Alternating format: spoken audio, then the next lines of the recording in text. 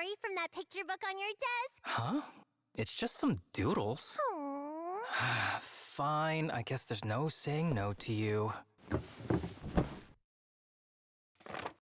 孤独の意味考えたこと一度もなくて足元から伸びる影いつも一つだけ幸せなんて今までだって降り注がなかった空見上げたとしても鉛色の雲仲間外れて知っているからただ身を潜めて気にしないふりけれど心の底願いが生まれ鎖を断ち切る力を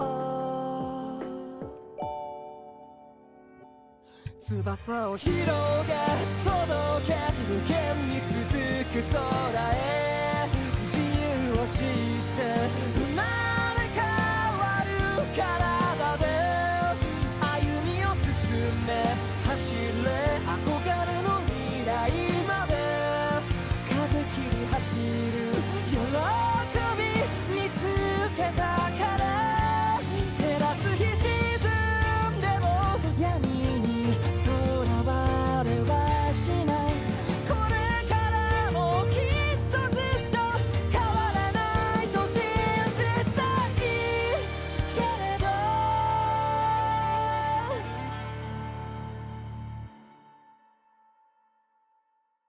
翼は崩れ消えて底のない暗闇へ引きずるくらい鎖に絡め取られそれでも今度こそは掴み取るよ光を大切な人が待ってるからたどり着けるあの場所まで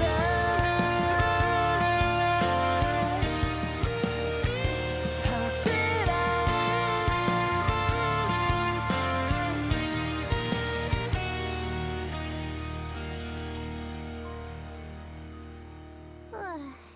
Kitty, don't be scared, Wildflower. Everyone loves you.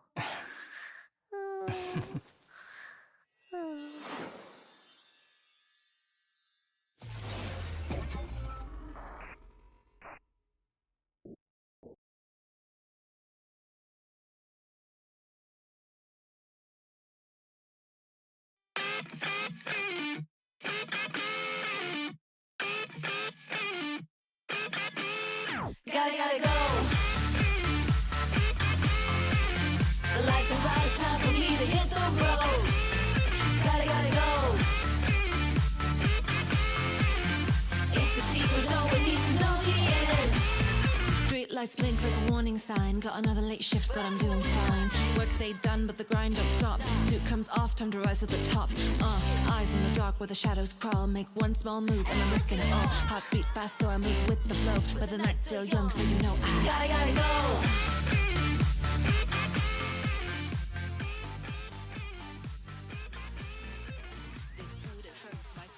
Hello. Hello. Can I hear myself on Twitch? I can. Can I hear myself on YouTube?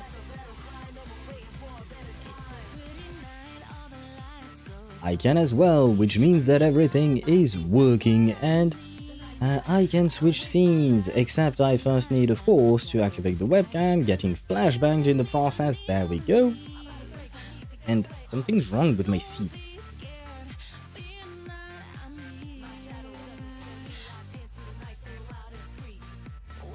Ah, there we go. Now I am properly seated. It is important to have a proper posture when you're seated. Wait, webcam can go down like this. On webcam. Yes, please adjust. Yes, perfect. There we go. And we are now ready to start. Hello, hello, hello. isn't this a perfect timing to start the stream as we listen to Zani's EP? Let's see. I need to do this, that, then put this over. Stop Windows. Stop being so annoying. Thank you. There, and there. Ha ha ha. We are ready to go. Hello, Ktosh. Welcome to the stream. I hope you're doing well. Yeah. I feel both energized and tired at the same time, so I don't know exactly how I feel right now. Which is kind of strange, but it is what it is. And you know what? I'll take being energized over just being tired on its own. Why not? Why not feel weird rather than feel just tired? It's a something, I guess. But welcome in, and I wanted to say... Oh, right, yeah, I also wanted to mention, I'm sorry I couldn't let you in on my world to grab flowers for Ineffa. Right before you asked me that in Genshin, I had just farmed, like, I literally finished farming the flowers in my world. So there was nothing left to be taken. Because, these past few days I've been farming the flowers for both Ineffa and Columbina, since I managed to snag both when their banners dropped. So, right now I'm in full farming mode, so, I don't really have any flowers to give, I'm afraid. Although I should be done, I kind of somehow managed to desync the farming. Because yesterday, I don't really understand how it works. Because I thought that the flowers would reset with the reset of the server every couple of days, I think. I thought it was 3 days, to be fair, and yet I believe I managed to do it every couple of days. Let me see. Genshin, flower, reset. Reset time. Oh no, okay, it is 48 hours respawn timer explained. Explained? What? That's so weird. Okay, so the timer starts ticking the moment you collect the item, not when you log out or switch characters. That makes sense. Server resets happen at 4 AM based on your selected server time zone. And it should be... yeah. I think flowers reset every 48 hours. Yep, you're right about that. That's the information I just found. But the thing I don't fully understand is... what do you call that? I farmed both flowers the day, you know... I found the flowers... I collected the flowers the day we got Ineffa and Columbina on stream, so that would be Wednesday, right? And then on Thursday I didn't farm, and yesterday on Friday, when I tried to farm for both, I managed to farm the flowers for Columbina, but I was unable to farm the flowers for Ineffa because the game told me, no, you can't do this. Because they're all gone, your flowers, already. So today, I couldn't farm the flowers for Columbina, because I had farmed them yesterday, but I could farm the flowers for Ineffa. So I don't fully understand why it desynced like that. I don't know what I did or not, but that's why I got a bit confused there. And hello, Sparta, welcome to the stream, I hope you're doing well. Al, did you change your private settings on Discord? Wanted to flashbang you with something you'd want to be flashed by, but Discord is being a bitch. I did not change anything. No. Have you received this message? I sent you a DM. I just wrote hello. But no, I have not changed anything in my Discord settings or whatnot. I have not been in my Discord settings in a while. So, no, I don't believe so. Yeah, there you go.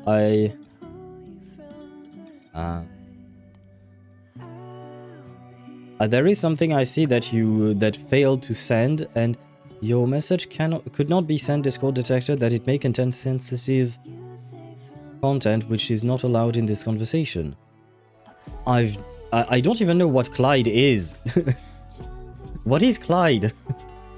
I've never seen this thing before. This error message. Yeah, no, I don't. I have no idea. Because you have sent me Discord's internal system. Okay. Well, this is the first time I've met Clyde, and what do you call that? You've already I'm assuming you wanted to flashbang me with basically an NSFW artwork or something like that, and you've already sent me NSFW work before, so I have no idea why you couldn't send it today. Like I have not changed anything, I promise you that. And hello Chip, welcome to the stream, I hope you're doing well. No, I have to I have to know, who is this Haputa person? Because you oftentimes use the Haputa emotes, and like, because whenever you use emotes, I oftentimes put my mouse on the emote so that I get a bigger version of the emote. And you know, underneath it, it's written what the emote name is. And I've seen you use Haputa's, I hope I'm not butchering their name, but I've seen you using their emotes, and they have very pretty emotes, I will say that. I really like their emotes. And hello Mihai, welcome to the stream, I hope you're doing well. Does Genshin have any codes for this version? I need all to squeeze out the primos I can get out of the game to get Columbina's weapon. Not as far as I know, let me check. Usually Game 8 has Genshin codes. For instance, codes, there we go.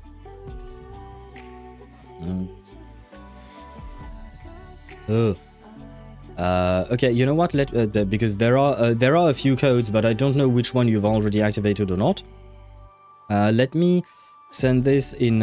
I just sent the link of what I was looking at in the Discord server in the Genshin channel.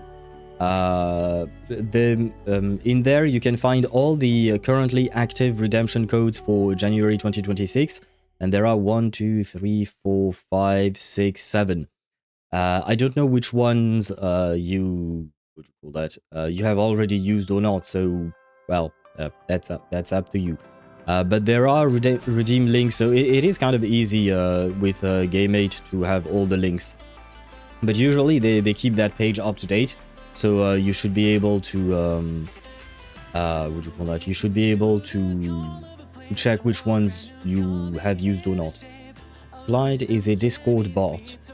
Yeah, I realize that now. I've never seen Clyde before. I will say that. I've never seen Clyde before. The pianist I stumbled when someone randomly gifted me back then. Oh shit, that reminds me. Wait, where was it? Because I completely forgot. I have to send a message to Mikiki. Fuck, what? Mikiki. I have to send them a message. They gifted me a sub on Kiwi's channel. Except, I think I received the gifted sub when I was streaming. So I could not do anything about that. But yeah, I have to thank them for that. And that's a hard one. Yeah, Mikiki has been on the channel before. They've been on my own stream as well. But yeah, their name is Mikiki. Kiki. Yeah, Mikiki_Kiki. That's a lot of keys, man. A lot of keys. But I have to thank them for the gifted sub. But I see. And do you enjoy that pianist that you stumbled upon? I have to admit, that's one thing I've never really explored on Twitch. I know there are a lot of artists on Twitch that do music, drawings, painting, a lot of various things. and I've never really explored that side of Twitch because I've mostly been into the gaming sphere of Twitch, not gonna lie. So yeah, it's interesting that you would just find random people who like that. It's a nice feature, I think. And Ni Hao Ma. I've never heard that. I've heard the Ni Hao before, but without the Ma. I don't speak. I think this is Chinese, right? But please tell me I'm not wrong and I'm spouting nonsense. Ni Hao. Oh, yes. Language? It is Mandarin Chinese. Yay! But sorry. Hello to you, Yukimizuzawa. Okay. Yuki Mizuzawa? Or Yukimizuzawa? Maybe. I don't know. But hello to you, Yuki, if you allow me to call you that. Hello to you and welcome to the stream. I hope you're doing well. How are you? I am doing rather well today. Thank you for asking. I am doing pretty well. I am both energized and tired at the same time, which is a weird combo, but you know, we take all the wins we can get. Just call me Yuki, and nice to meet you. Nice to meet you as well. Listening on right now. Oh, okay. I requested back then on the Faram signed OST from Reverse 1999. And wait, do you mean you requested from them that they play Faram signed, or did? I'm not sure I understand the meaning of the sentence. I can't believe it, the Lunar Charge Kaching actually works and I can clear the Abyss. I know this is a Lunar Charge Abyss, but don't piss me off. It is true that it is mostly an Electro Charge Abyss, I would say. And it is a somewhat easy one at that, but like I said, you know, we take all the wins we can get. So you are right. You are right to celebrate when Sparda you just _4 says, check the thing while we're just yapping. You're right about celebrating when you get wins. It's important. Yeah, I will get to it at some point, Sparda. Don't worry. I have seen your messages, but there are too many chatting people. Well, not too many chatting people, but too many messages in chat that I want to respond to at the same time. So I can't do too many things. My tiny brain cannot comprehend, but I will get to it. Too many things and only one owl. Yeah, exactly. So I am trying to get to that, but I have seen the screenshots you've sent as well. Where was I at? Wait, because I don't like getting too late on messages from chat. Nihao is Chinese. I already claimed all. I'm sorry, Mihai. These are all the codes that exist that I know of at the very least. And also a fellow bird person-ish. What do you mean? What do you mean person-ish? I would have understood if you had said bird-ish person, but adding the ish part at the person means that they're not entirely a person. He works as a bartender and has knowledge about cocktails. I need to go see who they are. I may want to become friends with them. I like bars and I like cocktails, so that could be quite interesting. And Ktosh, I don't know why you wrote Thailand in there. Oh, where? Oh, because Yuki asked me where I was from. No, I am not from Thailand. I am from France. I am French. Though my parents are from Sri Lanka. They emigrated before I was even born, and I was born in France. But yeah, I do consider myself French. And I have no, what do you call that? No ties to Thailand whatsoever. I've never been there. I don't have family there. Yuki, well, I suppose it's, his name is Mohammed, but on YouTube right now, but I call him Ktosh because that's his usual username. But unfortunately, you should not believe Ktosh most of the time. You should not believe Muhammad most of the time. He's a little bit of a troll. He's harmless, but he's a little bit of a troll. Oh god, so many messages, guys. Where was I at? Hi, Twitch chat. Well, Twitch chat, you have a hello from Yuki Mizuzawa 1213 on YouTube. Just so you know, Yuki, unfortunately, Twitch chat cannot see YouTube chat because Twitch rules, basically. Amongst the Twitch TOS, you are not allowed to merge chats. I know plenty of people do, but I'd rather not piss off Twitch, especially because, you know, if I do get flagged from Twitch because of that, given the fact that I'm a tiny streamer, I don't think they would give a fuck about deleting my channel or banning me or anything like that, so I'd rather not tempt the devil. But yeah, just so you know, unfortunately, Twitch cannot see YouTube chat, but YouTube can see Twitch chat. It's a weird thing, but it is what it is. I requested to play Valheim Signs, took at least a month, and the results were astonishing. Nice! Interesting. So,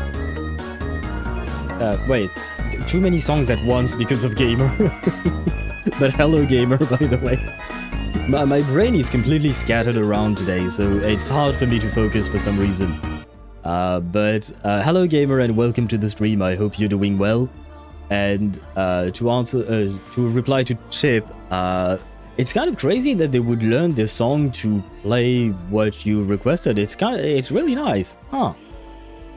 I completed the Abyss with my Arlecchino team first phase and Beressa Fiorina second phase. Yeah, basically, you can use whatever you want, honestly, in the first phase, and second phase you just want Electro Charge.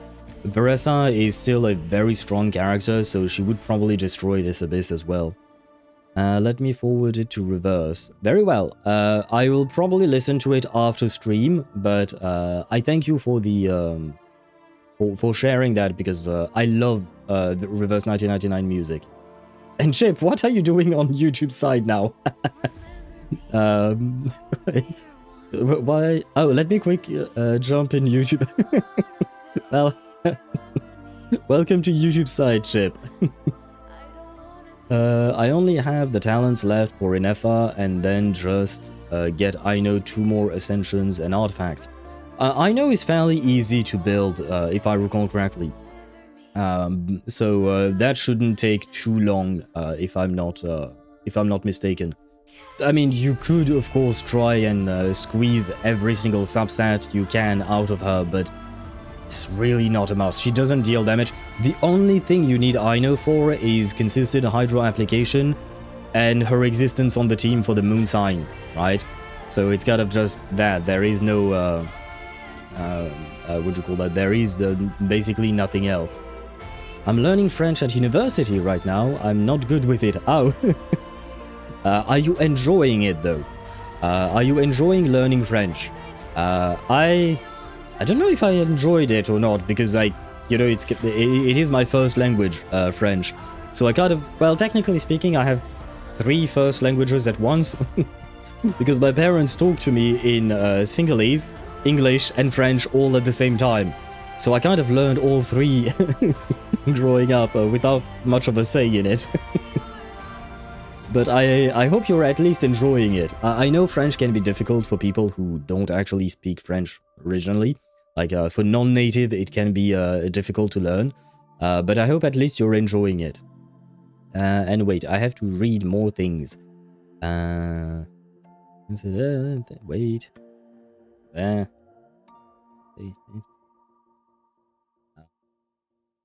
Ah. Ah, yeah. Huh. Try now, Sparta. I just... there was indeed...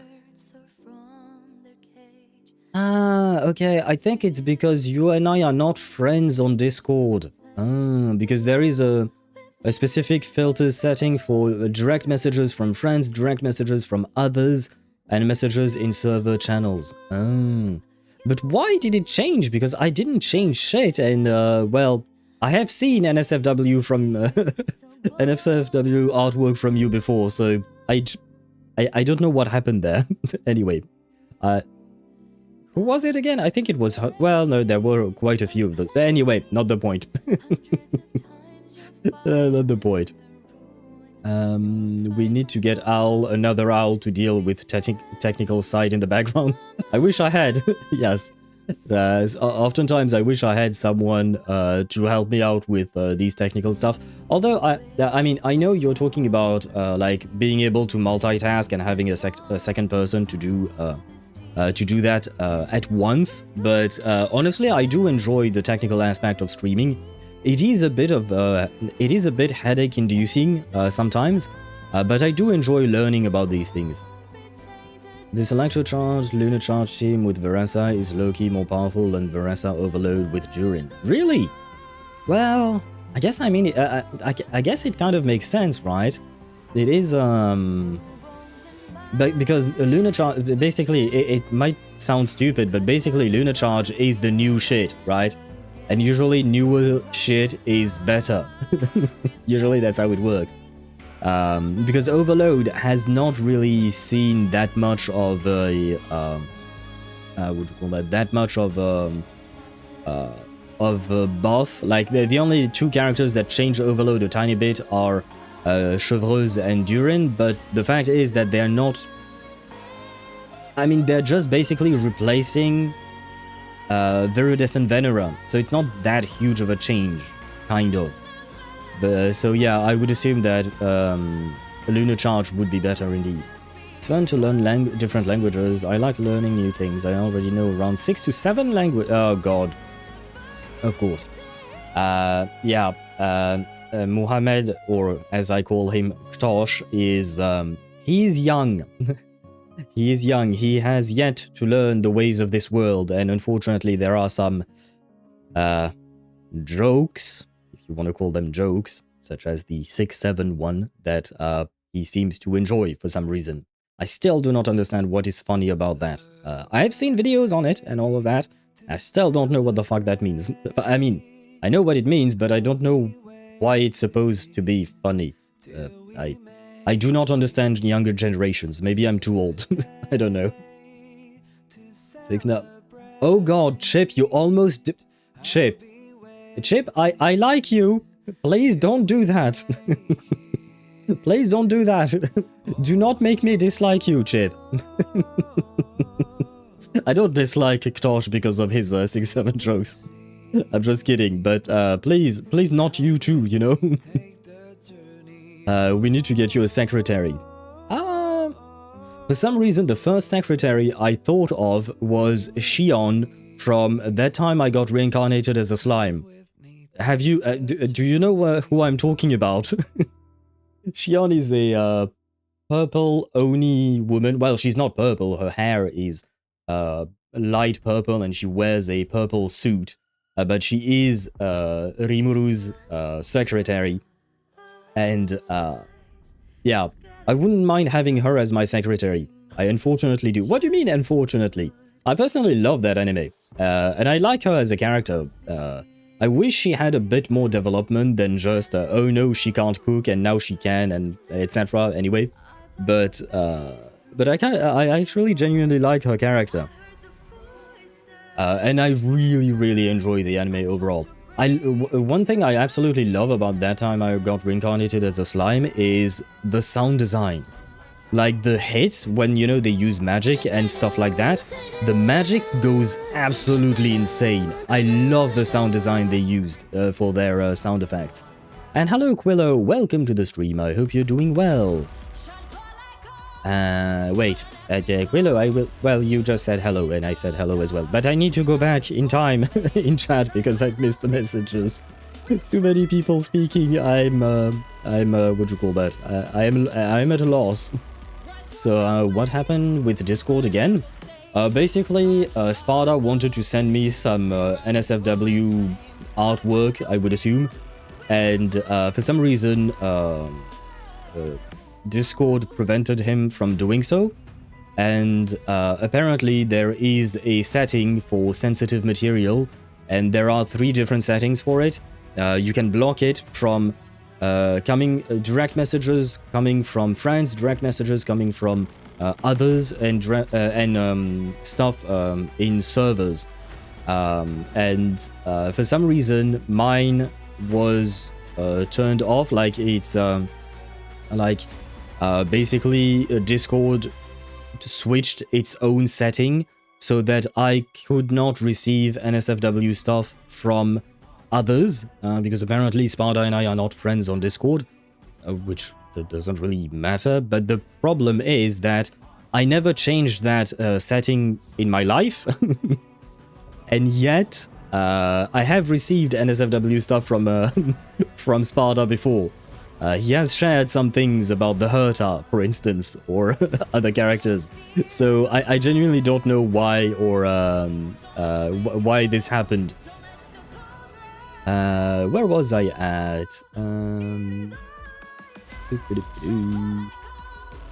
Gen Alpha kids use this joke 6-7. Yeah, I also don't understand these new jokes. I'm 21. I may be slightly older than you are. I may be slightly older indeed, by about a decade, but but yeah, I don't understand it either.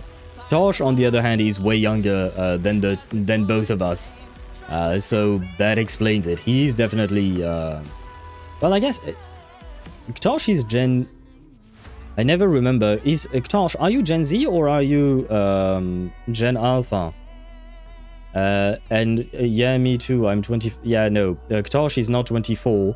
He's 24 minus 10, basically. He's missing a few digits there, but he's barely learning how to count. It's not his fault. Like I said, he's a bit of a troll, so don't always trust what he says. Don't worry, I embrace the tradition 69 and 420. I don't know where the 420 comes from. I know what it means, but I never really understood where it came from. For the 69, at the very least, you know, the number has a meaning, you know? There is a connotation about it, right? But for 6-7, like, it's about a basketball player that is 6'7", and like, I'm just like, I'm sorry, I don't know this this basketball player, but like, who gives a shit? Like, who gives a shit? He's 6'7".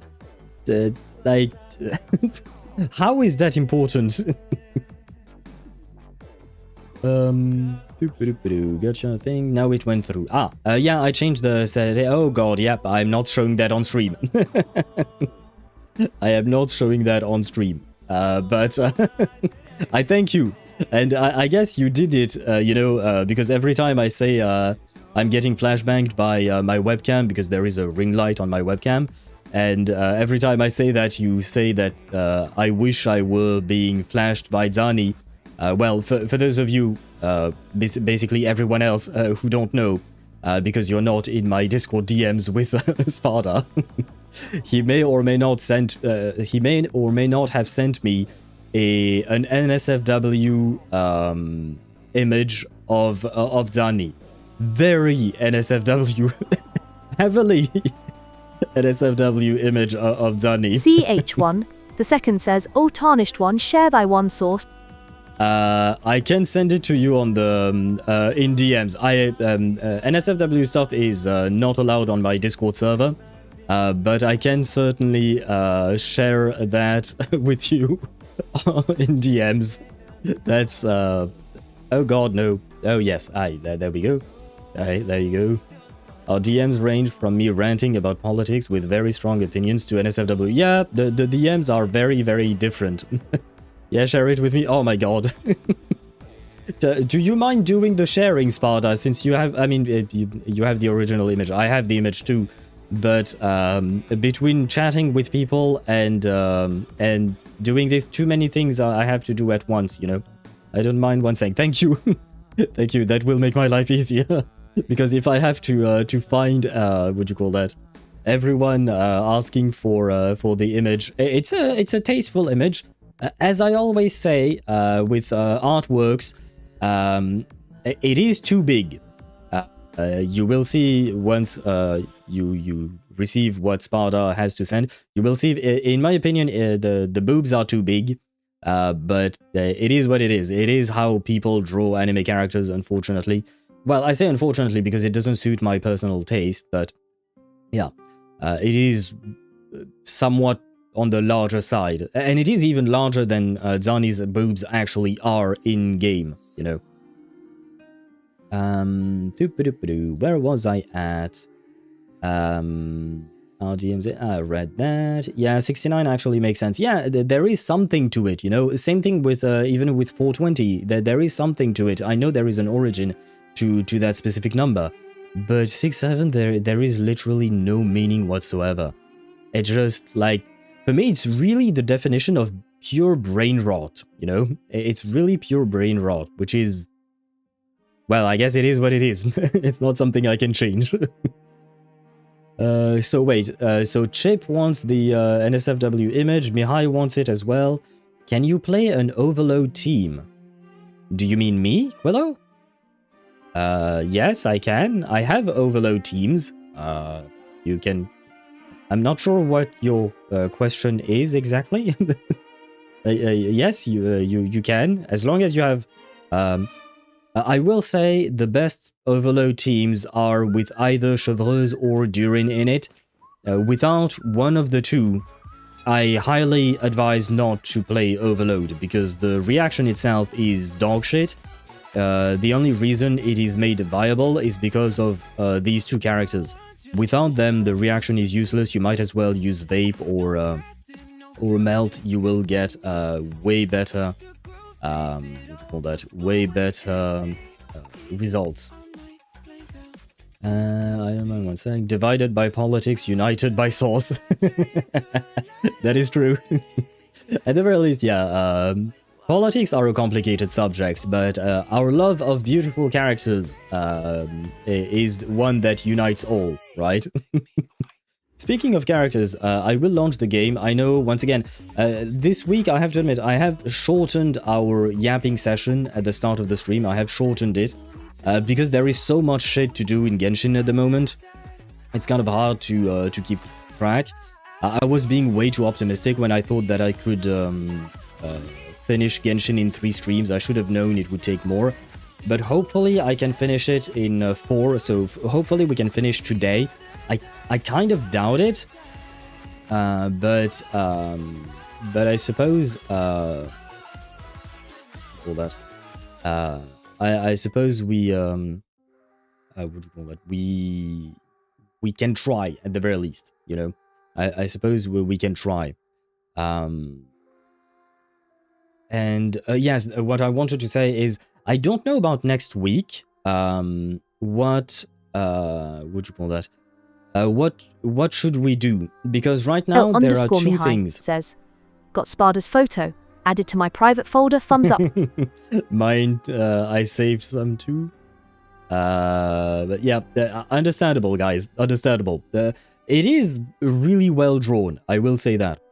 But just to get back to what I was saying for a second. For next week, I don't know what to do because we still have Wuthering Waves 3.0 Phase 2 to go through. We have Mornier Pulls, plus the actual story, the second act of La Roy. But at the same time, next week, we also have Reverse 1999 with the French patch. We are finally going to France in Reverse 1999, so I kind of really want to do that, you know? So there is that. But, so I don't know which one we should start off with next week. I'm still in the process of determining that. I meant, can you play an overload team because I redeemed... Oh shit, I missed that. Sorry. Oh yeah, you did indeed. My bad. It's because it did not appear in my... anyway, I see it. Sure I can. Let me think. Let me think of who to pick. But I can definitely play an overload team, yes. Did warn you, no drip until Saturday. Yeah. Hopefully we can finish today and we can get the new drip for the Traveler indeed. And hello Zenny, welcome to the stream. I hope you're doing well and thank you for the hydrate while I switch scenes to Genshin Impact because we are you arrived at the right time to witness the beauty of Paimon floating around. Which I'm not entirely sure that's something beautiful or not, but it is what it is. But thanks for the hydrate. I do need it because I can feel that my vocal cords are tired from all the reading we did yesterday. That's definitely.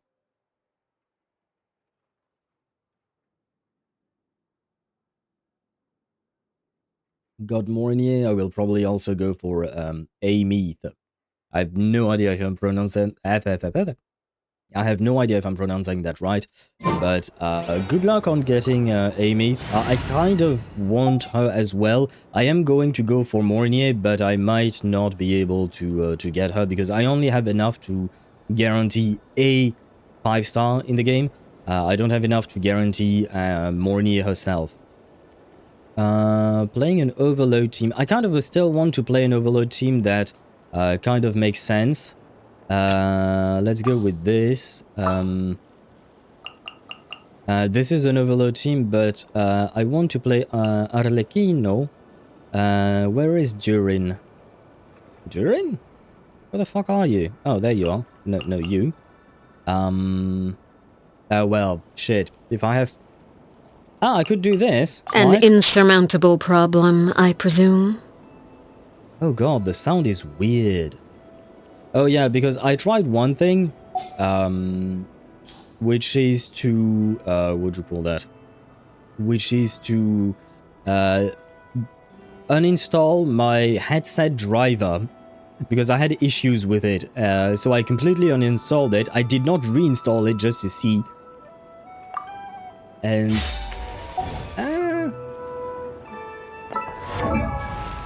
yeah... Wait. Oh. No. Yeah, what if I do this? Let me listen to our father's beautiful voice. I am the knave, Arlecchino, fourth of the Fatui Harbingers. The children of the House of the Hearth call me Father. I do hope our partnership proves to be a pleasant one, although I would imagine that should be... Oh, she's loud? Not that I dislike her voice. Yeah, I saw that when I was monitoring, what do you call that, the volume. What's going on there? Because I did not change my settings. Audio?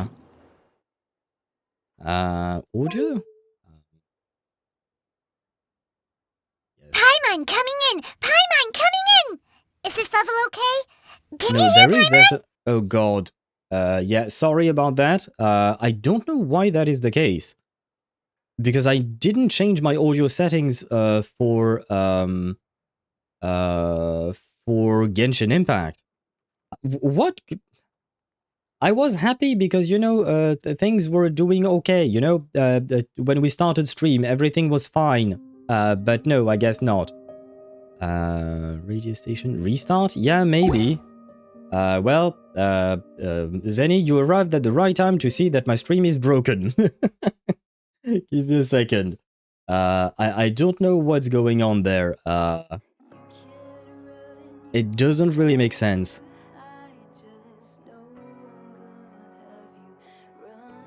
But even for me, there is something wrong. Huh. Well, yeah, let me restart the game. Because right now, like, we are listening to music, and the music sounds normal to me, right?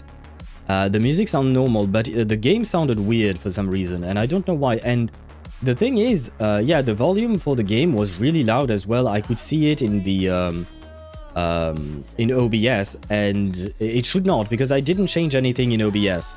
So I genuinely don't know why that would be the case. And here I thought we could have a normal, you know, nice stream, but no, we do not. We cannot.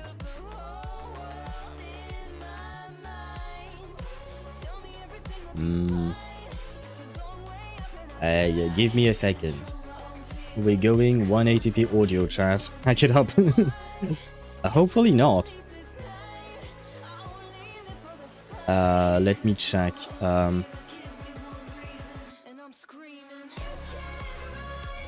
Okay, now it sounds better. Okay, even for me. Okay, so it was a problem with the game, I think.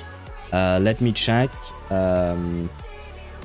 There. Sorry for the abrupt change, but let's see. I am the knave. Oh, no, never mind. It's still shit. I couldn't hear properly because I had the music at the same time, but I have no idea what's going on there. Did the fact that I better? Really? It still looks loud as fuck for some reason. Staring into my eyes is ill-advised. No, there is something wrong here. It sounds bad, Owl. Yeah. And it sounds a bit muffled, yeah. But like, what would cause that?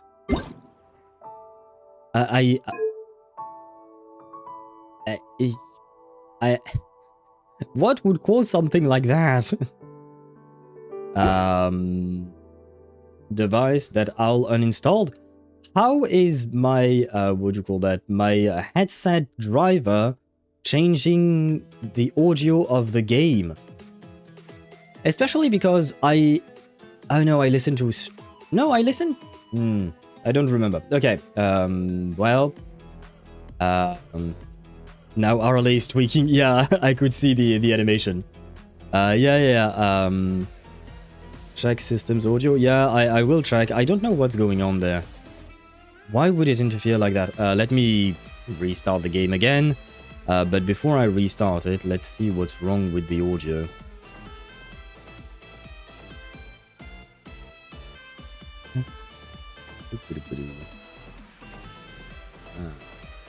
These things should be fine. Yeah, no, these things should be fine. How about restart the game audio capture in OBS? I don't think it's the game audio capture in OBS that's fucked up, because even for me, the sound is not good when I listen to her. So this is not about OBS, this is about the game itself. You know what I mean? At this point, it's just the computer. Pack it up, well, the computer is kind of heavy, so packing it up might be a bit of an issue. Can I do this? Repair. Why not? Start repairing. Oh god, please tell me it's not going to kill my stream. It shouldn't. Is this killing my stream? No. Stream seems fine. Let's see if I have to repair the game or something like that, because I'll sound clear, but the audio... Yeah. And even the music right now that I'm... what would you call that? That I am listening to, it sounds fine in my headset. It's really just the game that sounded weird for some reason.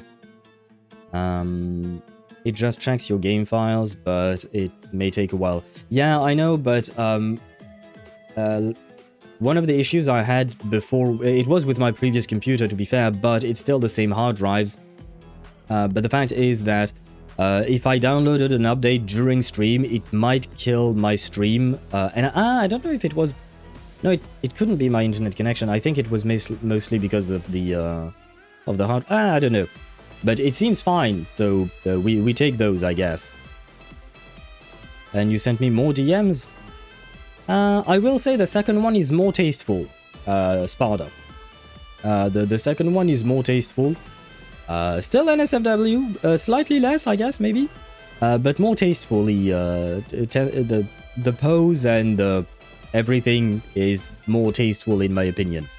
But you know what, let me try something else. Just for a second. While the game files are being processed or checked or whatever. Give me a second. I'm going to launch a different game. I'm going to launch Honkai Star Rail.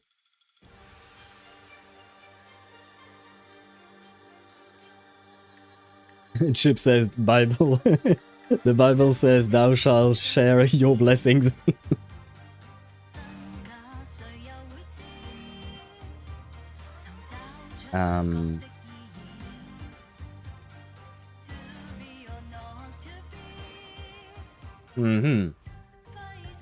Okay. I'm launching Honkai Star Rail just for a second to see if it's my computer that is the problem, or if it is... it might be my computer indeed. Yes. I think it is. Let me check through stream because it's kind of hard for me to listen to everything while I'm listening to music at the same time. Let me switch scenes for a second and let me check this. I'm fine. Yep. Yep. Okay, that's fucked. Okay, good. Good to know. So it's not a problem with the game. It's not a problem. Yeah, it's not a problem with the game. It's a problem with the with my computer. Great. Just lovely. Just lovely. We love those. We love those. Yep, something is fucked up system-wise. Yeah, and the worst part is, you know, I uninstalled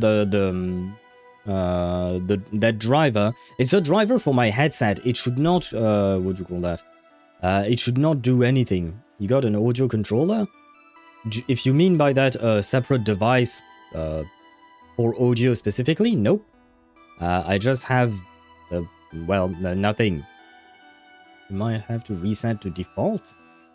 I'm not sure what you mean exactly by reset to default. Reset what?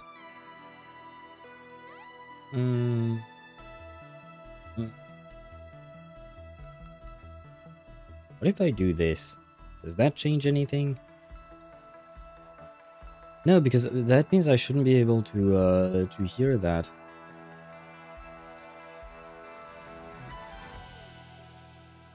Well, give me a second, guys. Yes, go back. What do I do? But why is it when a specific? You know what? Let you guys won't hear this. Let me see. Holy shit! I just blew up my own ears. I see. I see. Yep. For some reason that... Oh! Oh, maybe that was the problem.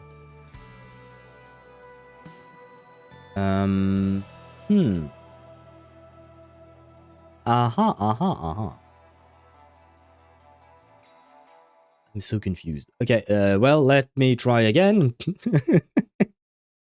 I changed something and maybe it'll help. Let me see. Yeah, this is amazing. And here I was thinking, you know, we could start a bit early. Ah, wait. Star Rail sounds a bit fine, I think.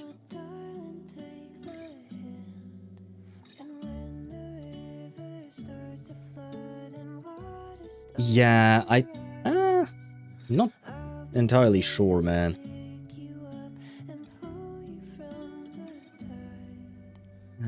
Oh god, sorry, I bumped into my microphone.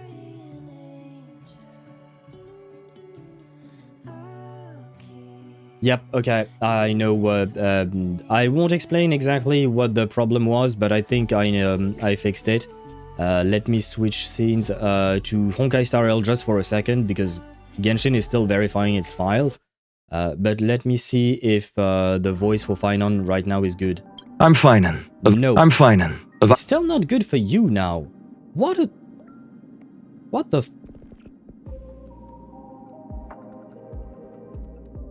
the fuck? Okay, wait.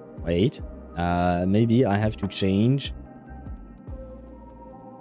this as well. Apply. Does that change anything?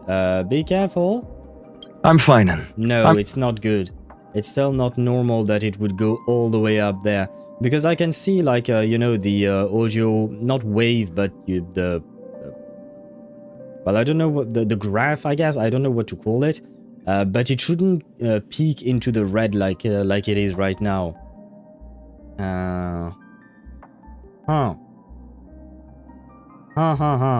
Well... well, I mean, at least the sound quality is better, but it's still peaking for some reason. And that's what I don't understand. OBS pass-through issue? Yeah, but I don't know why. I didn't change anything about that. I am so goddamn confused now. Something got reset to default.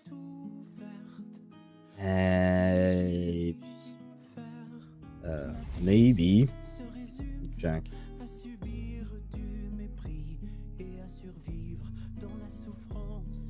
I really hope that it's not something that changed in OBS, because I can't restart OBS. If I restart OBS, that kills my stream. Yeah. So that would be kind of annoying. Oh god, I have so many sources in there.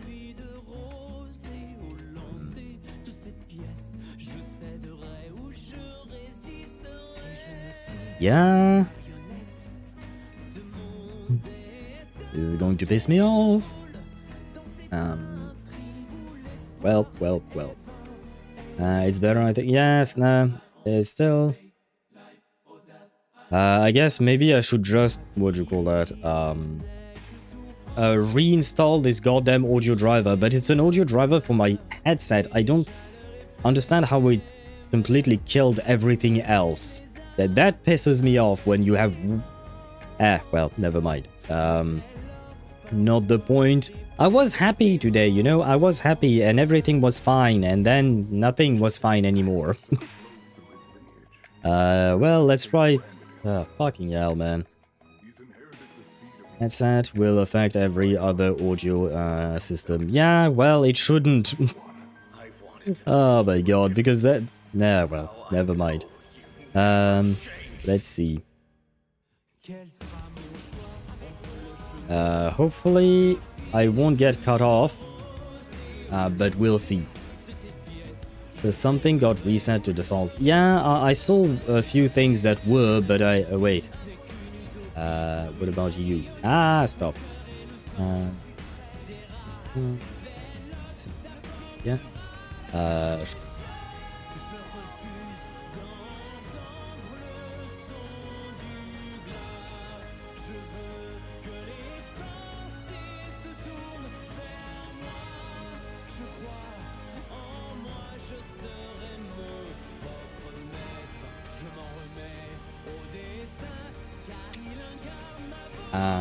You should be able to hear me again, right?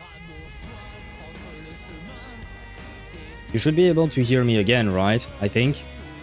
Let me check. Yep, okay. Yeah, because I reinstalled the goddamn driver and wow. Life is a pain, but I suppose it is a pain we must bear. Now I have to rechange some of my settings, goddammit.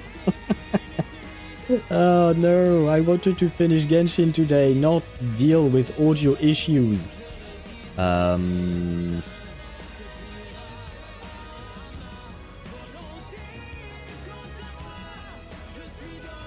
Okay, this should work, I think.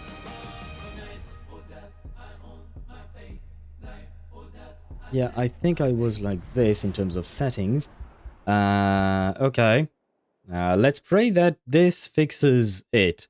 And yeah, okay, so it's not an... yeah, it's a problem on my PC. And thankfully, the Genshin files have been verified. Oh shit, does that mean I will have to recompile my shaders and stuff like that?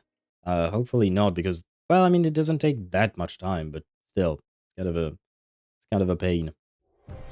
But at the very least, you know, the game sounds kind of loud.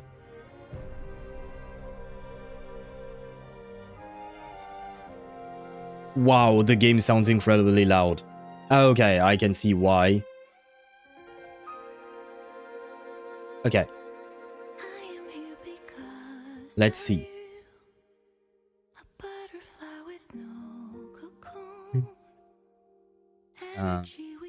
I kind of lost chat. Just give me a second, guys. I am trying my best, I promise. Okay, Arlecchino sounds better. Let me see. Where is Genshin? Genshin is here. Switching scenes, and please tell me it works. Yes. I am the knave. Yes. Arlecchino. Yes. Victory. Victory. And JBL Quantum Engine, fuck you. There you go. Because you're a fucking pain. But yes, we finally did it, guys. Finally. it worked. Only took us about 10 to 15 minutes. The 10 to 15 minutes I wanted to start the game early, we had to spend in fixing this damn issue. Well, it is what it is. But at the very least, we managed to do it. Oh, and I missed a message from Deidara. Hello to you and welcome to the stream. I think you might have arrived at the time where everything was being broken, but yes. Now everything works again, so we happy. And I maybe... wait, because I'm using this team, which technically speaking is not bad, but at the same time I don't have a healer, so I don't know if that's a good idea, you know? I mean, Chevreuse heals a bit, but, well... And I got 4 Archon shards, so I won 2. Congrats! Hey! Everything is now making sense. Yeah, victory across the board. And like I said before, we take all the wins we can get, right? That being said, I am questioning my decision to play this team exactly. I don't usually play... what if I do this instead? Need to hire a duelist? I know that it would make sense for me to play Arlecchino because she's in the... That's what I was going for. Choosing Arlecchino to be played because she's in the story quest. Same thing with Durin. But... Chlorinde is easier to deal with in terms of healing. And since I have no idea what I'm going to fight, if I do fight something in the game, I kind of felt like that would probably be better. Plus, I love my Chlorinde. I miss her. I haven't played her in a while. I have played Arlecchino recently-ish. But I haven't played Chlorinde in a while because I've been playing Flynn's. So my poor duelist has been neglected, and that's on me. I should not neglect her. And that way we have 2 Fontaine characters and 2 Haxorite characters. Isn't that perfect balance? Now I just gotta figure out what to slap on my regulators. Hey, wake up. Basically machine gun revolvers. I'm afraid I can't help you with that. If you have questions about Genshin, Wuthering Waves, Zenless Zone Zero, Honkai Star Rail, and Reverse 1999, I can help you there. Warframe, not so much. Ah shit, I forgot we have to go through this dialogue again. Hey, did you hear me? Yes, I heard you. Yeah. Oh, good morning, Sandrone. It's 3 in the afternoon, actually. And could you kindly not use my quarters as your personal nap room next time? Should I skip this since we've already done it twice yesterday? Or do you guys want to go through it again? I will go through it again until someone says otherwise. But I feel so safe here. And your coffee, right? It's so bitter. But it smells Skip, lovely. okay. It's like you were raised by wolves Well, in a forest. it's not or like I something. can skip What did that you much drink because growing there up? are animations and the game Then is a It pain. smells delicious. That's because it's a Fontanian recipe. We have a skip button in Wuthering Waves. We have a skip button in Zenless Zone Zero. We have a skip button in Honkai Star Rail. Genshin! What the fuck are you waiting for? Of course they are. I was worried they might contain trace. You What? might not be able to hear it, but You know, I'm there's clicking something both I've my always wanted to- mouse button Well, and my spacebar at the let's same see. time What were as you fast as I can to skip everything. Surely you can just answer a few prayers But, here and there well. in return for the free food and drink. Well, the doctor told me that you Come were on. created by a great Yes, sit down. mechanic. The Yes. Lord, Oh, Lord. not Actually, you must. what is the In actually? his later years, Alan did ask me if there was any. Who's Ella? He was the. Oh, and I Let me forgot, we ask- also have a skip button in I Reverse also like the- 1999.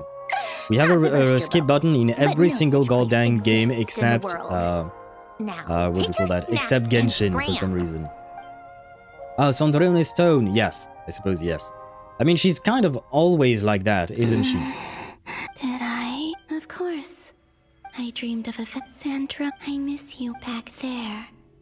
I guess I meant time has flipped that mystery up. I can On. spot lies at Can the do this. end. Come on. And we're back. We're back. Victory.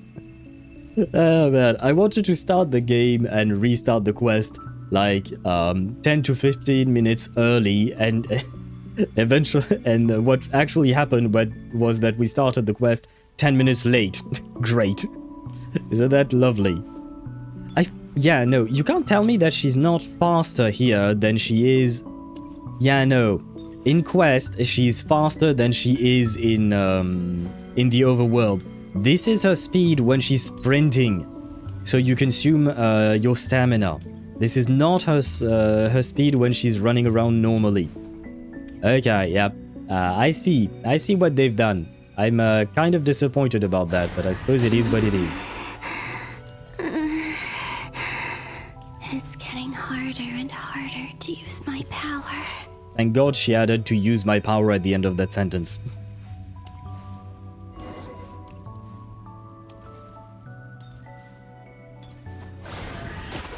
Oh no, this one is touch. Ah, my bad. I'm no Keep forgetting match it. for Oh, the God. abyss in this state.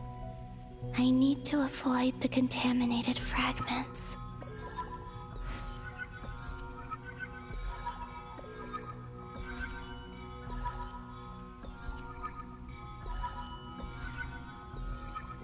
I mean, wasn't that hard? Time to go. I wonder where I'll find myself this time. Well, it seemed like the lighthouse, maybe Flinz's lighthouse, I think. R34 animators are having a field day with those sounds. Do you mean The Columbina Final sounds? Cemetery. This is where Flint's is based. I would assume so. She makes so many goddamn sounds. It's, I don't know why. I genuinely don't know why she makes so many sounds. I don't mind it, it's just disproportionate compared to other characters for some reason. Or not? How are we supposed to read through this many files? Difficult, yes. But it is also our most efficient option. Seems like they're searching for information. Oh, I remember. Flint's and Varka talked about some files on the Wild Hunt. Was this my doing too? In her defense, she never exerted herself. I don't see how that's really any kind of defense. When I exert myself, I don't really make sound. Like, even, especially, you know, in anime and stuff like that, I often hear, you know, and even in movies and TV shows, whenever someone exerts themselves, they make noises. Most of the time, I don't, personally. I don't exert myself anymore, not that often, at least. But when I used to do a lot of sports and stuff like that, I mean, you could hear me breathing heavily, sure, but that's about it. I never really got the point of making noises all the time.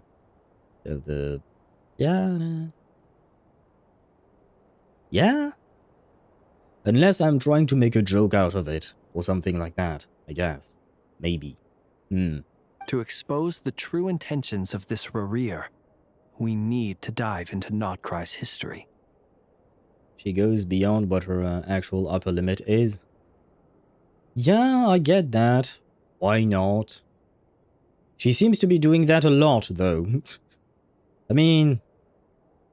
yeah, maybe I can't compare, because she's talking about... We're talking about her Kuvaki absorption power things, right? I don't do that. So it's hard to compare, because well, I don't have magical powers because I'm not really a moon goddess. I'm highly disappointed. I applied to the position, but they didn't select me, unfortunately. Are my actions changing the past? Or are they simply completing a process? Is all of this inevitable? Or am I the one making these decisions? If I choose not to help them now, will it change how things turn out? That is a good question. But at the same time, we kind of need the help, so... Hope we don't land on our heads then. They're my friends. I can't not help them.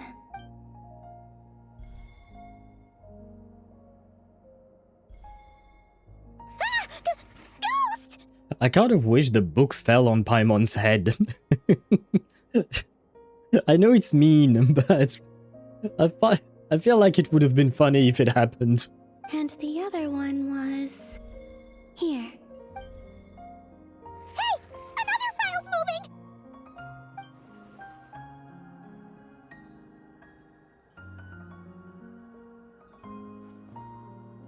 Now that I think about it, this reminds me of Durin's quest. Because what I'm thinking about is that we are rethreading the same thing that we've already done before, right now with Columbina, right? Except back then we did it with Ether, because he's the main character.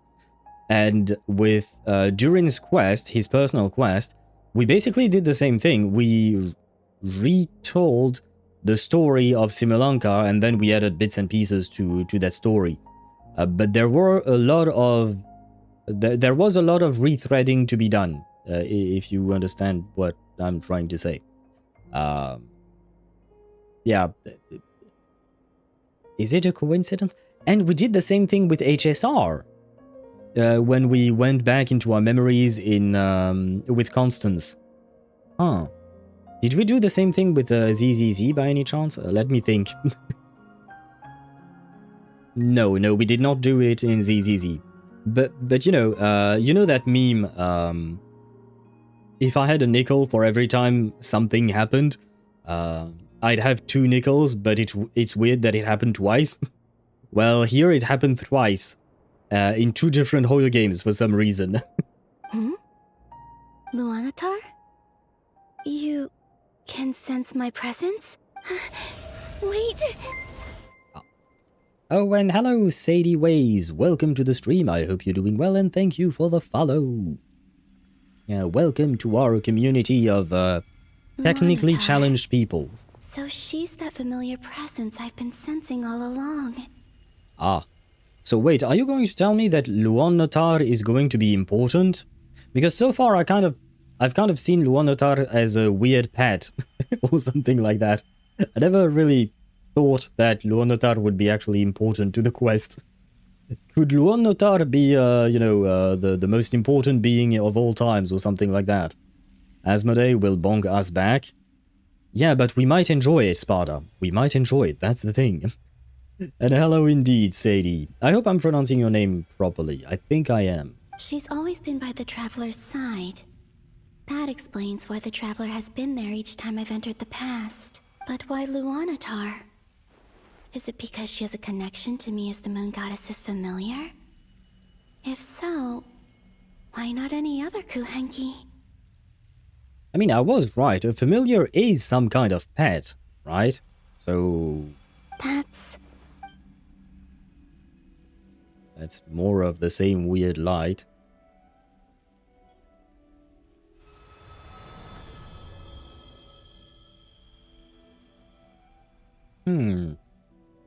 I still love that food meme of Asmodee. It is so adorable. It is, until we actually meet the real Asmodee. Because the last time we did, it didn't go well for us. She cubed us. So will she be nice again once we... will she be nice like that and adorable and cute like that meme you shared? Or is she going to cube us again? Oh, that is kind of a question.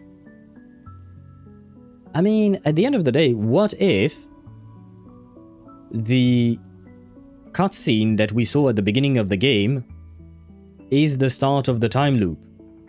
If Genshin is indeed a time loop. What I mean by that is that what we, like, basically, we get cubed by Asmodee, we go through our journey through Teyvat. At the end of Genshin Impact 1, we have all our powers back. We meet up with our sister, we become friends with our sister again, and we try to leave the planet, but Asmodee blocks us again and cubes us again, and we just go back to the same time loop, or something like that. It could be a thing. And we do know that there are time loops in Genshin, there are time shenanigans in this game, so it could be a thing.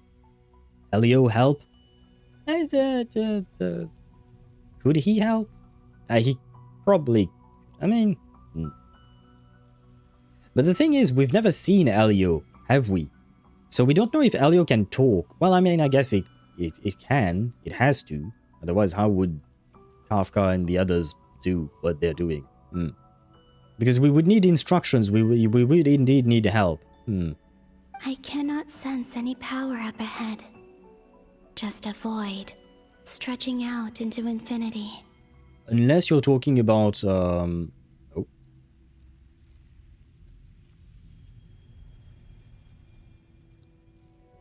Have you never explored Enconomia? Honestly, I find that it's one of the most beautiful regions in the game. It's just a very sad and depressing region. Have you never done the world quest in that region? There are only world quests there. There is nothing voiced, unfortunately, which is kind of sad. But the quests are well worth it. I have it at 90% and did everything in it. Oh, okay. You just didn't 100% that region. I see. Well, good luck with that, because exploring it is kind of a pain. But it is worth it. Well, not in terms of primogems, but at the very least in terms of exploring a place or fun. Yeah, never mind. I give up on that on that whole paragraph. I feel like nothing I say makes sense. This is likely my final chance to enter the past. It's now or never. I have to find a way back.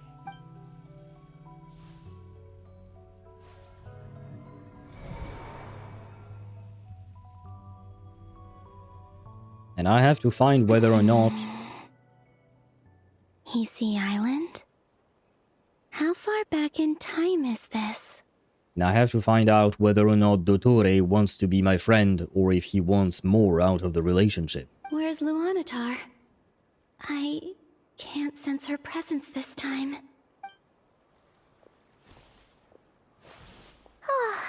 Seeing Ineffa and Aino reunited like that sure was heartwarming. Okay, so we went back to when we first arrived, basically, in Nod-Krai, I think. Traveler, Paimon. No, stay calm. I don't have much power left to change things. I don't even have that much time left here. Think, Columbina. How do I find a way back? A way back... to where? Do I go back to Moon Prayer Night? Or to the future that followed? And if I return in my current state, what will become of me then? Dottore's actions that day proved that he'd been planning that for a long time. He had already seized the power of 2 moon marrows before capturing me. Hey! What if we managed to steal the artificial moon marrow that Dottore created and gave it to Columbina? Because one of the problems Columbina has is that she's being rejected by the world, but Dottore was bragging about the fact that his moon marrow, artificial that he created, his moon marrow is not being rejected by the world. So if we manage to somehow, don't ask me how, but somehow transplant that artificial moon marrow into Columbina, maybe she would then be accepted by the world and thus be able to stay here or something. Because at the end of the day, I don't know if she actually wants to return to the moon because she wants to return to the moon, or because if she doesn't return to the moon, she will just die, you know, or cease to exist or disappear or something like that. So if we find a way to keep her on Teyvat, would she actually want that? I kind of assume yes, but, you know, asking consent is always key. But still, that could be a plan. Even if I manage to get back, how can I fight against him when he wields the Tri-Lune authority? Yeah, I suppose that's the other problem. How do we get the artificial moon marrow from Dottore in the first place? I can't. If I go back like this, I'll be playing right into his hands. I have to find some way of rivaling the power he has usurped. Wait. Time flowing backwards. The Tri-Lune authority. Does that mean I think I know what the final destination of this lunar reflection might be. Care to share with the class? No, you would rather make weird noises again. Very well. I know what I must do. Speaking of homes, we must already be close to where the Frost Moon Scions live. The vibe here feels different, just like the scenery. But how do I communicate my plan to my friends? Should I write it down here? No. Someone else will see it. I need something with a close connection to me. Something I can use as a medium to tell them what's happened to me in here. How about Luan Notar? Can they help? Now it makes sense.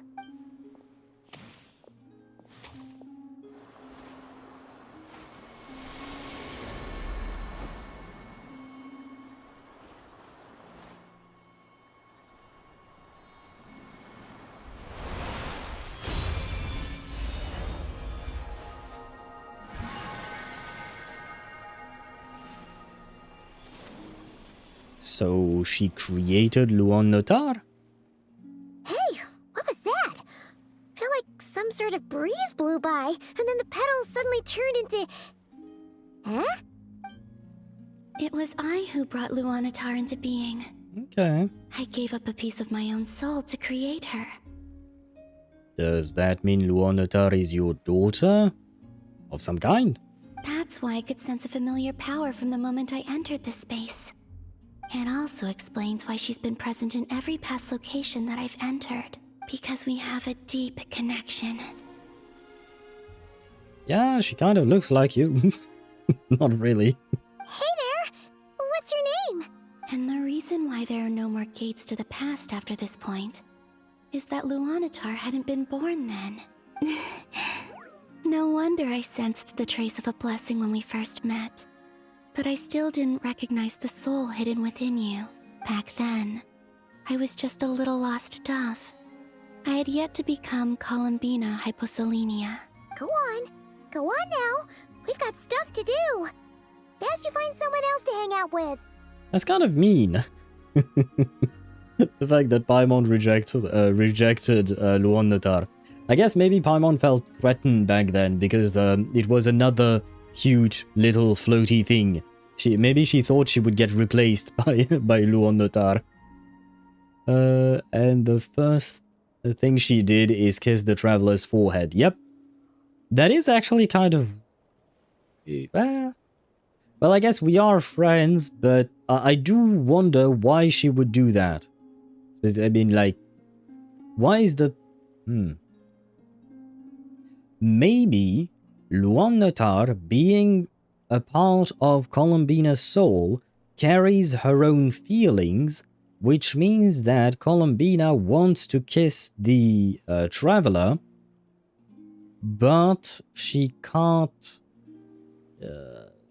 muster up the courage to do it, so it's Luan Notar who kissed him on the forehead, but in truth she wanted much more. But then we get the problem of Dottore, right?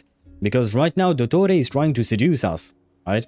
So this love triangle is not going to end well. The traveler is going to have to pick.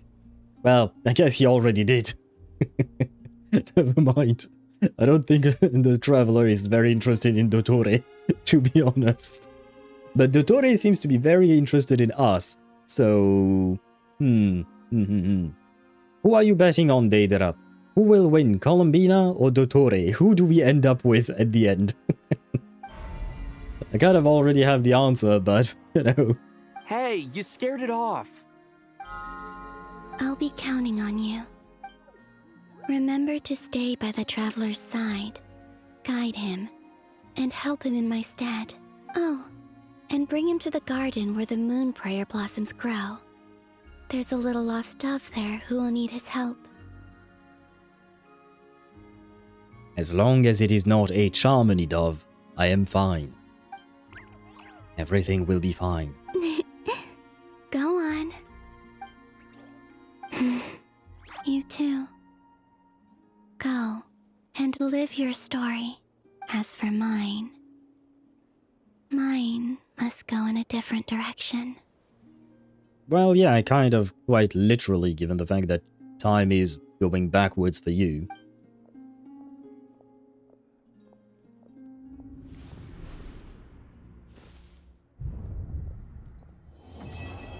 Ah! We finally completed Act 7. We finally completed Act 7. God damn, it only took us 4 streams.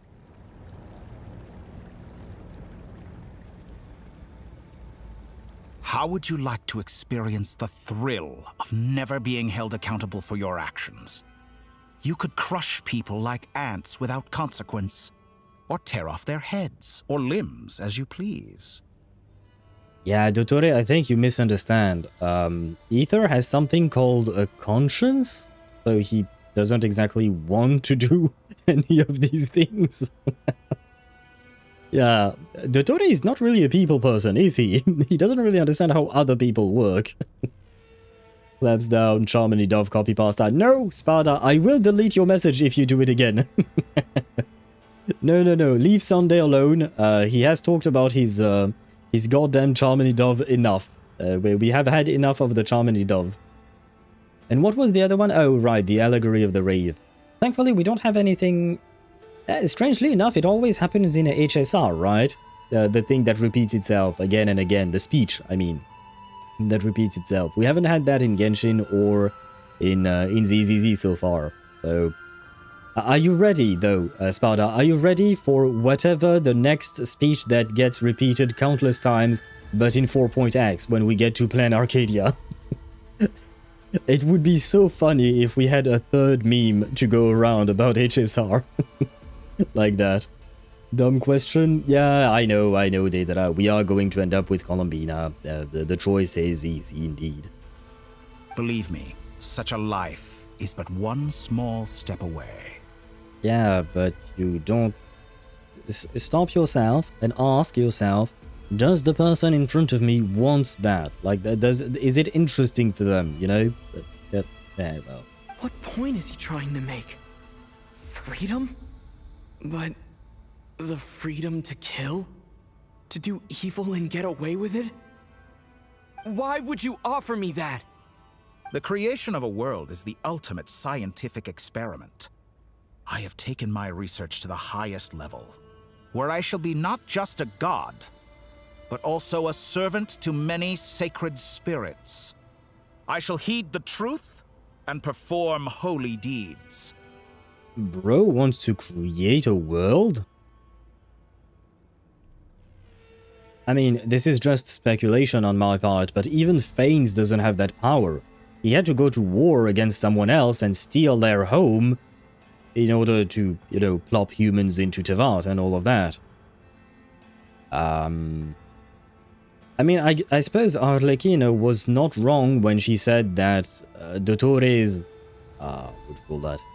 His ambitions are the highest there is, I guess, or something. A god's laboratory is the perfect playground. But it needs the right occupant to explore its full potential. Mortals are found everywhere one looks. Not so with Descenders. I'd prefer my first guest to be a distinguished individual such as yourself. And I know you could make the most of the opportunities it offers. I'm very confused. Like, am I right about the fact that Dottore truly doesn't understand other people? Because he seems smart enough. He should know that not everyone sees things the way he does, right?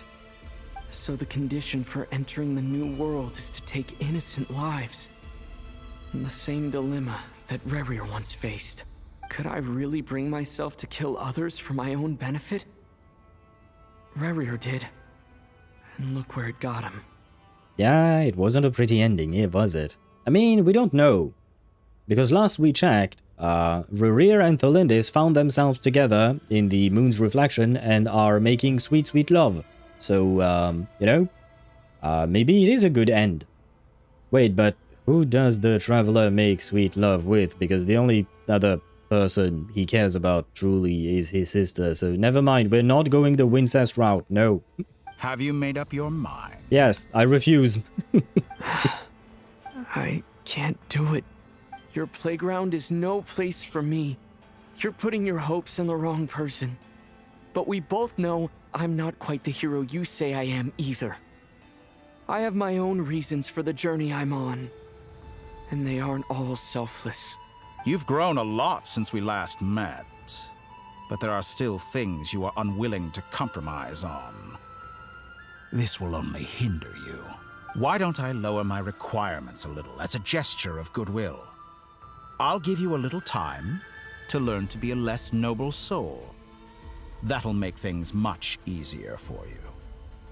Yeah, but again, does he want to learn to be a less noble soul, brother? I really doubt I could live that sort of life. And yet you already sound less defiant than a moment ago. The benefits appeal to you because you can read the signs of the times. Why don't we return to my research facility? Your last visit was so rushed. There is much that I have yet to show you. Honestly, it would be... Oh.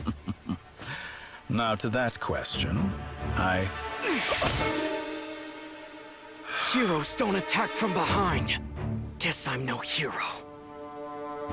This is most surprising. Disappointing.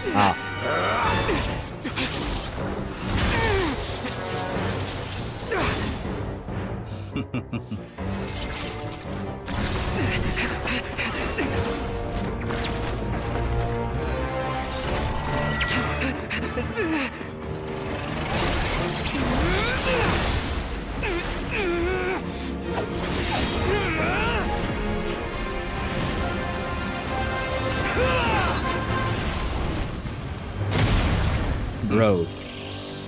He infused his Anemo Tornado with Pyro. Not again! Not the cube! Now then.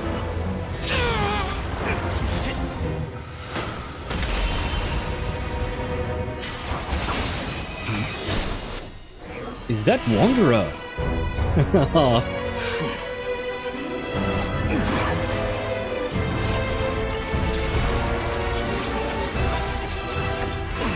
Face. Interesting. Right, Dottore does not recognize him.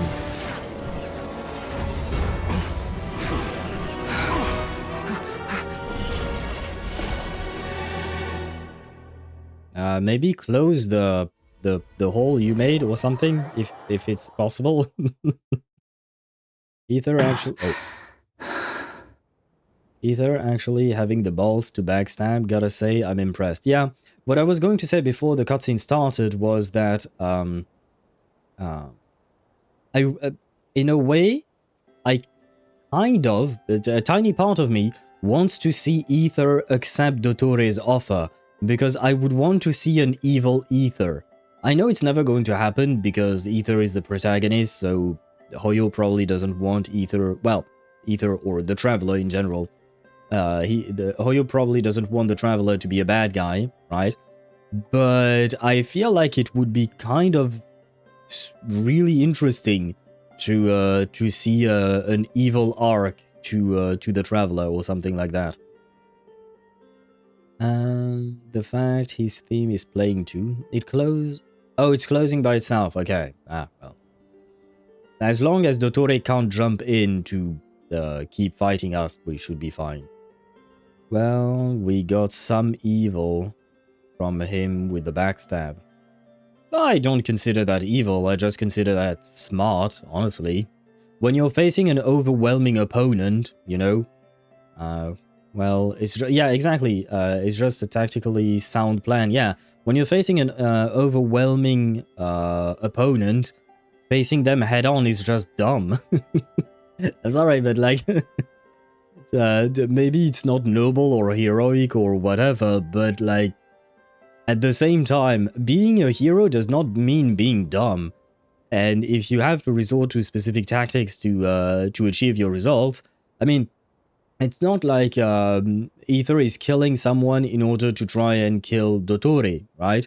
that I would understand as being evil, but backstabbing for me is not evil. It's just, I mean, when I say backstabbing, stabbing someone in the back like Ether did specifically. I'm not talking about betraying someone, because I don't think we can consider this like a betrayal from Ether. So yeah, to me it just makes sense. You don't just confront Dottore head on because you lose. And if you lose, then everything dies, and what's the point there? Amazing, wondrous fan. We'll have a field day in the hospital. True. But I was thinking about that. In a way, this is kind of it's a tiny bit of revenge for Wanderer against Dottore after all he's been through, right? Hat guy, how did you get here? You're still gonna call me Hat Guy after that, huh? Oh, you came all this way just to save me? I didn't see anyone else in there who needed saving. Fair point. Just caught me by surprise. Thank you. Wait, you're injured? It's nothing. I'll be fine. Really? Why are you looking at me like that? Is it that shocking that I'd come to your rescue? I am more shocked that you caught the doctor off guard.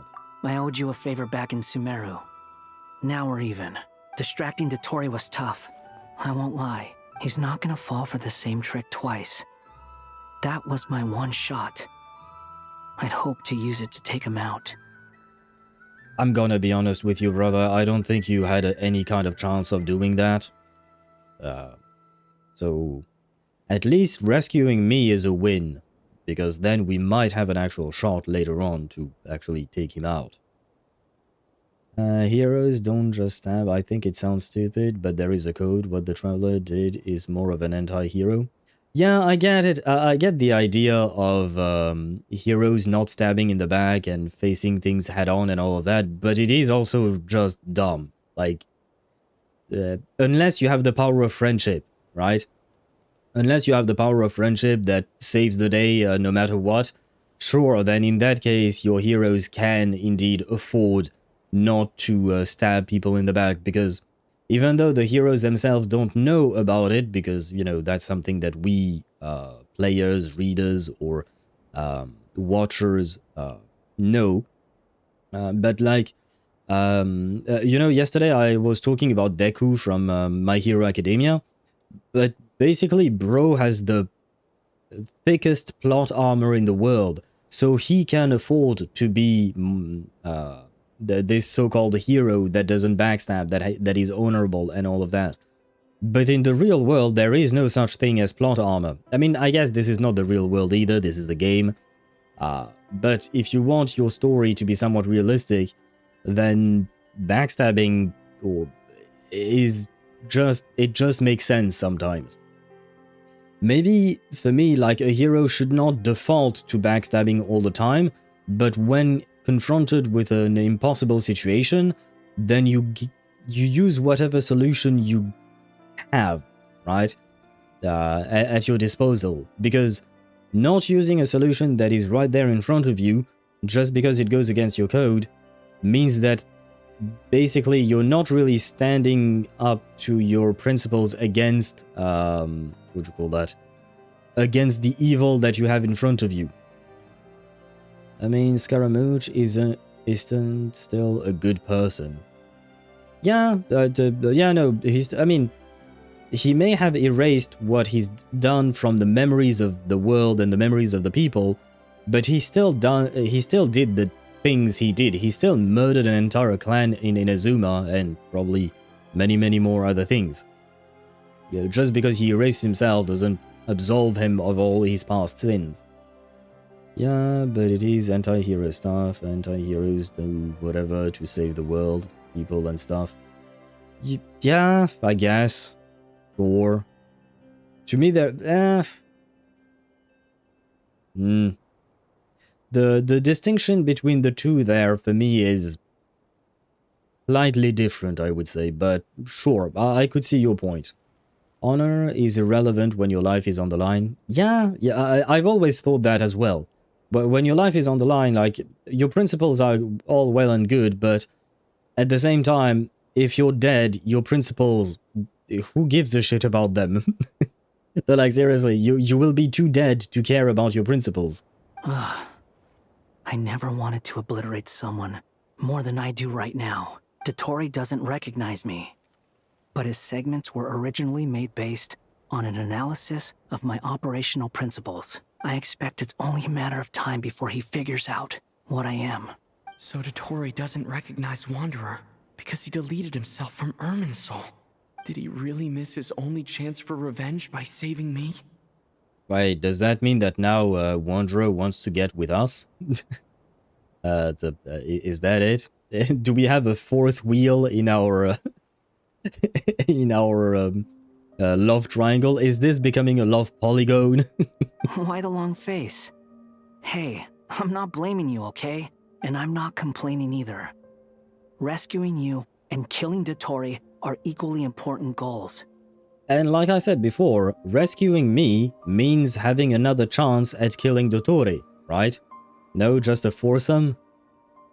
I don't know if Columbina would go for that, man. Everyone would be pretty stuck without you. It's best you live to fight another day. How are you holding up? Are you alright? Wanderer almost sounded nice for a second there. I think he forgot the tune part of the tsundere. Hat Guy said to put safety first, so we agreed to run as far away as we could after leaving the energy field, and only meet up once it was safe. You don't look injured. It seems that Dottore didn't do anything to you. Yeah, I'm fine, guys. Thanks. Alright. Rescue operation complete. Let's head back. Yes, let's head back and head to a different rescue operation, because we still need to rescue Columbina. There's a lot more work to be done before this is over.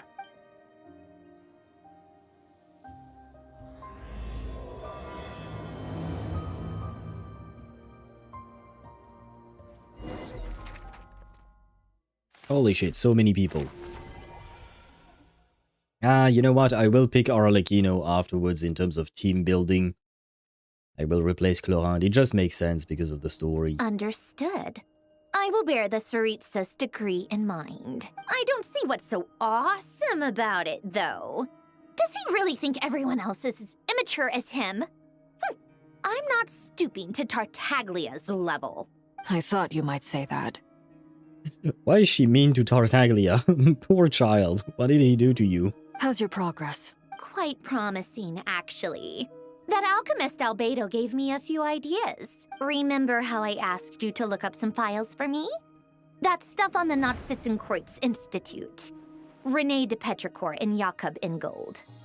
Alain Guillotin despised René's theories and methods, but he never managed to come up with better alternatives either. So I adopted some of René's ideas. I thought Alain was like a father to you. He and René were mortal enemies, were they not? And what would you say if Lenny and his friends one day learned something useful from someone you utterly detested? I would applaud them for it. That would mean that they have surpassed me. For all we know, Alain Guillotin might have thought the same thing. Not that it matters, though. He's dead, and I'm alive. So it's my call to make. Once you die, it doesn't matter how great you were in life. Only the living get to decide what happens next. She kind of has a point there. No physical damage, at least mental damage, question mark. Do you mean for Ether? Yeah. It does seem like Dottore's words got through to him somewhat. Not entirely, because he didn't... he chose to backstab the guy instead of actually aligning himself with him. But it certainly seems to have planted seeds of thoughts, or... things he needs to reflect upon, I suppose. Oh, and there was this whole 1 come month on out. They're back. in the dark without any kind of sensory things and all of that. See, Sweet Drone is actually making some good point. Yeah, no, I mean, she's smart. She does make many good points in general. She's just always rude about them, about the way she phrases them. I mean, here she wasn't exactly rude, she just... Well, she was rude to Child. She was bad-mouthing Child, even though he's not even present to defend himself. So, her rudeness has not changed. Huh?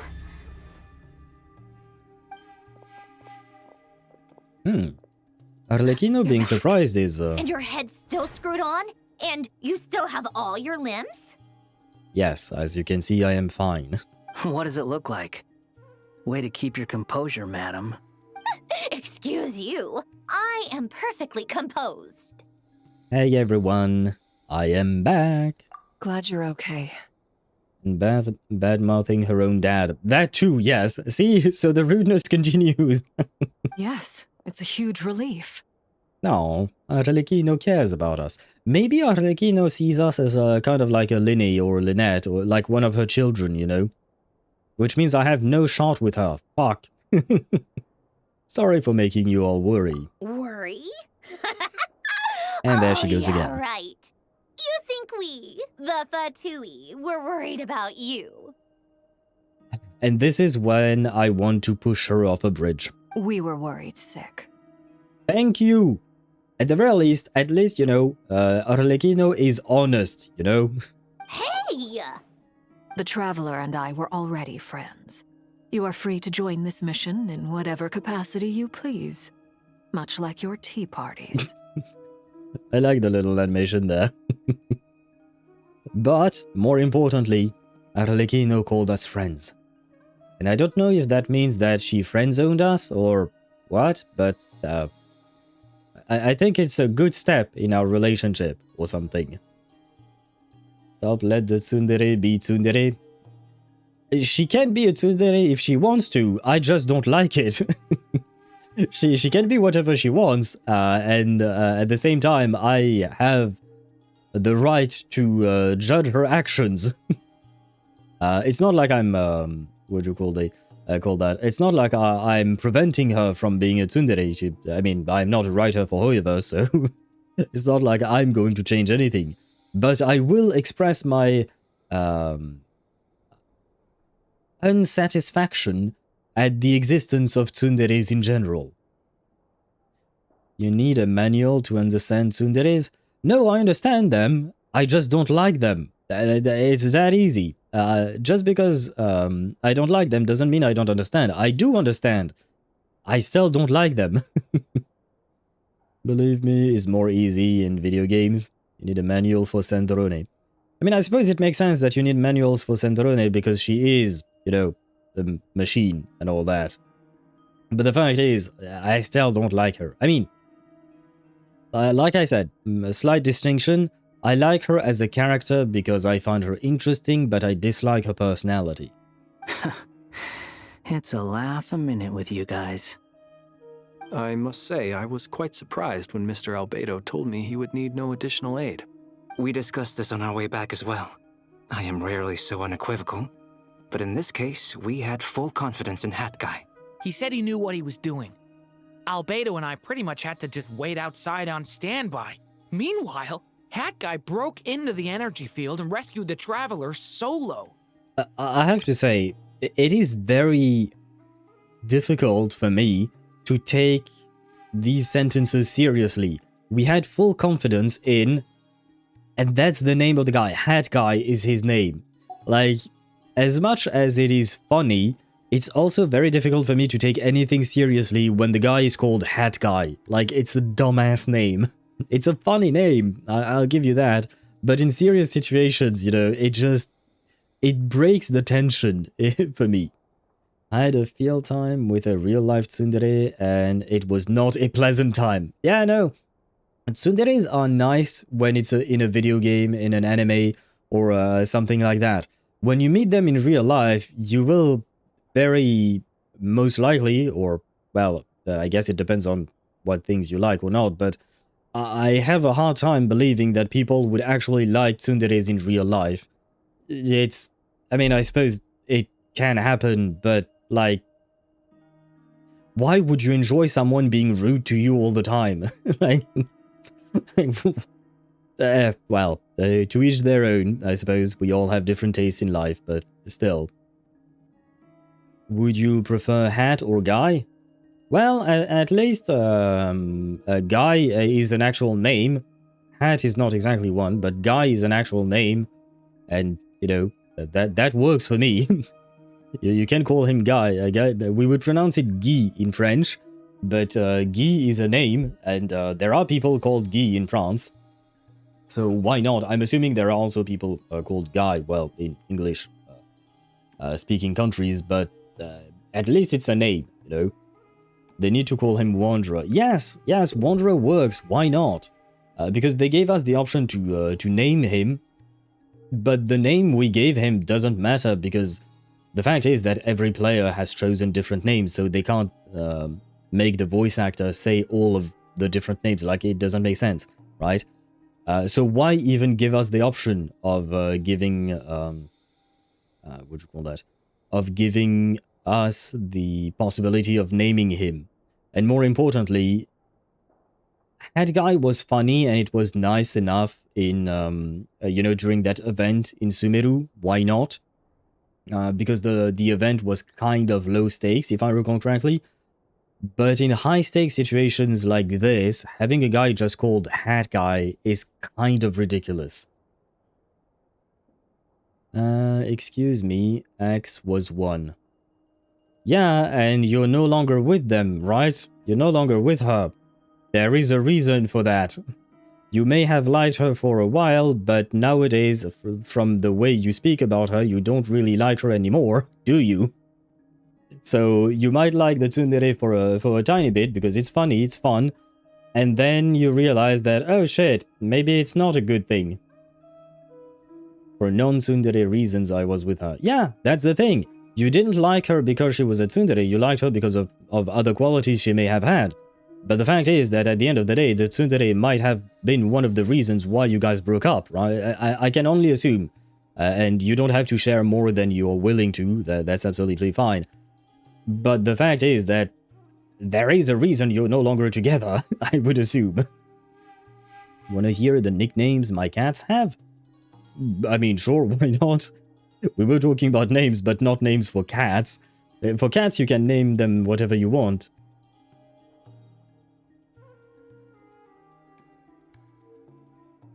The fat one. So you have a fat fuck. Huh. You have a fat fuck. You have a little Ika. Oh no. Is he or she, or it, I guess, going to devour the world? Oh no, you have a fat fuck. Well, I mean, I suppose there are plenty of people who have fat cats.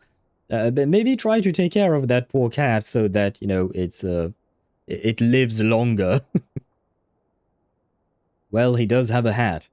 He does, Quillo, but that's still not a name, as far as I know, I think. The tsundere part didn't break us up. She went a little crazy.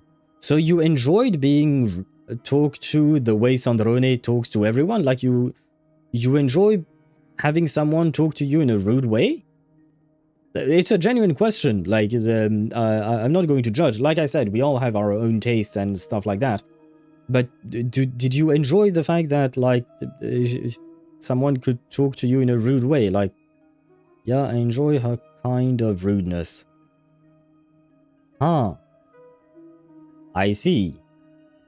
Well, I find it very strange, because it is so opposite to my own personal preferences. It doesn't mean that it is actually strange because there is no, like, standard whatnot. It is just very strange compared to my own personal view of the world. It was a specific level and type of rudeness. I see. I suppose we draw the line on rudeness very differently, you and I. I have a very low tolerance for rudeness. Whereas I'm guessing that you have a higher tolerance. Maybe not higher, but, you know, a different level of tolerance. I don't tolerate rudeness. Because I don't think there is any excuse to being rude. That's just it. There is no excuse to being rude, at least for me. If you enjoyed it, have at it, I guess. For some reason, I can't hear TTS. Wait, did you guys not hear the TTS? Because I heard it myself. Did you guys not hear the TTS? Aha. God, do we have more audio issues now? Oh, damn it. Wise life. TTS GIF. No, that's not what I want. Speakerbot is there. Monitor off.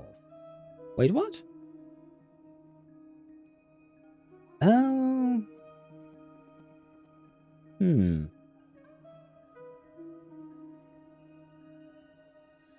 Yeah, no. No, it should have worked. Well.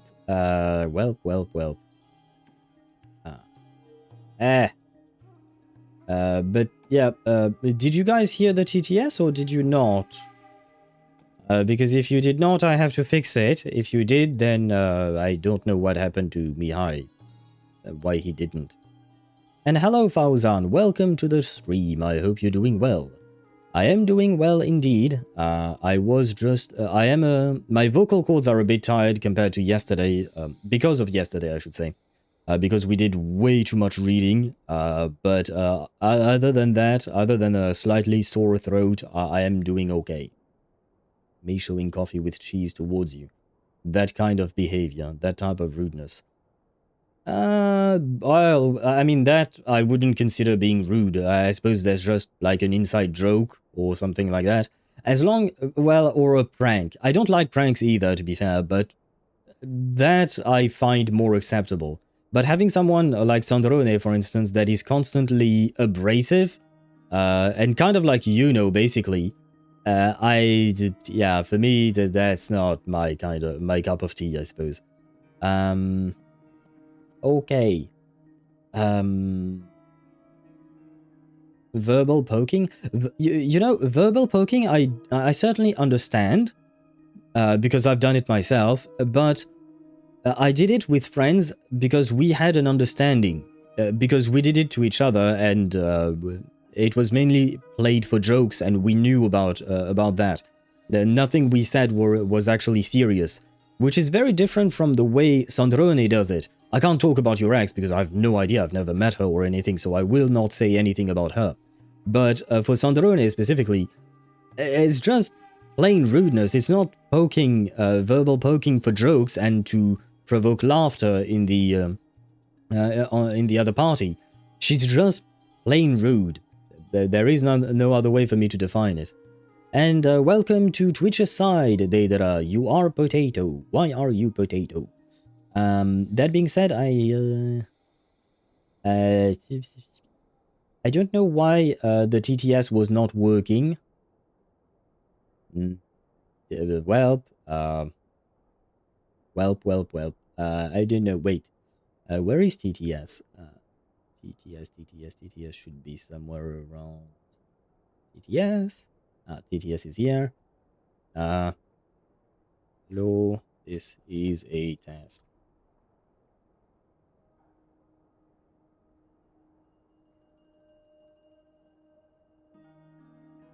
Oh yeah, okay, I can see it. For some reason, OBS is not picking up the TTS. Well, another thing I'm gonna have to fix.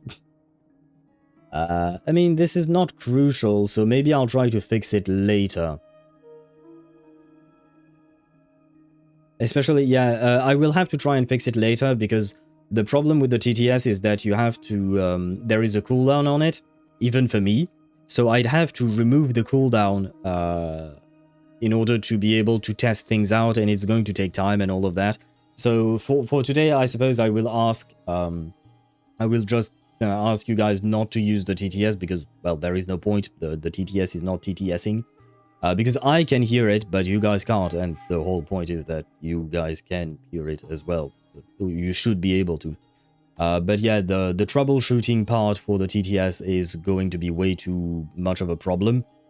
So for today, we will leave it as it is, and tomorrow we can deal with that. Yeah, thank you for writing that. Yep, I was going to pin that message indeed. No, I pinned the wrong message. Unpin. There you go. Pinned the wrong message. I pinned the message where you said pin question mark. Oh my god. There. Message has been pinned. Thank you. That was kind of dumb of me.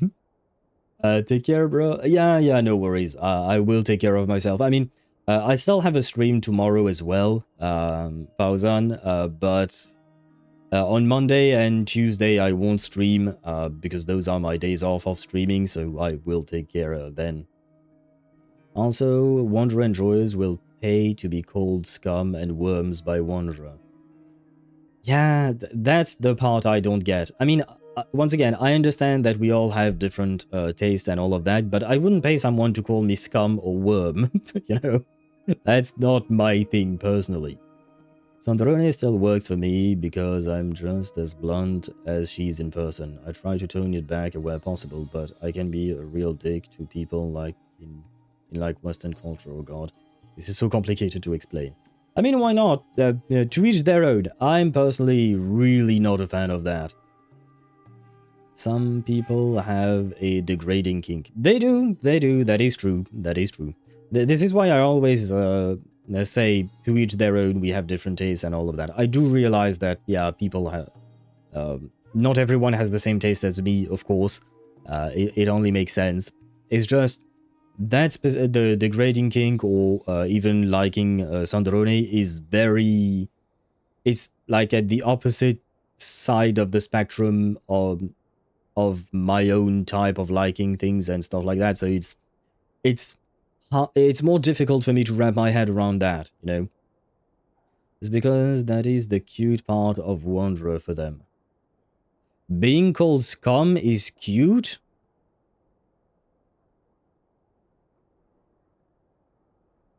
I see. Well, I suppose we have a very different definition of what we call cute, then. It's okay. But we certainly have very different definitions of that. Like some pushback from a girl, that's how I can explain it.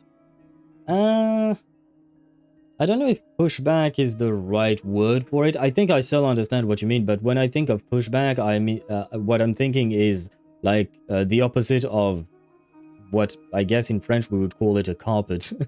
Like someone you can just roll over completely and they just do whatever you want. For me, that would be the opposite of pushback, which is, I don't think, exactly the same thing as what you're describing. But I still think I understand what you mean. Kinda fun how two non-humans are fully tsunderes.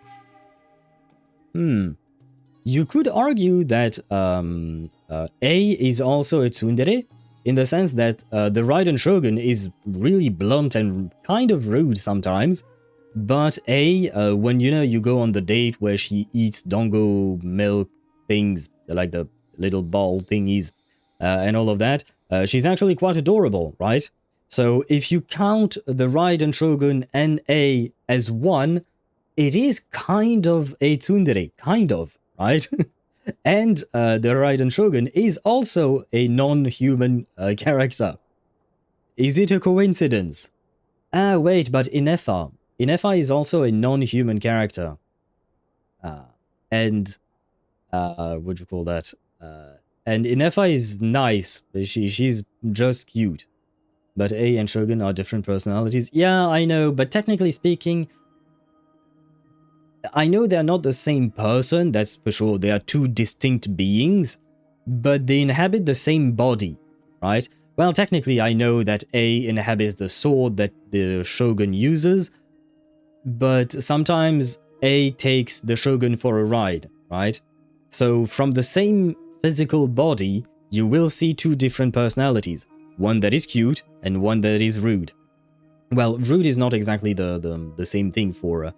I wouldn't call her rude, I would call her more like blunt and cold, I suppose.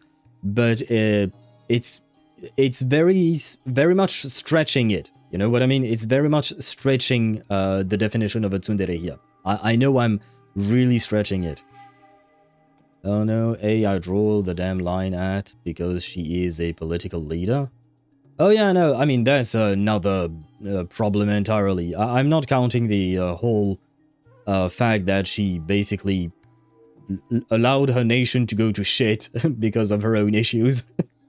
I'm not counting about or talking about all of that. That's a whole separate issue. Now add 6 more and you have Velvi's case. Is she nice? Or Is there a tsundere Vilvi in there or something? You didn't have to mention that. Well, I'm thoroughly impressed. You are a force to be reckoned with, Hat Guy. Is he back? Is he really back? Oh, Paimon! Paimon! Traveler! It's really you! Now show me a hug. Yeah, well, I guess it's the best we'll get as a hug, but I really wanted to have an animation of a hug between the two. It's really me, Paimon. I am back. Oh, thank goodness! Paimon missed you so much! I personally kind of didn't because I was with you the entire time. I as a player, I mean. But, well, I suppose Ether probably missed you as well. You can finally breathe easy, Paimon. It's great to have you back in one piece! Oh, Paimon's been having nightmares the whole time you were gone! How long have we been gone for? I wonder. Because it's kind of hard to tell the time in this game. I'm still livid about that. Yes, there is. Ah, Sparta says yes there... Wait, Sparta, you say yes there is about Vilvi having a tsundere personality. And Deidara, are you also... are you saying no there isn't? Because I can't speak about that. I don't know. So, the knowledge about Vilvi is what you guys give me. Oh, I was pressing the wrong Look thing. at them. You know, once you reach my age, there's nothing better than watching a misty-eyed reunion between friends. Once you reach your age? How old is Yehoda? It's nothing. Same goes when you get to my age, too. I bet Ino and Ineffa would be tearing up as well if they were here. Varka, I would assume... How old is Varka? Huh. Because he sounds quite old, I will say that much. But he doesn't look old. But he's also an anime character, so no one looks old in these things. Varka, I'm not sure Ineffa can cry. I mean, why not? If Ino thought of installing some kind of module for her to cry, sure, it could happen. Oh, yeah, good point. Hey, your eyes are looking a little red and puffy. Come here, let's hug it out. Wait, what? Wait, what? Are we going to see a hug between Varka and Yehoda? What? Ew, no! What do you mean, ew? You're not my dad, okay? Knock it off! What do you mean, ew? You don't say ew when looking at this hunk of a man. How dare you? Yehoda, I really like you, but how dare you talk to Varka like that? Everyone, I'm sorry for all the trouble I caused you. But the silver lining is, I didn't come away from this ordeal empty-handed. While I was being held captive, I learned a lot about Dottore's current capabilities, and what he plans to do with them. Allow me to explain. It would be funny if Asmodee came up to hug the traveler. It would be kind of sudden. Funny, sure, but it will also be kind of sudden. Yes and no, Vilvi is complicated. I mean, if she has like 7 personalities, I think, if I'm not mistaken, it will certainly complicate things indeed. Not Yehoda, not the clanker racism. The clanker racism does go strong here. This is a mistranslation. In Chinese, he offered a head pat. Ah, okay. I suppose that is quite different. But do we offer head pats in Western countries? Because I know head pats are a big thing in anime and stuff like that, so I'm assuming it might be something in Japan or in Asia in general. Maybe. Or Eastern Asia, I guess. But is it something that we do as well in Western nations? Because I don't think I've ever received a head pat. Or at least I don't remember it. And like as an adult, this is confusing.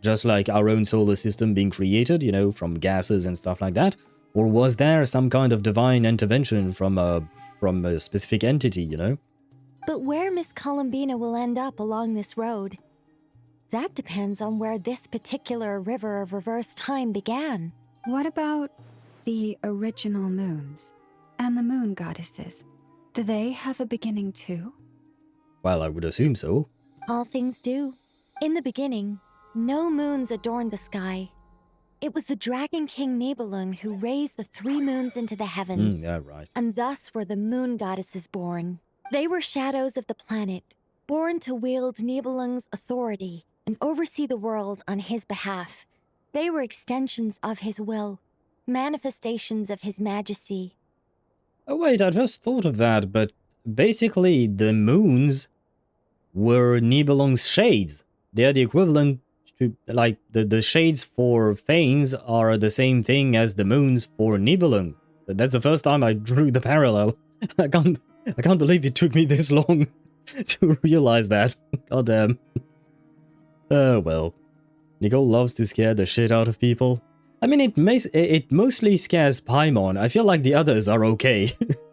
It's mostly Paimon being scared. But then one day, they disappeared just as suddenly as they had once been brought into being. Nobody knew where they had gone. Wait, no, I wanted to learn more about that story. Oh man.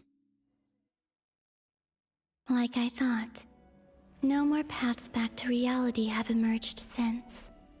Well, Nibelung didn't rip himself apart, so he was still at full power and Thane still stomped his ass.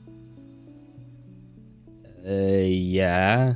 I don't know why you're saying that, but yes. But how can I be sure that I'm going the right way without scenes from reality to keep me on track? I can't even be sure of how long I've been walking for.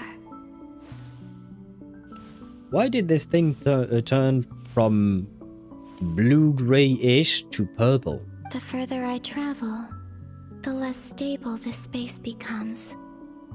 There are even moments where I can sense something that feels like abyssal energy. I mean, abyssal energy tend to be purple, so that's why, I guess, maybe? They can just materialize out of thin air. I have to keep my wits about me. And hello, Sheriff. Welcome to the stream. I hope you're doing well. It's been a while. How have you been?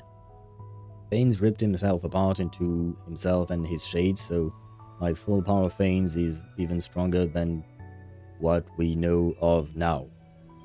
Yes?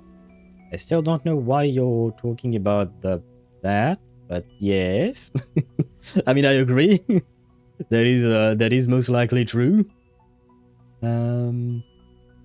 Did you just get home from work? No. No, I just dress the way... I mean, technically speaking, aside from the tie, I always dress this way with a shirt. Usually I don't wear ties on a daily basis. But when I started using a webcam, I decided to remove... no, not to remove. I decided to just play the part as... you know, the 2D PNG tuber that I had. It was dressed with a coat and a shirt and a tie. And I decided to just add the tie because it is not that much different from how I dress in general. But that being said, the only difference, I suppose, is that I'm not wearing the coat because it would be too hot. And I also don't have that many white shirts. I have like 3 white shirts, or maybe 4, I think. No, I think 3. 2? 3. I don't remember. So yeah, I have different colored shirts. but I basically I was trying to emulate the PNG tuber that I was using. Missing the bird though. The bird is right there. Yeah, wait, I have to see my own webcam because it's kind of hard. But you can see there. Wait, where? How do I place my finger? Wait, my finger. Aha! There. This is a plushie of an owl. So technically speaking, I placed it on top of my bed for a reason, because that way kind of looks like the owl is still on my on my shoulder. I can't just place it on my shoulder because it wouldn't just stand there. Plus, that plushie is actually like this tall, about something like that. But yeah, we still do have an owl on my shoulder, somewhat. The point is that Nibelung was weaker from the start than Fanes. Like, his floor was higher. That's scary.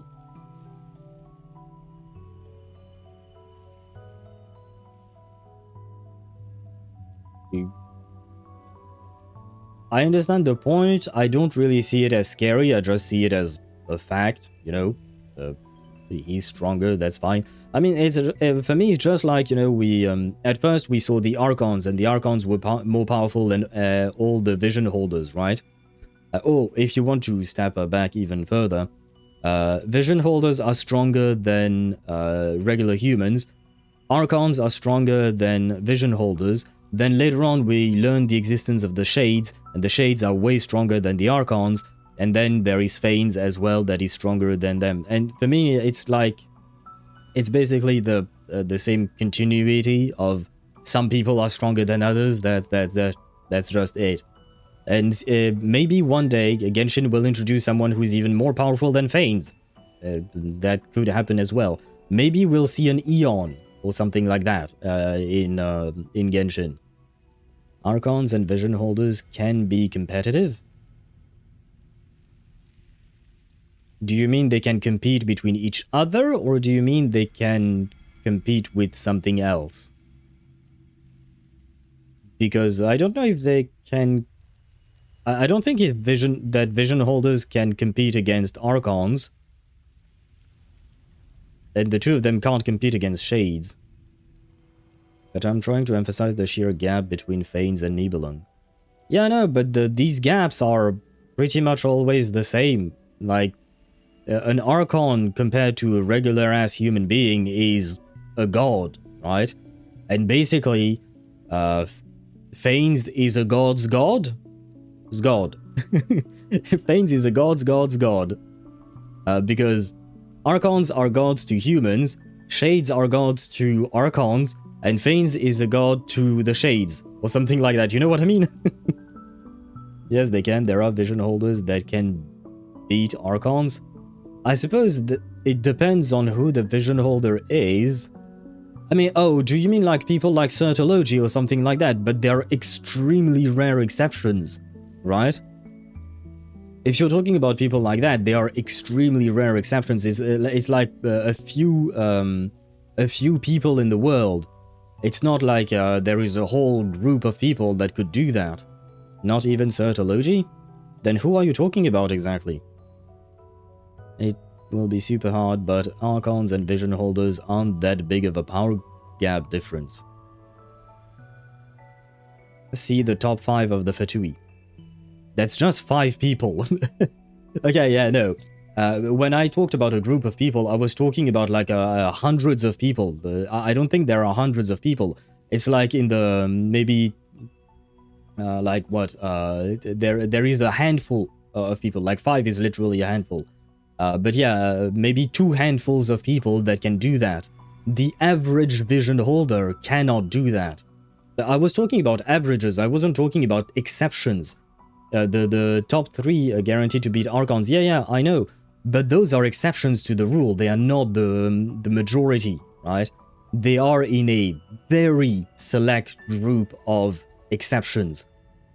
So for me, we can't really say that Vision Holders in general are that way. In Teyvat, there might be like 20 to 30 people max who got there. That's nothing. That's really just an exception to the rule for me. So to me, it's way too generalistic to just say Vision Holders can compete with Archons. It would be better to say that very few Vision Holders can. It is possible, yes, but like the immense majority of them will never compete with Archons. Not like Vision Holders actively trained to put down Archons. True, that is true. And even like the top Fatui Harbingers, I don't think they trained specifically for that. They just they trained for other reasons and just achieve that level of strength or something like that. But the fact is that these are really a handful of exceptions there. Sparta, there is the one that look upon the stars. She is portrayed as a Chunibyo, but believes she's ultra powerful.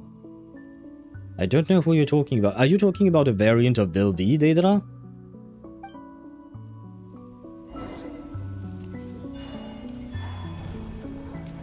Investigate the anomaly ahead? Oh.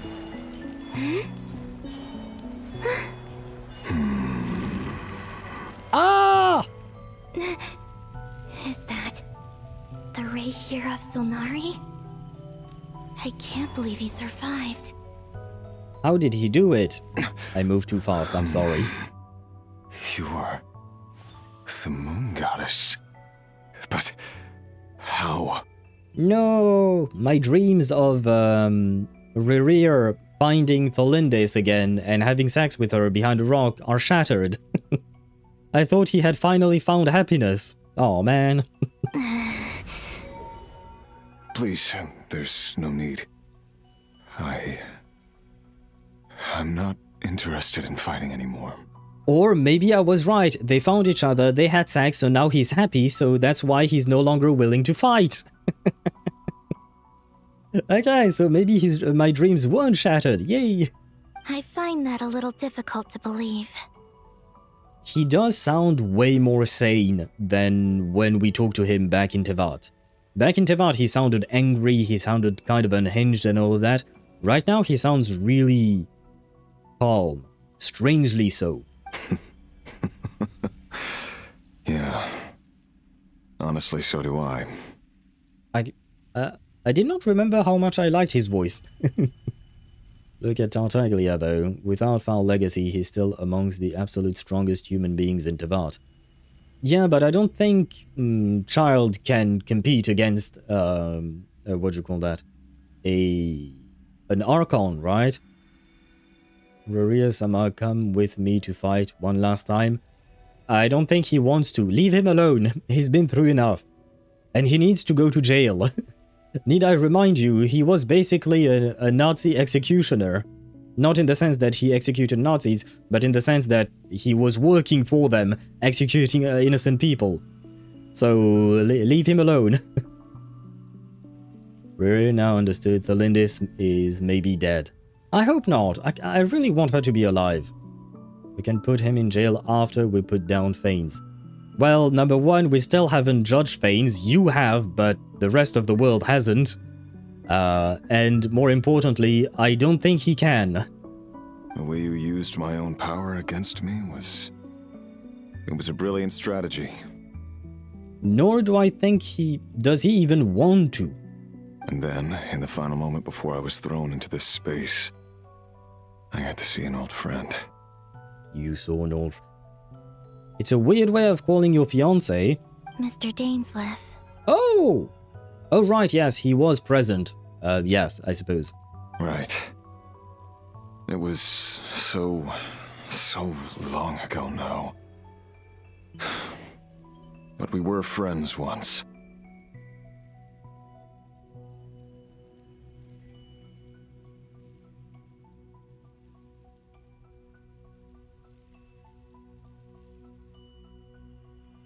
Well, I guess I can speak over it, but yeah. Yeah. Just as Sparta said, sorry, it was hard for me to speak because I can hear the TTS, but you guys can't. But yeah, Mihai, I guess you didn't get the message. Please don't use the TTS. There is no point because people can't hear it. Which means that I have to read your long-ass message. Oh my god, you give too many details, man, about your build. I'd rather you just shared pictures on the Discord server or something like that, rather than write every single detail about every single piece of equipment you have on each character. So, Mihai said, I will be the TTS, I will be the text-to-speech. I can definitely use Ineffa's weapon to make main DPS Raiden. I got the weapon to level 90 and put it on Raiden, then switched her off to the emblem set, into a set that increases electro damage, the new set, and weapon bringing her to 70 over 236. She hit 500k with her full ult, then 400k after it. There you go. What set did you put her on? Kind of confused about that. Yeah, kind of confused there, but okay. But yeah, I mean, it does work on, what do you call that? It does work on Raiden. Like I said, the weapon can be used on pretty much anyone who needs attack and crit damage. Basically, it works on anyone there. It's not like the best in-slot weapon for anyone, but it does work. It is a useful weapon. And yes, the one that looked upon the stars is a Vilvi personality. I hear. Wait, why are we talking about that one? And how? Why is she called that? Why is she called that? Also, Rerir might be able to distract Renova. He's still blasphemy against death. Yeah, but once again, does he want to? That's the bigger question. Sending lozenge. I don't remember how to pronounce that word, but I see what you mean. And I do have one, some. I do have some for my throat, and I will probably take one, but I'm waiting to finish my coffee first. When I first got here, I was filled with hatred, remorse, and rage. How I cursed and devoured. I tore everything here apart. I was consumed by the desire to leave this place and have my vengeance. But to no avail. This is a place with no exit. Is this the future of Eula? Because she always craves vengeance? This is the second time I've entered this space. Though I have no memory of the first. I was torn to shreds the moment I entered. But this time I survived. It must be partly because of this new body. And partly because of all the Kuvaki I absorbed in Nod-Krai. I wonder what would happen if the Traveler was in that space. It's a damn long nickname. It is indeed, Teyvat. For Vilvi, I mean. Vilvi is easier to say. I put her on Thunderbird's Mercy. The heck is that? I mean, I guess it's one of the new sets, but I genuinely don't remember that set specifically. Thunderbird's Mercy. What? Oh, it's Thundering Fury. Okay, no. Okay, yeah, you're talking about the flower specifically, but yeah, it is the Thundering Fury. I mean, why not, I suppose.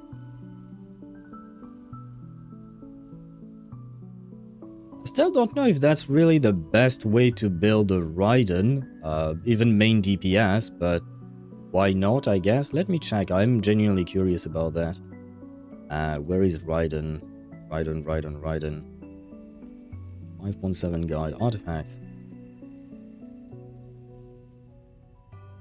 Oh, this is for Hyperbloom. On field, no, this is where I wanted. Let's see. Yeah, no, the Kaching main seems to say that Emblem of Severed Fate is still the best. Marisho Hunter, but that's really situational. You need Furina in there. Gilded Dreams and any other thing, I guess. Okay. Yeah, okay. No, I was just genuinely curious about that. In summary, I think she is a scanner. Sadly, she did not appear almost at all. I don't know what a scanner is. Are you the source of the abyssal power in here? Escanor. Escanor, do you mean like the character from the Seven Deadly Sins? She's a buff dude? Wait, what? Not all of it. Some is from when I first arrived here and tried to destroy everything. But there was already a degree of abyssal power here before I entered. And like a venomous snake baking in the merciless sun, it tried to slither into my shadow. Tried to? So, you rejected it? Who decided that? Who decided what? Yes. Because after that, the world suddenly became silent for a moment. What do you mean? The voices in my head, they were gone. And then I saw her. The Lindis? Her? The Lindis. My former lover. He saw her again. He saw her again. Did you make sweet love to your fiancé? Well, former fiancé, I guess, maybe. That's a running theme with Escanor. Who decided that? Oh, it's been a very long time since I've watched the Seven Deadly Sins, and I haven't completed the series. I've watched like, I think I watched 3 or 4 seasons overall. You say a statement and he replies who decided that and completely fucks you or your statement. Yeah. I see what you mean. Because I do remember how the character is, but I didn't remember that detail specifically. Inazuma character should also get buffed the same way Mondstadt characters did for Raiden. They could do it so that for a specific number of ER, you get a specific number of CD CR. They could, but I think Liyue characters will receive buffs first, probably. If they are going like, because it seems that maybe they are doing the same thing as they do with their Chronicled banner. With the Chronicled banners, we first had Mondstadt, then Liyue, then Sumeru. And right now we started with the buffs, and the buffs started in Mondstadt, so maybe later down the line we'll get Liyue buffs, and then Sumeru buffs, etc. And then in Inazuma, sorry. But you get my point, right? So we'll first have to go through Liyue before we'll get to Inazuma, if this turns out to be right. Hopefully we get shirtless Varka next. He's our Escanor. He is indeed, at least in terms of build, you know? At least in terms of build, he is our Escanor. Never mentioned that she saw a memory of the Lindis leaping into the moon's reflection. More precisely, I saw her afterimage. I'm sure the real her is long gone. She was just an ordinary Conrian. She couldn't have survived here for very long. Ah. Well, I guess our dreams of the two of them reuniting is gone. I see. Anyway. Why have you come here? Didn't you know it was a dead end?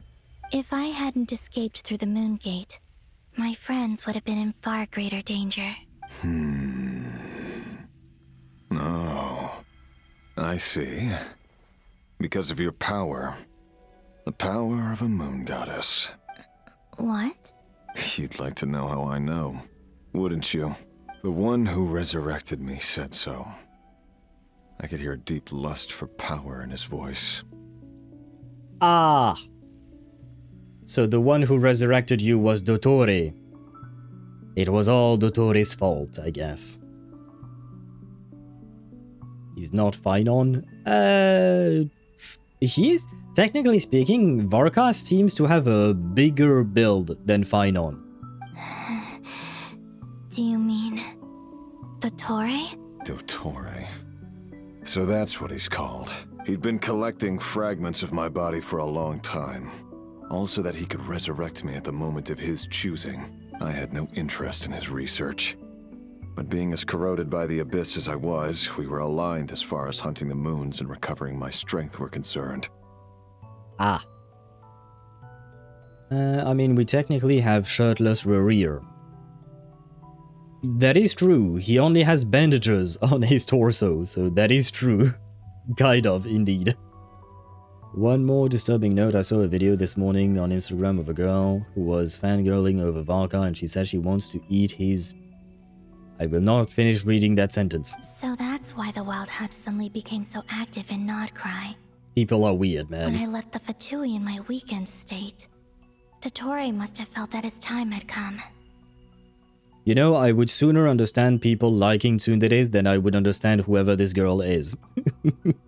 That's all I'll say about that. Finon was like, fuck shirts, I'll rip off those things. I mean, Finon rips off everything, not just shirts, because technically he also changes pants and all of that. Everything is gone with Finon. Moon Goddess, could I ask a favor of you? What? I know this is a lot to ask, especially from someone who tried to kill you.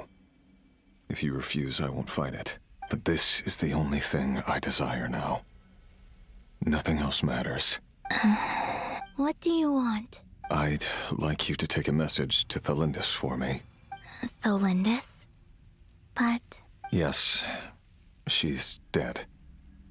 But like I said, I saw her afterimage. I can sense that some part of her soul remains here. Far, far ahead. Why don't you go and speak to her yourself? I can't. I don't know why, but I can't move freely in this space as you can. All I can see is a glimpse of her walking away. Just like the moment when I last saw her in life. In return, I will clear these abyssal obstacles for you. No, not in return. I'll clear them for you. Whether you want to help me or not. It feels like something I ought to do. Why? Yeah. Why, indeed. I've been asking myself that question a lot recently. Why did I do the things I did? I'm tired of it all. Tired of the person I became. People used me. And then I turned around and started using others. I hurt a lot of people. Hey, I guess this is the first step in accepting the deeds you've done and, you know, changing yourself, right? We gotta get Rerir and Thelindis back together. We got to. Well, I'm afraid that that is not going to happen. Because apparently he cannot get to her, and even though she is just an afterimage or something. Come on, Hoyo, do it. No balls, playable Rerir. Give me a reason to redeem himself. I mean, he seems to be on a path of redemption. Now, whether or not he will actually become playable, I don't know. I would be like, why not? It would be interesting to see him as a playable character. Why not? I kind of wish that he remained a villain, but honestly, his story of redemption is kind of it's kind of interesting as well. So why not? That's one that what do you call that? I'd see. Why not? Although I am wondering whether or not, you know, we'll see Rerir fighting side by side against Dottore with us, you know. We'll need backup anyways, cause Eruptatir is out there. That's the dude who manipulated him, right? The visionary, maybe, I think? And hello, Swevy, welcome to the stream. I hope you're doing well. Kill Rerir for the best ending. We gotta keep the fanbase angry and engaged. Angry, that's sure. That's for sure. Engaged? I mean, I guess, yeah, because people will express their anger and all of that. Is that really the way you want your company to... is that the way you want your company's reputation to go? I'm not entirely sure. Vidifalnir manipulated him. Roptatir is the guy who probably came up with the plan. I don't remember who Roptatir is. Now that you mentioned Vidifalnir, that is Dainsley's brother, right? Vidifalnir, the visionary. But Roptatir, I'm not sure. Roptatir's enemy is reason, Vidifalnir's enemy is time. That does not help me, but we'll take your word for it there. Us having one of the sinners on our side would help. He could sacrifice himself. Well, it would be kind of sad to see a sacrifice. But why not? Why not? I feel like it might be more interesting for him to truly try to redeem himself and earn forgiveness for the sins he's committed, you know? Because then there would be more character development, because sacrificing himself, you know, is just basically, well, the end of his character development, I guess. But, well, we'll see what HoYoVerse decides. I think I grew tired of it long ago. But I wouldn't admit it to myself. And ultimately, that's how I ended up here. What do you wish to tell her? All of it. My past. My mistakes. Everything that happened after we were separated.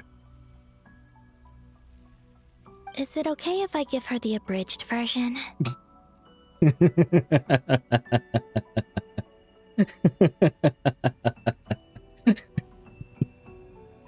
Understandable. Understandable. Yeah, I'm sure there's plenty you can skip over. Just tell her the important parts. Whatever you think that means. I love the fact that Rorir basically reacted the same way as I did to her sentence. Go sit in the chair. Rorir. Columbina is now with the Traveler. What? I don't think Rorir was ever interested in Columbina. He wanted his fiancé back, but his fiancé is long dead, unfortunately, apparently. Dottore is going to lose in the next hour or two, so I gotta come up with something. You gotta come up with what? I'm confused now. Like the part where you relentlessly tried to kill us? It's up to you. Love demands honesty. But my relationship with Thelindis was built on lies. We hid too much from each other. But after living my whole life in the shadows, I don't want to hide anything anymore. I will do my best. Oh, look at this. Kids, they grow up so fast.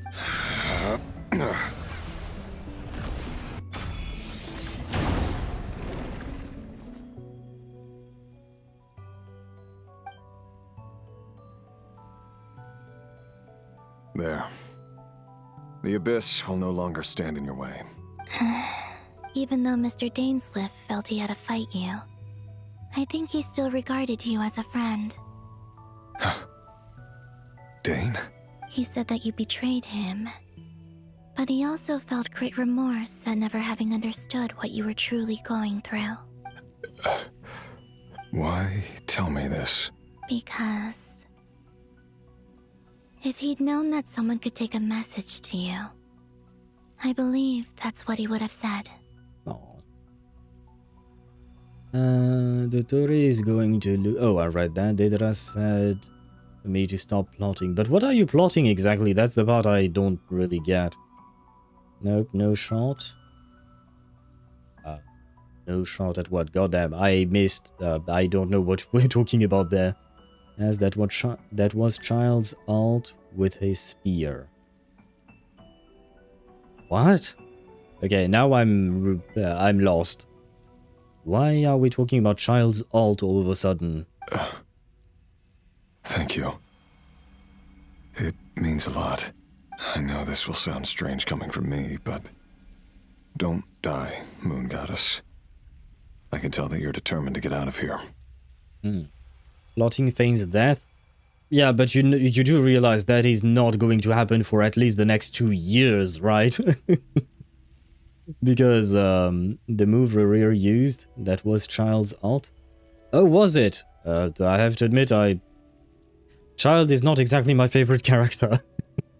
So his animations are completely out of my mind. But yeah, to get back to the plotting for Fane's death, even if it does happen, which is not a guarantee at all, it's not going to happen anytime soon. Because we still have to go through Snezhnaya, we still have to go through Khaenri'ah, and maybe then, in 2.5 years, you'll get what you want. And even then, honestly, I don't think it's even going to happen. I think there will be, what would you call that? Like, they will add more nuance to the whole Fane's story than just what you think currently. Now, will that change your mind or not? That I don't know. But I highly doubt we'll end up killing Fanes.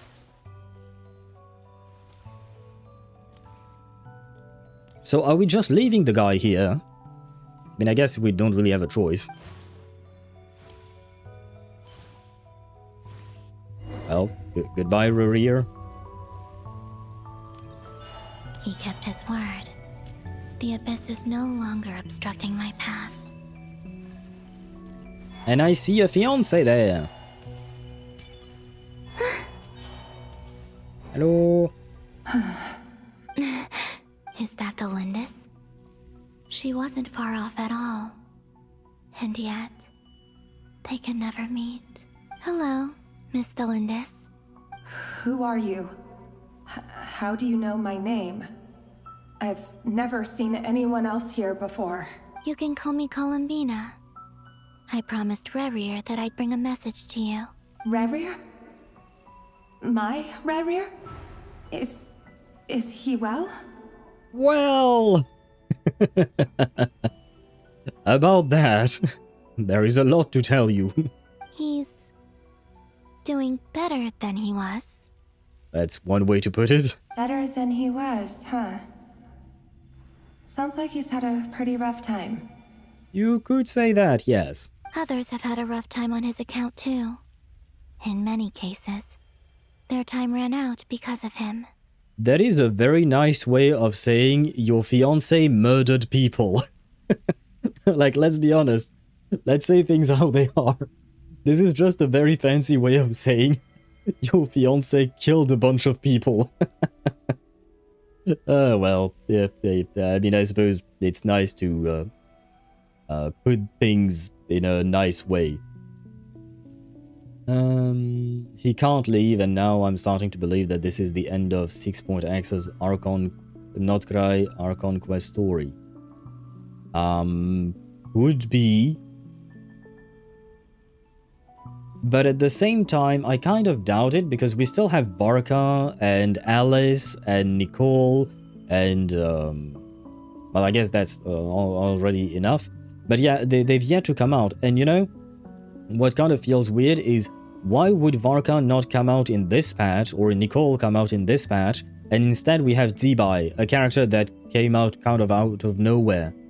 Well, I guess maybe it's just because of the lantern, right? But they are prominent figures of the, what do you call that? Of the story, so yeah, I don't know. It is a good question. I'm not sure. Dane quest for the rest of 6.x, please? Do you mean like each patch is a Dane quest? I don't think that's going to happen, like, ever. But at the very least, if the pattern repeats, we should get a Dane quest in 6.7 and 6.8, or 6.8, something like that. Because Lantern Rite, yeah. I figured it out for Zibai, but sure, why not? Why not? Right Daughter, Gold, Opposition, Live, yeah. I don't know why you wrote all of the things about the sinners there, but okay. I read that, yeah. Vedifilnir is a fucking piece of shit. I don't know why you wrote there either. Oh, Daedra said that Vedifilnir is mostly a damn piece of shit. Yeah, I suppose so. For me, Vedifilnir is irredeemable. He maybe plotted everything. That is true. Because you asked on clarification on what I talked about corrupted here. Yeah, that was not the clarification I was hoping for.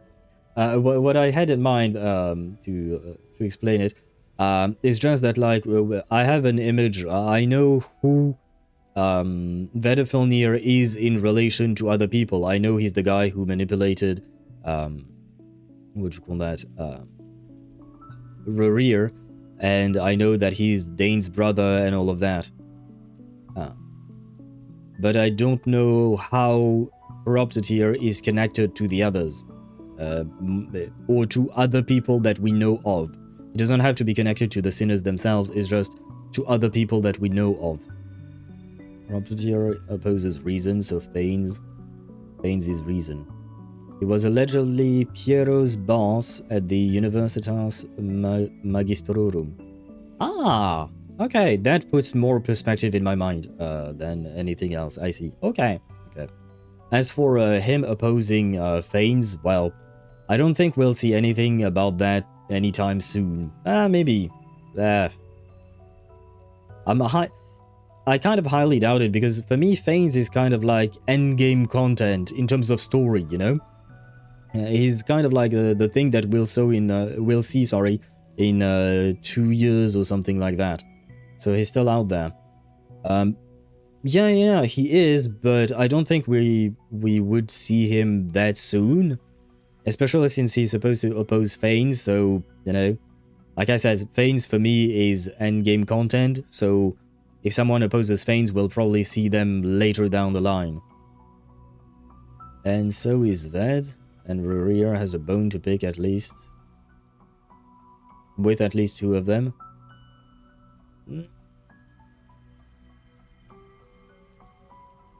Or why not? So I guess maybe we could. So Sparta, I think if Fanes is an enemy, will be 1v1. Do you mean Sparta wants to 1v1 Fanes? Well, the problem is Sparta is a human being, so he's going to get crushed like an ant. No offense to you, Sparta, but we unfortunately don't have visions or anything like that in real life, so that's it's a human being fighting a god. That's not really going to work out in your favor, is it? And I'm not just talking about the children of the Crimson Moon. So, things got worse before they got better. Could you tell me what happened, Miss Columbina? I would enjoy the shit out of it if I could beat the brakes of Fanes. And I'm here to shatter your dreams. That is not going to happen. Are you sure you wish to know? Yes. This is my opportunity to learn the truth. No matter how hard it is to hear, I have to know. Yes, but he's Traveler. Oh, right, yeah, no, the Traveler might beat him. But again, I have a feeling we are not going to actually end up fighting Fanes. Or maybe we will, but eventually we won't. Or something like that. I admire your courage. However, time is short. I cannot stay here for long. I want to see how my Traveler will get there, because we couldn't even beat Asmodee. And that was back when we had our full powers. Because right now we don't even have our full powers, so there is that to take into account. We are a long ways before fighting someone like Fanes, if we ever get to fighting Fanes. Also, there is a possibility the Shades betray Fanes. Of hatred in his heart, and many people nursed them for their own ends. On some level, everything he did was to try and find a way to see you again. It is possible, but I highly doubt it, Deidara. At least for most of them. Well, half of them, I guess. Never mind. Never mind, maybe. Because I don't think... like, maybe... Niberius could betray them just because they are half Rhine daughter. So that why not? Asmodee is kind of like a an unknown, so maybe Asmodee could betray Fanes as well.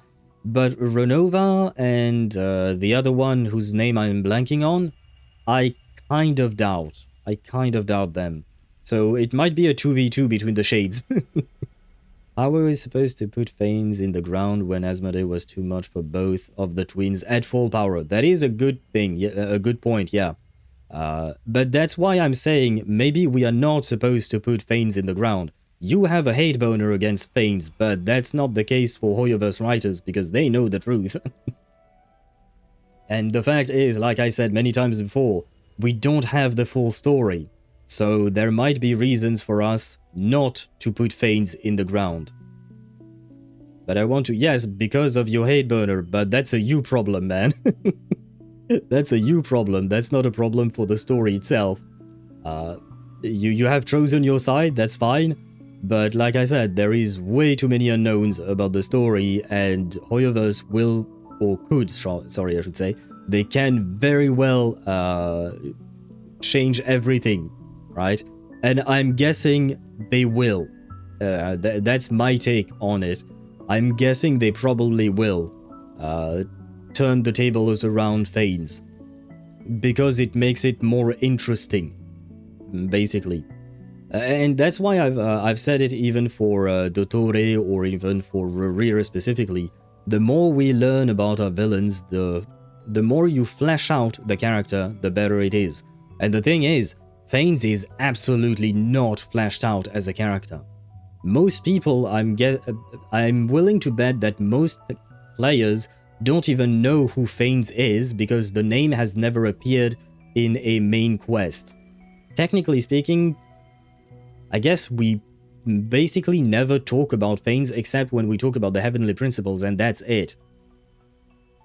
Rerir is at most a mass murderer. Fanes did genocide. I mean, again, you're comparing apples to oranges because you're comparing two things that are not comparable in the sense that the scale is different. Rerir is just a human being with specific powers and all of that. Fanes is a godlike entity. It's kind of comparing the deeds of an Eon against the deed of a simple Pathstrider. It's not comparable. A Pathstrider will never be able to do the same things as an Eon because they are on completely separate levels. It's the same thing here. You can't compare Fanes and Rerir because they are simply not the same thing. Fanes wakes up with golden eyes and the first thing he says to Traveler, partner, then Owl dies. I mean, honestly, I hope that Fanes ends up being Kevin. Cough, actually, Rupert the second.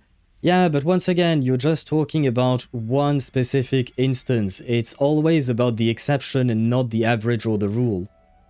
They did destruction comparable to an Eon. Yeah, but again, it is just exceptions, and this is not the case for Rerir and Fanes. Rerir does not have the power to do what Fanes did. Maybe, and you don't know, and I don't know either, but maybe if Rerir had the same kind of power as Fanes did, maybe he would have done something even worse. We have no idea, hence why I say we can't compare, because the two of them are not valued on the same scale. You can talk to me about Rupert as much as you want, but the fact is Rupert is an exception and he's not Rerir. That's not the same thing. But in the end, he came to regret his mistakes. He wanted to apologize for hiding his past from you. Beyond that, he did not say specifically what it was he wished to convey to you. He could have said a little "I love you," you know, that would have been nice. But I'm sure that you've always been on his mind. You are what has kept him going over all these years. I suppose that is kind of the best we can get. I mean, Rerir killed people most post-Khaenri'ah out of rage. Yeah, but he still doesn't have the fighting capacity that Fanes has. It still doesn't change that dynamic that is completely different. Scale matters. It's kind of comparing the what do you call that? The actions of the president of an entire country versus the deeds of a single serial killer. The serial killer will kill plenty of people, sure, but it will never be on the same scale as what a president can do because the president can send an army. That's the equivalent because we don't have superpowers in real life. But that's my point. Pre-Khaenri'ahn is not excusable. Pre-Khaenri'ahn was a choice of Rerir, that is true. And it is indeed not excusable, hence why I said he kind of needs to go to jail. I guess he kind of is in jail right now, because he can't escape this place and there is nothing to do. So he kind of is in jail. But now, how long is he supposed to be in jail for? And how can he try to redeem himself? He's in a state worse than death. True, but he also kind of deserves it because because of what he's inflicted to, whether it is pre-Khaenri'ahn or post-Khaenri'ahn, the two, in my opinion, are still inexcusable. I mean, maybe post Conria, he had completely lost his mind, so maybe you could argue for the fact that he wasn't completely in control of his own thoughts and actions. Why not? But he still needs to pay for his crimes, basically. He's stuck forever. Unless we find a way to bring him with Columbina. To be fair, Post-Conria was insane and Abyss corrupted. Sure, but it's also kind of like what led him to be corrupted and insane was his own choices, kind of, right? But you could argue indeed that he was no longer in complete control of himself at that point, but it is still on him, kind of. I'm sorry, Miss Columbina. This is so upsetting. I'm not sure how to put my feelings into words. It's all right. I understand. Well, that's everything from me. So, I guess I'll be... Wait. One moment. Time flows backwards here. The road ahead only leads further and further into the past. I know. I intend to reach the end of that road. She says as she stares at nothingness, basically. Motherfucker isn't getting out of here, he's getting proper punishment. I mean, I don't know whether or not he could get out, because he could prove to be a strong ally against Dottore. So maybe we could find a way to break him out of this place. He's stuck in prison and he can't ever see his wife again.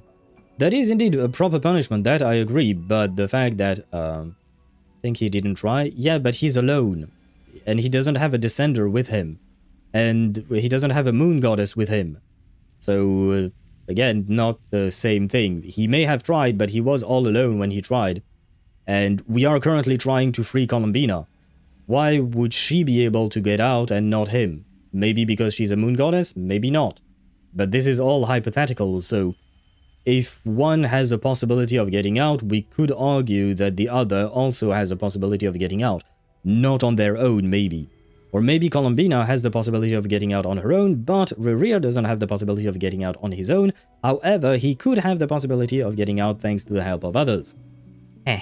Oh, you get my point. The possibilities exist. We don't know for a fact, because we have no idea what this place is, truly.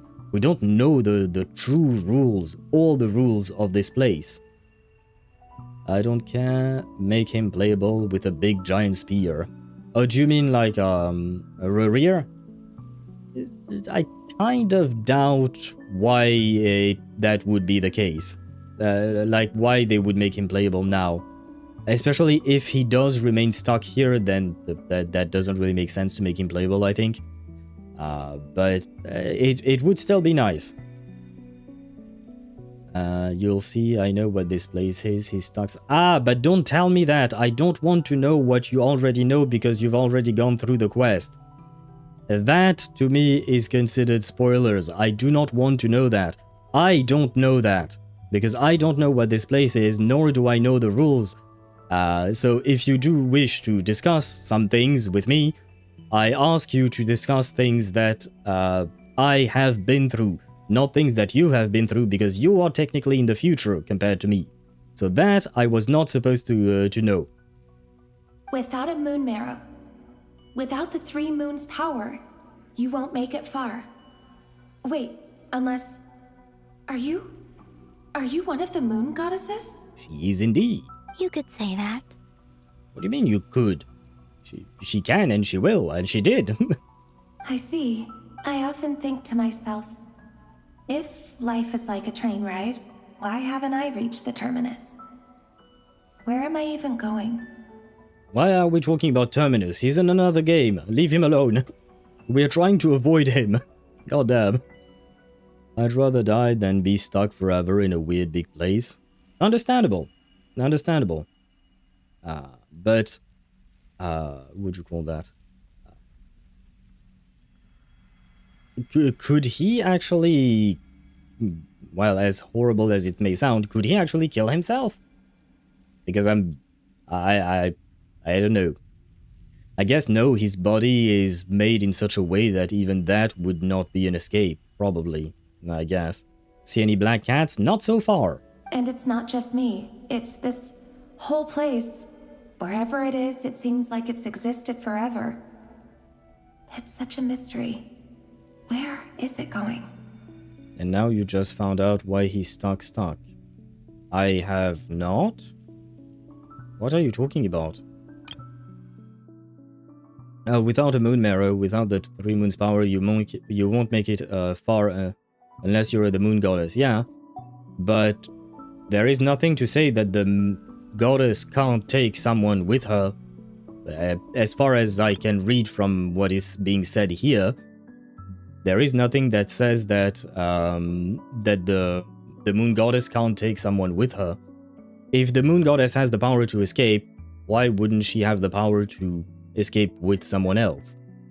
Kind of, you know, when we had that TV show, Prison Break, one of the brothers had the plan to escape the prison, and he took other people with him, right? It's got this kind of similar. Unless there is another rule that will be stated later on that only the moon goddess can escape for some reason. But so far, I have not seen that rule. And I think I read everything, yes. I must seem so ridiculous. I can't answer these basic questions, and yet I jumped right in here without hesitating, only to be torn apart the moment I entered by powerful energy currents. Only my soul remains now. Oh shit, so she remembers being torn apart? Hell, that's kind of fucked up. Thinking back, I was suddenly overcome with fear and terror in that moment. Perhaps I too became bewitched by the abyss. I may have been the leverage it needed to control Rayrir. I used to be a researcher at the Universitas Magistrorum in Conria, researching the iridescent moon's marrow. Eventually, I came to the conclusion that time in here flows in reverse. Rayrir was one of the Finster King's retainers. With me, he was in an impossible position. It plagued him constantly. I wanted to help him escape his lot in life. I wanted him to be happy. So I thought I'd use this place to return to the past. Oh, so that's why she jumped. Because I always wondered why she would jump in, because we saw the cutscene where she does, and I was like, why did she do that? Basically, Rayrir and Thelindis are now souls. Rayrir is more tangible, but barely. Well, we just have to construct bodies for them then. Give them a puppet, just like, what you call that? Like a Scaramouche or the Raiden Shogun. That way they can inhabit them, and they can finally get their happy ending. Even though one of them doesn't exactly deserve it, but I am willing to sacrifice justice for Thelindis. Which is not good, in truth. In truth, I wouldn't, but just for fun. And for the dream of seeing Rayrir and Thelindis finally reunited. That's not exactly a good idea. Why not? It's never backfired, right? It's never backfired before when we put souls into puppets. At the time, I thought I could just go back to the day that the Finster King first found the princess. It was only after meeting the princess that the Finster King started going too far with his research into the abyss. That was the day all of our woes began. I thought I could stop the king from ever meeting her and solve everything. If the puppets are made out of the materials Wanderer is made out of, I'm guessing there is a continuation to your sentence. You'd basically be damning Irminsul. Why is that?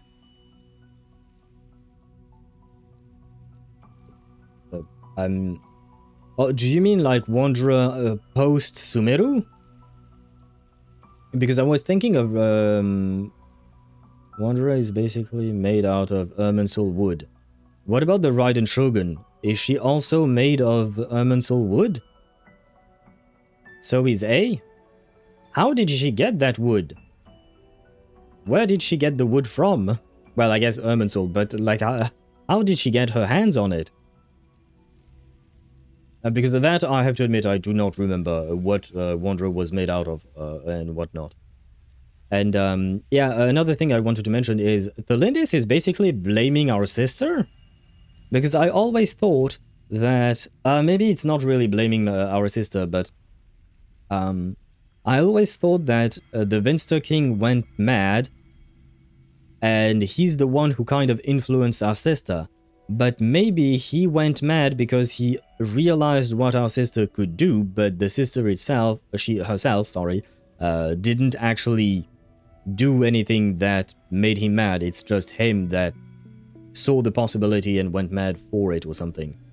Don't recall off the top of my head, but it is basically laid on thick that it is made out of Irminsul wood. What about Dottore's segments? Are they also made of Irminsul wood? Because earlier, Scaramouche said that his segments were made after analyzing him. Same, huh? Well, I mean, it seems like plenty of people are created from Irminsul wood, and Irminsul seems fine. It's a big tree, it will recover. That is why he can see into time. Oh, right, okay, because of the connection of Irminsul and the recording of all memories. I see, okay. But yeah, like I said, big tree. But Rerir would be a problem. Nah, it'll be fine, trust. No, in truth, I do realize it would be a problem because he is still corrupted by the Abyss. So, putting him, well, connecting him, basically, he's kind of like a virus on a thumb drive, and you would connect it to your computer, right? You want to give a body made out of Irminsul to somebody who is basically an abyssal construct. Yeah, it is what I just said. But it's fine. We'll figure it out. Yeah, the PC analogy is correct. Yeah. I do understand the idea.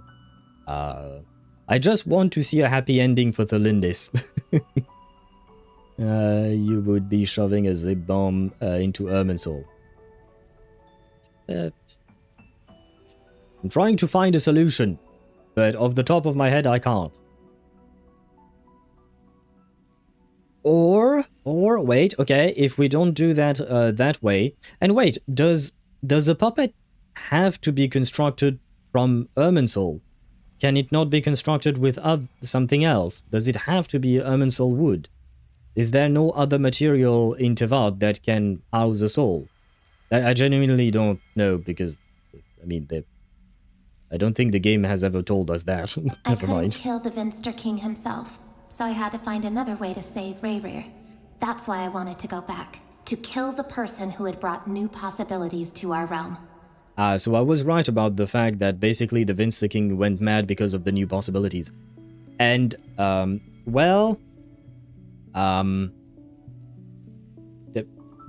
guys, do you realize that she just said she wanted to murder my sister, or our sister, or the Traveler's sister, however you want to phrase it? As much as I like Thelindis, killing the Traveler's sister is not exactly nice. Well, I mean, I suppose that makes her a murderer wannabe, right? And her fiancé is a murderer himself. So I guess it is kind of a match made in hell. I'm sure it was a futile endeavor, but the Abyss probably enhances the basest human desires. So I naively hoped I could change everything. And on top of that, how would she ever be able to kill our sister? I mean, as far as I know, Thelindis is just a regular person, more or less. So how on earth would she believe that she could kill Lumine? Lumine might not be a descender, apparently, but she's still strong as fuck, I would assume. Stab? You have to get close to the person to stab them. I don't know if Lumine would allow her to get close. Or poison. Does poison even affect the Traveler and his sibling? Because they do have special constitution. Poison then stab. Yeah, but I still... I'm not exactly sure. She would... Yeah, no, she would try, yes, but what I'm saying is that it is probably not actually feasible. It seems like it has to be Irminsul wood for the sentience they have. It seems like. Okay. Irminsul wood basically grows a soul when formed into a puppet. Ah, yeah, but that's not what I want. I don't want Irminsul to grow a soul. I want to put the existing soul into the puppet. In fact, that is the true trigger to have a villain traveler. If Tholindis killed Lumine, yeah, we might get a villain traveler indeed. Honestly, I would find it interesting. I don't want Lumine to die, but I would find it interesting. All she would have to do is knock them out. That is all she would have to achieve.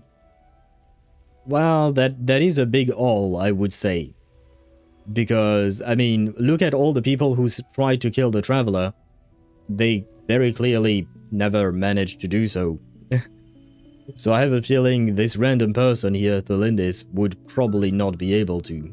But I was simply too weak. Like a speck of dust against the whole universe. Look at me. I didn't even survive the journey here.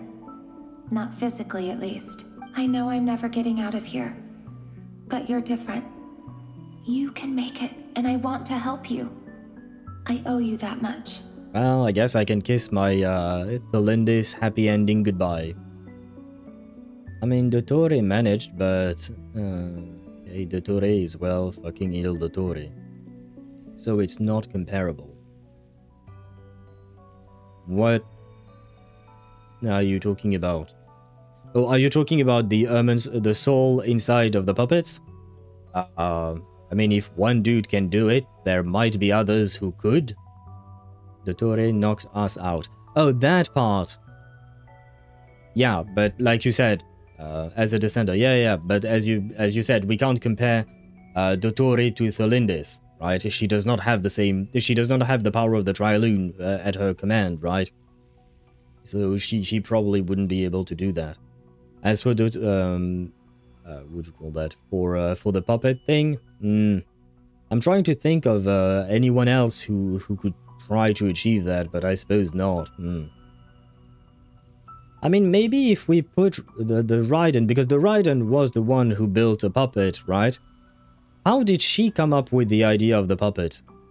Because from my understanding, Raiden created Scaramouche. Scaramouche was analyzed by Dottore, and then Dottore created his segments, right? So that means that the original idea came from A. So what if we put A with, I don't know, Nahida or someone else, like, we put a research group together? Because the thing is, A is no longer researching that shit, right? But if she had the knowledge to create a puppet in the first place, as in creating Scaramouche, maybe she could create another one that is better or that would suit the purpose. No, we aren't touching the radish. I'm not proposing that we murder the radish. I'm talking about forming a research group. Why are you talking about touching the radish? We're not touching them. We're not touching her, we're just asking her to help with our research project. Plus, wait. Technically speaking, even though, yes, the Raiden Shogun has a soul of some sort, A is able to inhabit it. No killing, no scanning the radish? No, I don't want to kill or scan the radish. You misunderstand what I'm saying. I'm saying you put A and radish together in a room and they talk. That's all I'm saying. They talk together as in a research group, like call it a project of some kind. They work on the project together as friends, if you want to call it that, or as colleagues, whatever.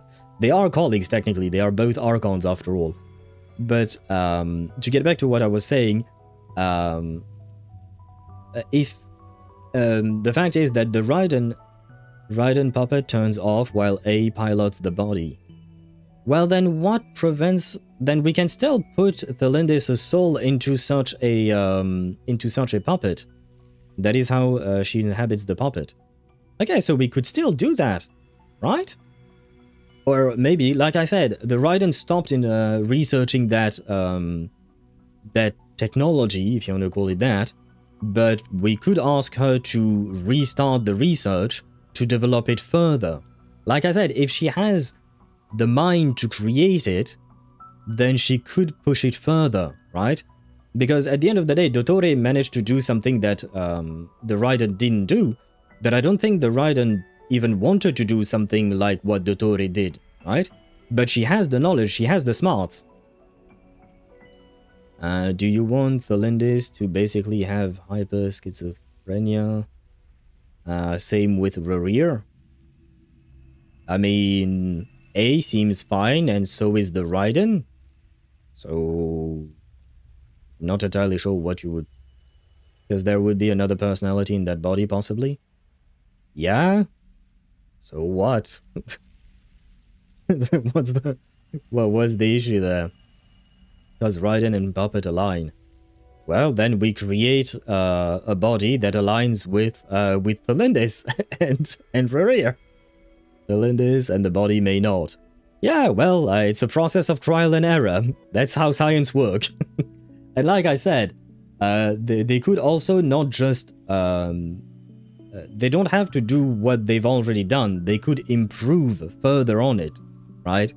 There is nothing like the possibility is out there that the Raiden could create something better than what she created already. She doesn't have to just stop there. As far as we know, there is no limit. But the possibility is open for investigation. First we research, then we try to come up with a better solution. How do you plan to help me? Have you noticed the golden energy that exists here? Based on my past research and my observations since coming here, I believe they carry you forward faster. Okay. Do we even know what that is? It would potentially be reaching into arrogation of man, because that is basically resurrection. Well, what about what Dottore just did with Rerir? He basically resurrected Rerir as well. And Renova, because afterwards you wrote Renova might not take that lightly, but Dottore just resurrected Rerir and Renova is nowhere to be seen. I can share what I've learned and help you understand the pattern in which this energy appears. Rerir was technically never dead, just scattered. So do you think that Renova is playing on those kinds of semantics? Because it is a kind of death.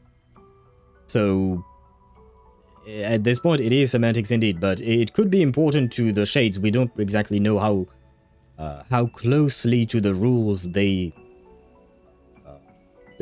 stand. I suppose they do stand really close to the rules, I will say that much. So it could be that. But wait, what? Wait, what are we considering being dead? Because you say Rerir was never dead, he was just scattered. But his body was dead. Think of Rerir's death like your head is in your room, your torso is, I don't know, Nigeria. Your legs are in Australia. Yeah, but his body was dead. So his soul was what remained, and then you pieced the body back together, right? But right now for Thelindis, the soul remained. Dead with quotation mark. You can't tell me that his body was alive when his pieces were scattered. You can't tell me that. That's not how a human body works. If your leg is in Australia and your torso is in Nigeria, your body is no longer alive. That's no longer a functioning body. That is a corpse. So technically, yeah, his body was dead. Abyssal power kept it glued together through massive distance. So you're telling me that his heart was still beating then? That's just one example. Dottore didn't resurrect, he just pieced together. Yeah, I do get the idea, but at the same time, So the problem would be the body being dead? Okay, but wait, Thelendis said that her body was torn to shreds, right? But what if we do find the shreds then? We're talking a really horrifying body horror shit. Sure, but what about Thelendis' body? Where is that? Because she said that she was torn to shreds, but like, does that mean that her body completely disappeared? Or is there shreds to be found? Kind of like there were shreds to be found for Rerir. Hers is gone? But gone where? And why is it gone? I think you just might... Now, I know you will be able to change the past. Please do not ask Columbina to go murder my sister in the past. Also, I've been speculating about where this phase ends. The documentation was scant, but from what I know of the legends about the moons, the oldest ones seem to begin with Nibelung, king of dragonkind. I have no way of verifying any of it by this point. But if it's true, you might be able to reach that era if you keep walking. Wait, what? Are we going to meet Nibelung? I'm all for it, I'm curious about the guy. Guy slash dragon, I suppose, but that is not how I mean, that is exactly what I wanted. But at the same time, I wasn't expecting it to happen. Understood. Thank you, Miss Thelendis. I'm the one who should be thanking you. If you hadn't entered this realm of everlasting death, what use would my deductions be? Thanks to you, they have some meaning. Rhea's soul can't die, Lady Renova doesn't allow it. He was hit with the curse of immortality. True. What about Thelendis? Was she not hit by the curse as well? Or had she not gone to... If she didn't go into this place and die and all of that, would she have turned into a Hilichurl instead? About Rerir, I'm so sorry. For everything. She wasn't hit, it seems. How could she not be hit? As far as we know, everyone in Khaenri'ah was hit. Or, not everyone in Khaenri'ah, but everyone who had Khaenri'an blood, right? So how come she's an exception? Oh, I guess maybe she died before the curse happened. That's the explanation, right? I think she, because she went into the space what would you call that, before Khaenri'ah fell. So maybe she went into the space and died before the curse ever happened, so that's why she never had the curse in the first place. She had already died. Okay, yeah, no, that would explain it. Could really be that second of a difference that she dodged the curse. Yeah, I think that's probably the case. She dodged the curse by dying first. God damn it, Thelendis. I'm trying to find ways to save you, but you're not really helping me. In fiction, you truly died when your soul perished, because your soul is the fundament of yourself. But Deidara, if you say that, then Thelendis is not dead, because her soul is here. If you say that you don't die until your soul is dead, then her soul is right there. She's not dead then. If technology allows you to transfer soul to another body, it will still be yourself with another body. Yeah, that's what I wanted to do with Thelendis, but you guys said I can't. So I sag. It wasn't your fault. That's not true. Because we both feared bringing trouble upon each other. Neither of us ever told the truth. And that dishonesty sealed our fates. But enough about that. I wish you a safe journey, Miss Columbina. Thank you, Thelendis. I hope we see you again, but I suppose not. And may the outside world never have to experience pain like this again. Well, Hopefully we won't, but I have a feeling we might. Rerir, you're there, aren't you? I cannot see you, because you exist in the future. I expect we'll be trapped in this prison of space-time for all eternity. But please, gaze upon the past, and then sit for a while. Let's find a place to sit down together, just like we did when we first met. No. What do we call this? Because, you know, we have Doomed Yuri. I've never heard of Doomed Yaoi, but that could exist as well, maybe. But what do we call a doomed straight relationship? Because we do have Doomed Yuri, right? But what about doomed straightness? Like, how does that work? Doomed marriage? Okay, well, why not? Well, but the thing is that you could... Doomed marriage is too generalist, because that works... And on top of that, they weren't even married. They were engaged. But, what do you call that? For Yuri relationships, they can also be married, so technically they also fall into that category. You know what I mean? Like, doomed marriage is basically the umbrella that contains doomed Yuri, doomed Yaoi, if that exists, and the doomed straightness, or whatever. They are technically married. They are married in my... Okay, that's not the same thing. In lore, they are not... what do you call that? They are not married. They never got to the point of actually signing the papers and all of that. They were... And wait, no! Were they ever engaged? Did she ever give him an answer to his proposal? Because we never saw that... No, yeah, no, but... Now I'm confused. Doomed love, is that all? Welcome to straight relationships. But again, doomed love can apply to doomed Yuri and doomed Yaoi as well. So we still don't have a word for this one specifically. He didn't give her the ring either. Yeah, so are they even engaged? Because he even refers to her as his former lover, not his former fiancé.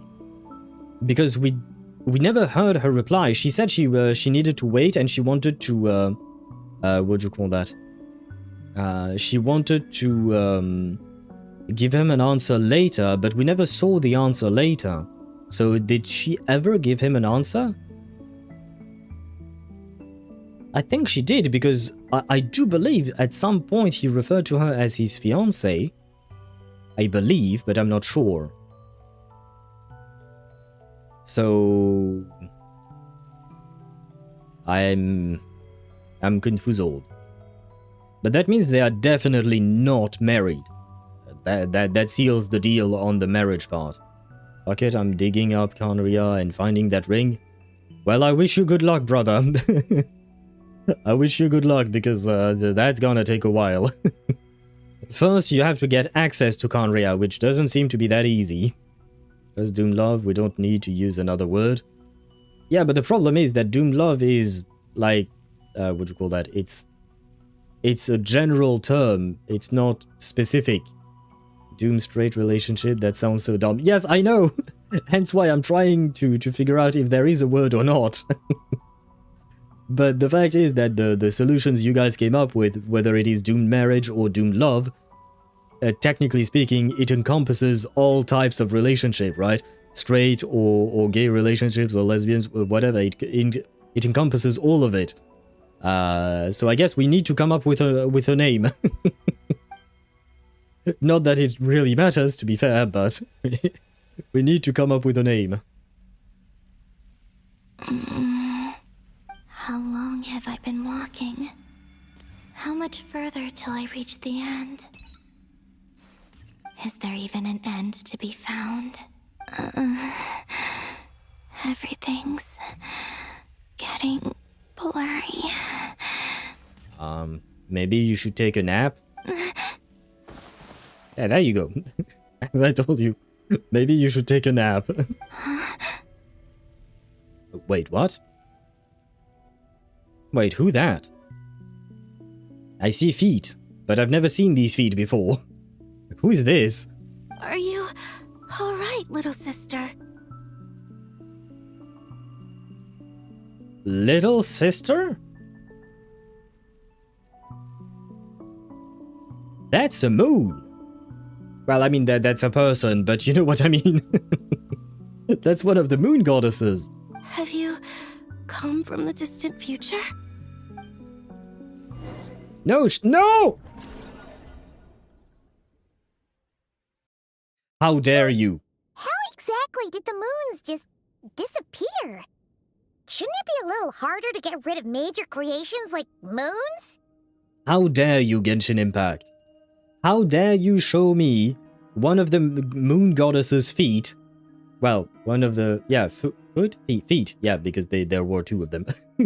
But how dare you show me the moon goddess's feet and hand, but not the rest of her body? I'm not interested in feet. I'm not interested in hands. Where is the rest of her body? I mean, we kind of saw the back of her head, I guess, but... How dare you? How dare you cut me off like that, Genshin? God damn it. Aria, Sonnet, and Canon. Yeah, those are the names of the three Moon Sisters. And don't worry, Deidara, we already know those names. I already know them. And they are the names of the songs that you hear when you launch the game. You know, when you load the game and there is a door that... what do you call that? That appears. There are 3 songs you can listen to depending on what time of the day it is. And those songs are called Aria, Sonnet, and Canon. And we know that those are the names of the 3 moon goddesses. Just no faces to the names. Well, we do have one face. We have the Welkin Moon. We have one face, I suppose, but we don't really know which one that is, do we? What's the deal with the Welkin Moon, then? Because, you know, I'm talking about the one that appears when you redeem your 90 Primogems per day. Those were fine legs and thighs. True that. The world is a vast and ancient place. On a certain scale, all life lasts for but a fleeting moment. Miss Nicole explained that the moon goddesses likely perished in the War of Funerary Flame. The moons themselves were also destroyed at that time, save for the Frost Moon, from which a new moon goddess was later born. Okay, I see. We know who the Welkin Moon is? Might I ask? If it is information that we've had prior to this quest, I am interested. Yes, but I thought he mentioned one specifically. No, Aria, Sonnet, and Canon, if I recall the names correctly, yeah, are 3 names. They are 3 different names. He just mentioned all 3 of the moons. Am I missing something then? 'Cause the stories say that the moon goddesses were born on the moon, but doesn't Columbina say she was born in Nod-Krai? Huh, you're right! Why do their birthplaces differ? What's the difference between the 2 generations of moon goddesses? Also, remember what Sandrone said? Her scans detected 4 moons. In other words, 4 moon marrows. Technically, the result of the scan means that 4 moon marrows were detected and positively identified as moons in that moment. In other words, this piece of information alone isn't enough for us to know how Miss Columbina is doing right now. Yep. We have no way of staying up to date on whether she's dead or alive. She's on her own for now. But at least she's trying her best to get back to us. Yeah. She's a tough cookie. And a sore loser, too. We have to trust that she'll find a way. Because we really need her power. I always love the expression tough cookie. It always makes me laugh. Yeah, but I just blocked my brain when I saw a name. Sorry, Spotter. I don't think he took it personally, but I will let him answer for that. I want to grab that key so badly. The key on her back? How does she... Oh, I guess she has to sleep on her side, right? She can never lay down on her back. How does she sit? Oh. This poses so many questions. It's even worse than Thyran tails or things like that. Because this thing is solid, right? A Thyran's tail in ZZZ, you know, they can wrap it around themselves somewhat. But this is, yeah. We can solve the laying on her back part. Well, the only way she can lay on her back is either if there is a hole in the bed, or, yeah, okay, I just got a hole in the bed. Yeah, I don't think that's a great plan. Because the problem is that the hole in the bed would be too big, and thus you would just sink into it too much. I don't think it would be that practical. I mean, I suppose you could make a very specialized bed, not just cutting a hole, but a very specialized bed so that it accommodates for her. We obviously can't take the key out. Why not? Is there a rule against it? Why can't we take the key out? As much as it pains me to say it, we've got no chance of beating Dottore in a straight-up fight.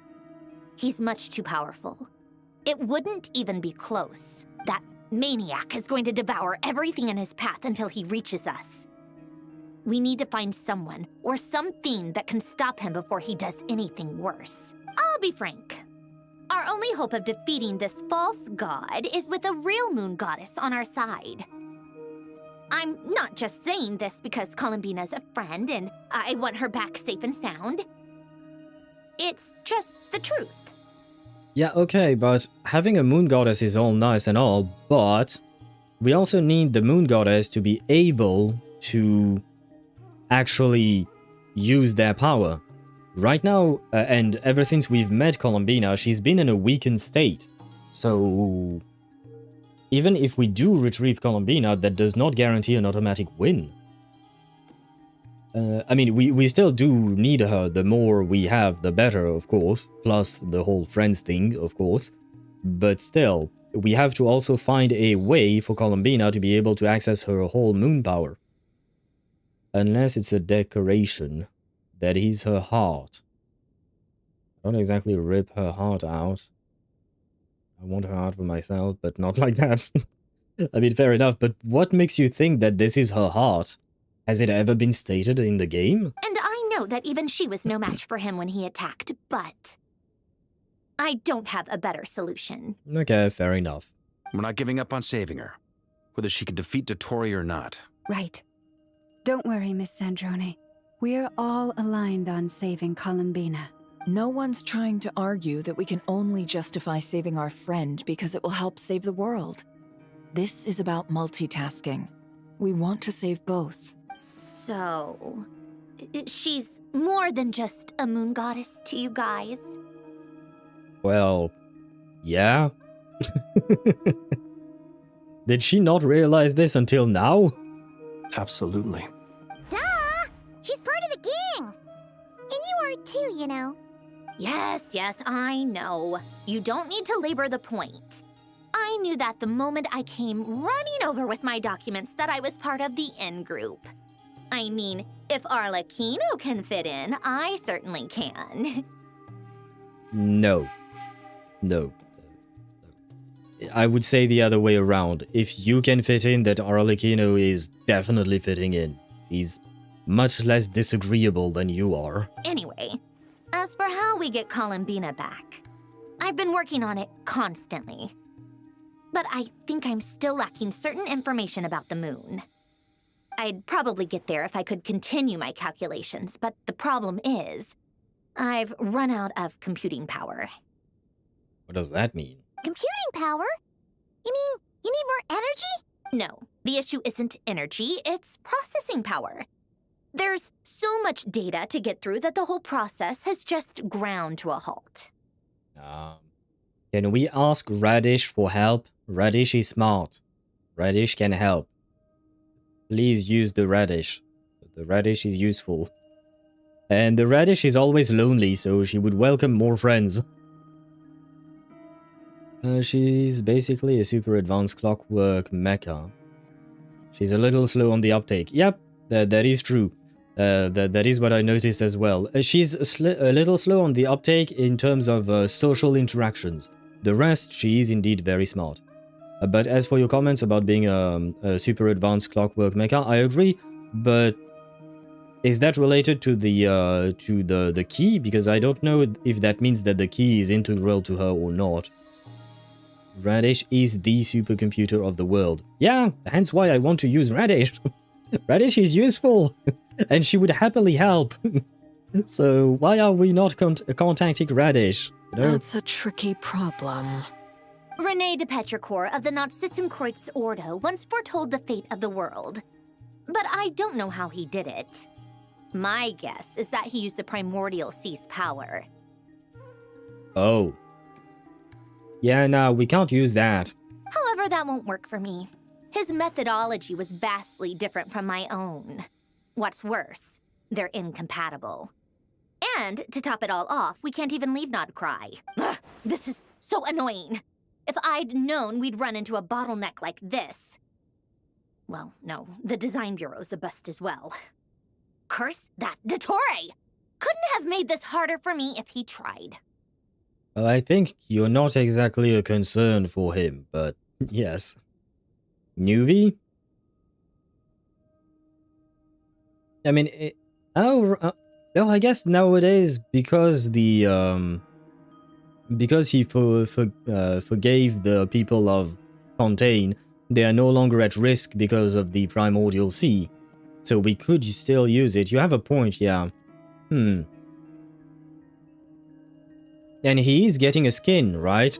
So maybe he has plot relevance. I know that's not how it works, but... Oh, what do we do then? How about we grab a bite to eat and take a break? Maybe something will come to mind after you've cleared your head. You don't get it, do you? I'm trying to calculate the fate of an entire world here. And I need accurate results, not big prophecies. Where the heck am I gonna find the computing power for that? The Radish. God damn it. Do you not see the green lady? Do you not know where she's from? Anyway, time to shelve the discussion on technical difficulties. Being a killjoy isn't very ladylike after all. Either way, we've done what we can. Rest well, everyone.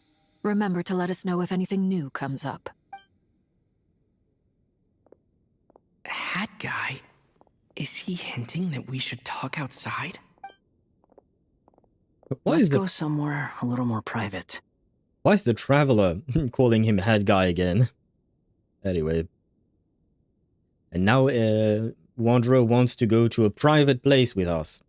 I'm not sure I like that. Oh, and, well, I guess this was auto-moderated, but there we go. Technically, Nuvi now has control over the primordial sea. Fanes lost that, at least. You really have a problem, man. You really need to cool down with your hate border. You didn't need to add that part about Fanes. Your hate is...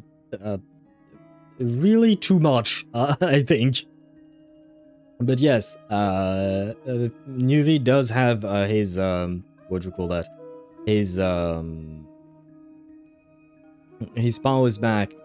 And see, we should ask Nuvilat his help as well, you know? Because I get why not asking help from Venti or Zhongli. That I understand. There are reasons why they wouldn't intervene. Why not? But Nuvilat, like even Radish, because Sparta, I think you mentioned at some point that maybe if an Archon intervenes outside of their jurisdiction or something, the Heavenly Principles would be mad. But what about Nuvilat? Nuvilat is not under the Heavenly Principles rules. He has regained his former power and all of that. Can he not come and hydro pump Dottore or something? I feel like... Can we not power wash Dottore with Nuvilat? Ah shit, I'm in the wrong window.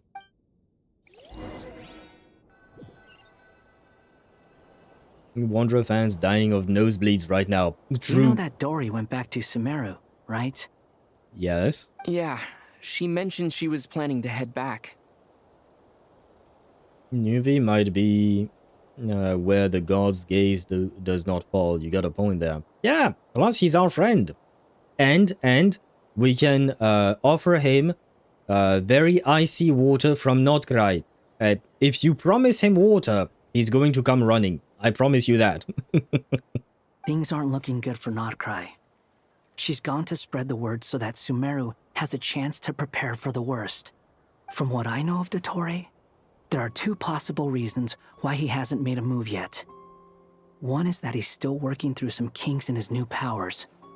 The other is, he wants to see how we're going to react. We still don't know exactly how that works, Nicole. How what works? What are you referring to? I'll call your wife, we need an explanation. She's not exactly great with a smartphone, so unfortunately, it's kind of hard to reach her. Although I have found her house. So we could go to her house and maybe she'll be there. Except apparently she has multiple houses, so... And I am only aware of one of them. The wife is not exactly sharing of details. I mean, at the same time she does share too many details for Varka, for Varka's sake. But there are many things she does not tell us. Nicole is the one that said, are there hidden corners where the god's gaze does not fall? Ah, that. Well, I mean, does it even matter? In the sense that, like, Firena, or Fossalor, rather, I should say, managed to kill herself, right? But more importantly, she didn't just kill herself, she destroyed a throne, right? She destroyed a freaking throne of Archonhood. There is no longer a Hydro Archon position available. The job has been terminated, right? And yet, the Heavenly Principles did not do shit about that, right? Basically, she blew up her office or something like that, if you wanna, if you wanna put it that way. She blew up the office, yet the CEO is not showing up to the scene, right? You know what I mean? So, like, at this point, do we truly fear the awakening of the Heavenly Principles or of Fanes? Because they don't seem to wake up for anything. So, yeah, I feel like Nuvi could probably just jump into Nod-Krai and be like, hey guys, I'm here to help. She didn't just blow up the office, she blew up an entire department. Sure, if you want to put it that way, sure, it just makes it even worse. But the fact is that someone blew up an entire department and the CEO of the company is not even holding a press conference. You know what I mean? It makes no sense whatsoever. So, at this point, do we even care where the god's gaze fall? Because the god's gaze seems to be non-existent. It seems more like the gods has his eyes closed, basically. So, Nuvelet, please show up. Radish, please show up. We need help. Especially because, well, I guess it's kind of the same thing with Natlan. But the crisis that we had in Natlan and here in Nod-Krai, they are not just country ending, they are world ending, right? Because if Nod-Krai falls, then other countries may fall. Just like what happened in Natlan. If Natlan fell to the Abyss, then the Abyss would slowly corrupt the rest of the world. For Fontaine, on the other hand, it was more of a national problem. Liyue, national problem. Inazuma, national problem. Sumeru is kind of complicated because Scaramouche tried to become a god and all of that, so But, and even Mondstadt, national problem, basically. So, there is a line somewhere. They keep emphasizing it. Yeah, but if the line is not drawn at blowing up the entire department you're working in, then I feel like you just moving from one department to another, it's not that big of a line there. I mean, Sumeru had both, because forbidden knowledge and a wannabe god. True, I forgot about forbidden knowledge. There was that too, indeed. But still, for none of these things, the heavenly principles awoke.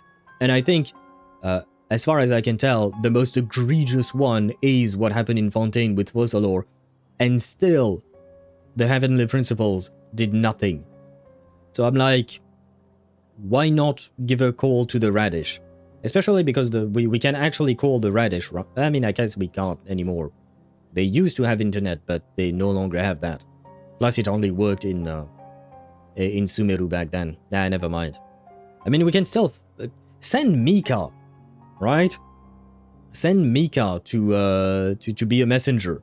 He should be here somewhere, isn't it? Because he is part of Varka's expedition. Where the fuck is Mika? What is he doing? I guess he's a cartographer, not a messenger. But the first time he was introduced, he came back to Mondstadt not just to deliver a message, but also to deliver a message. So why is Mika not here? It's not like I want to see the Chocobo, but, you know, he's supposed to exist. He'll easily devour everything eventually. So I guess he's in no rush to make it happen. The first false god he made was me. Now it's his turn. Even though my records were erased from Irminsul, Dottore's ideas haven't changed one bit. Well, I mean, I think you were just a prototype to his grand plan. You were just a test run of creating a god. He once told me that becoming a god was like turning yourself into a hungry wolf or giant serpent to devour the moon. Clearly, he began studying the moon goddess's powers long before he even tried making a god. I mean, that would make sense. We gotta get to 7.x to find out. Can't say what shit. Why, you'll see. Do you mean like about where the heavenly principles draw the line? I would be happy if we got an answer to that. Also, I question how the hell did Wanderer even earn his vision? Ask Venti. Ask Venti. That's on him. I have no idea, man. He's always wanted to get his greedy hands on divine authority one way or another. And in the end, he devoured the moon where I failed. I mean, shouldn't you be happy that you failed to devour the moon? There is information we found out that tell us way more than I feel we should. What do you mean we should? Isn't having any kind of information good? I think we're forgetting the military power and safety that an Archon offers to its nation. Yeah, but right now it's a... what do you call that? It's a world-ending crisis, so we need any and all the help we can get. Plus, let's say, let's talk about Mawika, for instance, just as an example. But when Nod-Krai falls, the next target, given the map that we are currently sitting in, the next target will be Natlan. So wouldn't Mawika want to protect Natlan? Even if she doesn't want to protect Nod-Krai, it would probably better for her. It would probably be better for her to show up and help in Nod-Krai so that the problem never appears in Natlan. You know what I mean? Just trust me, I can't say. You have to hear it from the mouth of the person that tells it to us. Okay, I have no idea what you're talking about, but okay. This is why I like Wuwa more. What? I know you think a nation is safe, but you will never know.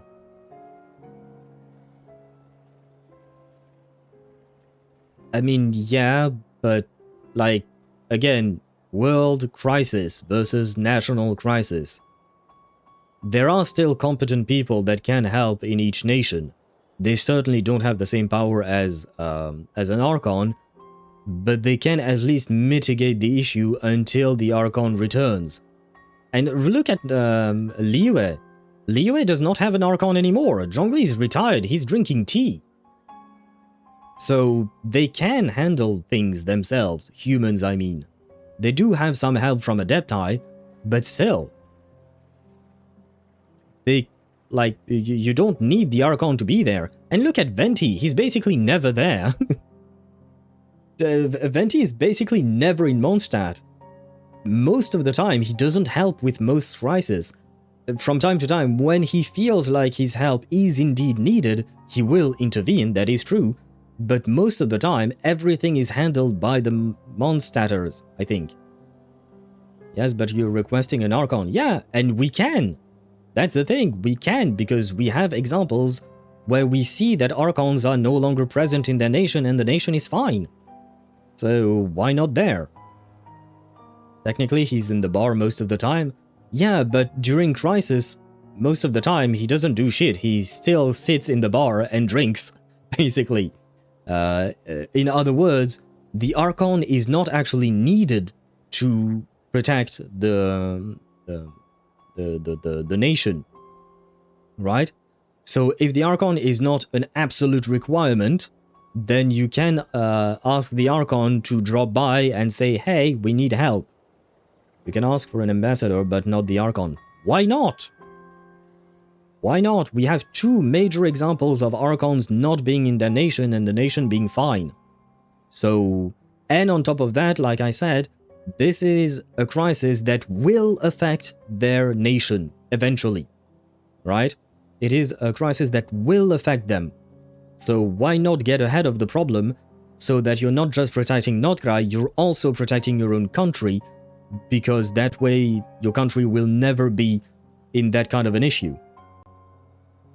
The other region came to help in Wuthering Waves. Yep, with both Huanglong and the Black Shores.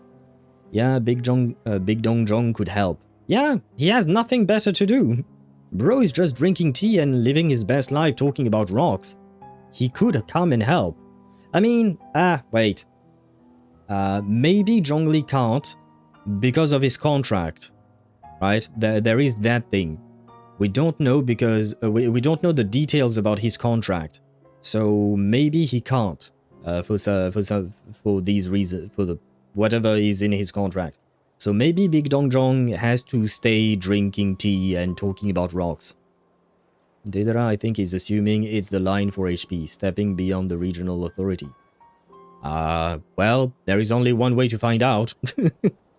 And honestly, at this point, I feel like, what's the point of risking to lose it all because you're afraid of someone who may never wake up?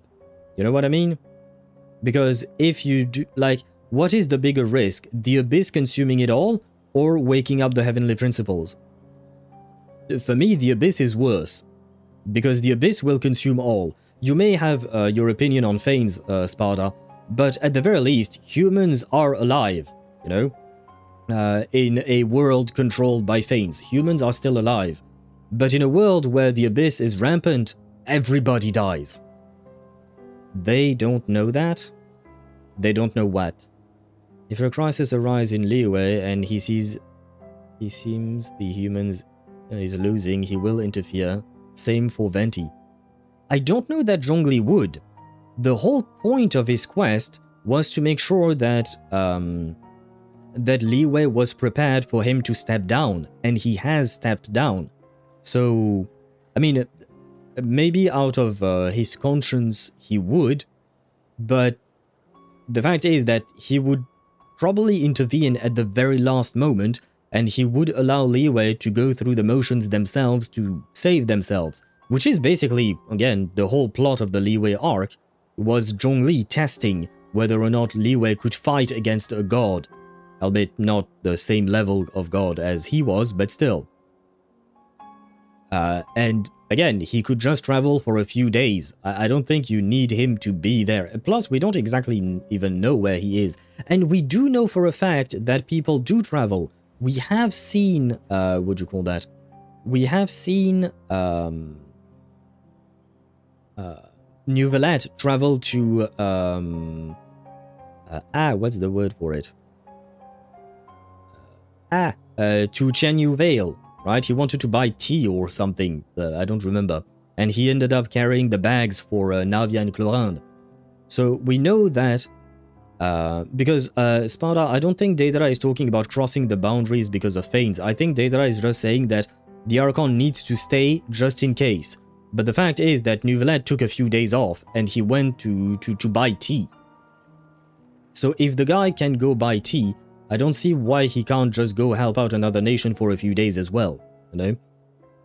The Archons saw shit bad enough from HP that they are basically hostile towards Celestia. Do you want to fuck with something like that again? Fighting the Abyss on their own legitimate feels like a better option than waking up HP. Yeah, but if they're losing the fight, what's the point? Because the whole thing about Natlan was, we don't want Natlan to fall, because otherwise it will consume everything. Basically, we didn't want to leave a door open to the Abyss, right? So the Abyss, once the Abyss has settled in Teyvat, it is fucked. It will, from my understanding, it will just be a matter of time before it, what do you call that? Before everything else is consumed. So what is the... Yeah, there might be bad shit being seen by the Archon from what HP did, but what is worse? Something bad that Thanes did, or having the entire world being consumed?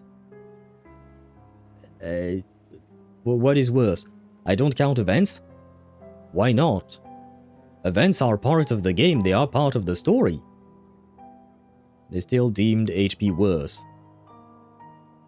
How do you know that? How do you know that, what do you call that,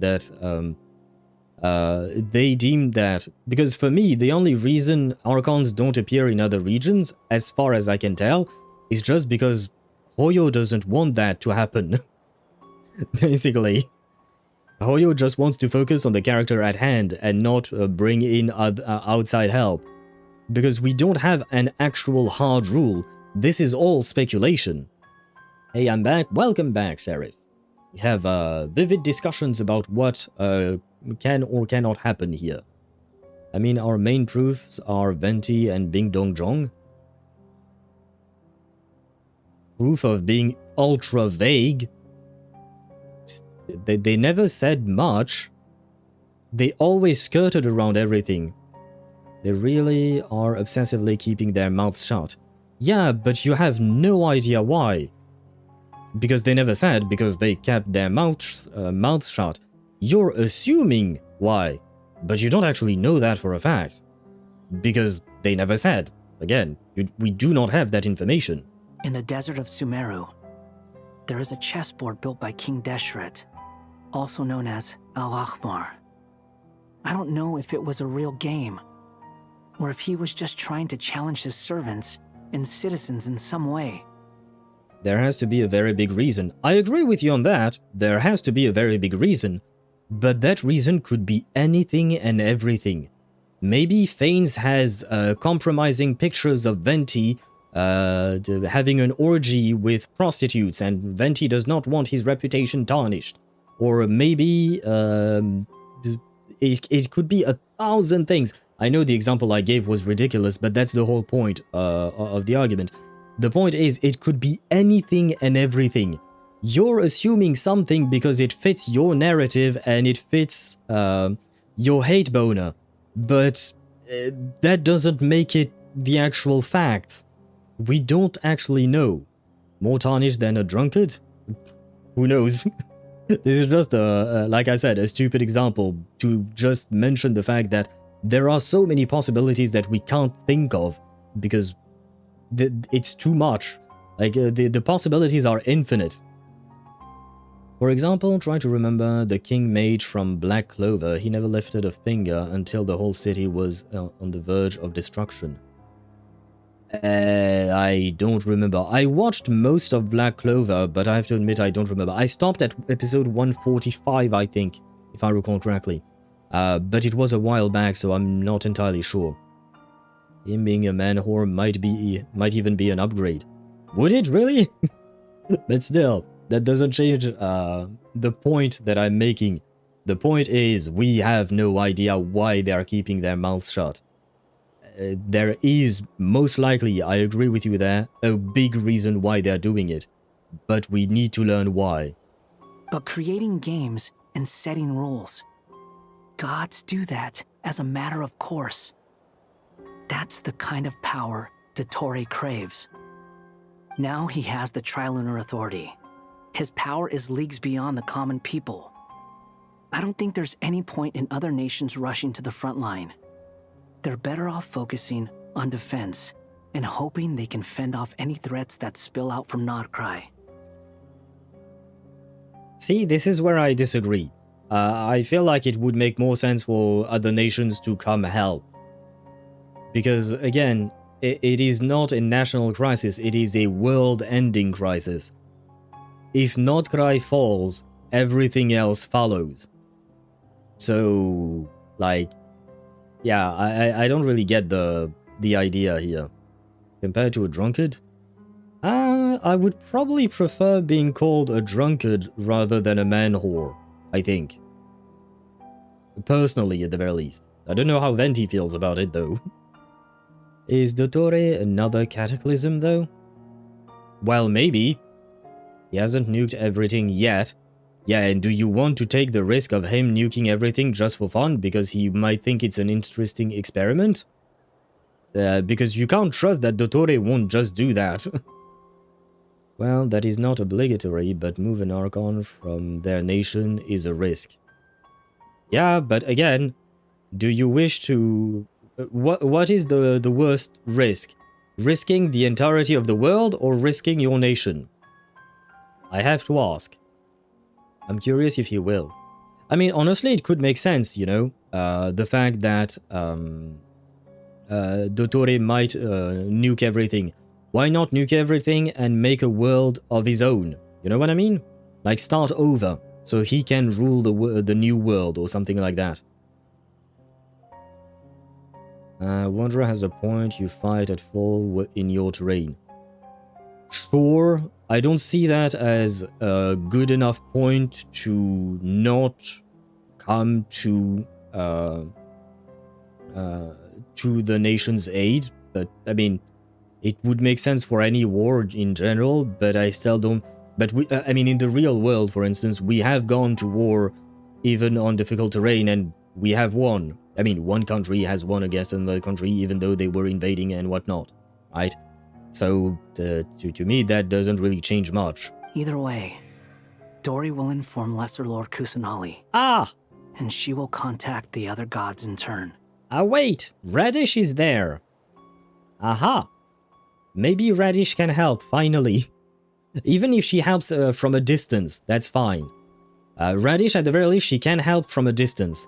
Maybe if we don't want to move the Archons from one country to the other, okay, fine. But the Radish can certainly help with information and computing power, as we mentioned, right? So at the very least, she can do that. She's not crossing boundaries. If you're worried about boundaries, she's staying safe and sound in Sumeru. But at the very least, she can lend her smarts. She can lend her brain. Yeah, a bit of a problem with that. He's still not above Celestia. He thinks that because the Trilunar Authority is comparable to the Four Shades. But isn't his point to be above Celestia as well? Or his goal, sorry, I should say. Isn't Dottore's goal to become to become something greater than Celestia even? Because that does seem to be the case. If you move, for example, Nahida and some of her guardians, the Academia will do something. No, I am not the one moving her. She's the one moving herself. If Nahida decides to move of her own accord, the Academia will do nothing. The Academia now work for Nahida. She has taken control over the organization. She is now their Archon and they do listen to her. So if she decides to go somewhere, she will go. Radish purged the Academia. Yes, she has removed all the traitors and all the people who were working with Azar. So the Academia is hers. Can we get Big Radish at some point? I wish, man. I wish we could get Big Radish, but I suppose HoYoVerse won't give us that satisfaction. He's not above reason yet. But that's the thing, the important part in my opinion in that sentence is the yet. I think he wants to be above reason. And if he does, then we're all fucked, basically. The Seven will have some recourse available. If nothing else, their protection should keep the rest of the world from descending into chaos as quickly as Nod-Krai has. Not with Wanderer. Oh, there is always remnants, not with the Wanderer as her assassin, there aren't. There is always someone waiting in the shadows, waiting for a moment. I would agree with you if it weren't specifically Nahida. Because Nahida is the Archon of Wisdom. She is basically the smartest entity in this entire game. Right? If I'm not mistaken. Correct me if I'm wrong. So I feel like she can come up with plans to safeguard as much as she wants. And she has access to Irminsul as well. So plotting against the God of Wisdom might be more difficult than you think. At the very least, that's how I see it. So on the bright side, even if Nod-Krai is doomed, your friends in other nations won't be in any immediate peril. Not immediate, but it will come to pass, isn't it? That's good to know. But I'm not ready to give up on Nod-Krai yet. Or will there just be a big hole in the map where Nod-Krai stood and the rest of the world is just fine?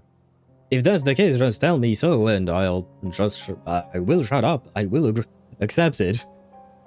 Radish literally has the strongest Electro user outside of the Shogun, and a literal potential god killer as her assassin. The strongest Electro user? Oh, you're talking about Sino! Fuck, I forgot about him.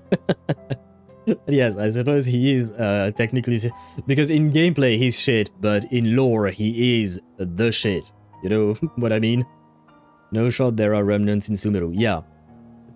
Not gonna lie... what do you call that? Nahida probably has the best team, I think. Because, like, if we talk about Fontaine, Fontaine is basically Nouvellette. The rest are just more or less regular people. They are very strong, but they are more or less regular people, right? Mondstadt has the Knights of Favonius, but in terms of power scaling, I think Varka is the only one that really, in terms of lore, I think Varka is the only one that that really counts, right? Inazuma, I guess, has the Raiden, but that's the Raiden, and Yaemiko. Wait. The Inazuma has Yaemiko as well, I forgot. Natlan? Sorry, I had to burp. It was a long one. But the point is, Natlan, I don't know where the heroes of Natlan stand. You know, Kinich, Mwalani, and all of that. I don't really know where they stand in there. I feel like Mawika is probably the biggest power... Well, she is the biggest powerhouse in Natlan. But just like Sparta mentioned, like Varka is 80% of Mondstadt's strength, I still feel like Mawika is the majority of the power of that nation as well. Albedo is a joke to you? Is Albedo that strong in combat? A genuine question. The heroes have an advantage because of the resurrection. But that only works in Natlan, doesn't it? I mean, I suppose they would only fight a defensive war, so why not? They wouldn't go conquer other places. Still, that is a good point. I kind of forgot about that. Wanderer is literally a potential god killer. Yeah, I mean, yeah, he is indeed. And thank God we have him. Well, I can't believe I just said that because I don't like him, but we kind of need him. Albedo is a strategist. He's not bench pressing a damn building like Chad Kahia. Yeah, that is what I thought. Albedo is really smart. Don't get me wrong. He's not Radish level smart. At least I don't think so. He does have some incredible powers with alchemy, but honestly, I don't think he would survive a direct fight against Varka, for instance. There's a word for people who refuse to let anything go. It's called being greedy. Yes, I know I was greedy when I wanted the Lindes to have a happy ending, but I will accept her fate. Maybe it sounds greedy to you, and probably naive too. But whatever you call it, that's what gives me the determination to keep fighting. Battles are fleeting, but the will to fight is a long-term commitment. Give up for even a moment, and your resolve will shatter. Man, I want to give props to HoYoVerse. Thank you for finally letting the Traveler speak. The Traveler has spoken so much in this entire quest. It feels like he's spoken more in this quest than he did during the past 5 years combined. And I love that shit. Thank you for finally giving the Traveler his voice. It really feels nice. And we still have Paimon around from time to time, right? But now he actually feels like the main character of the game. So this is really, really nice.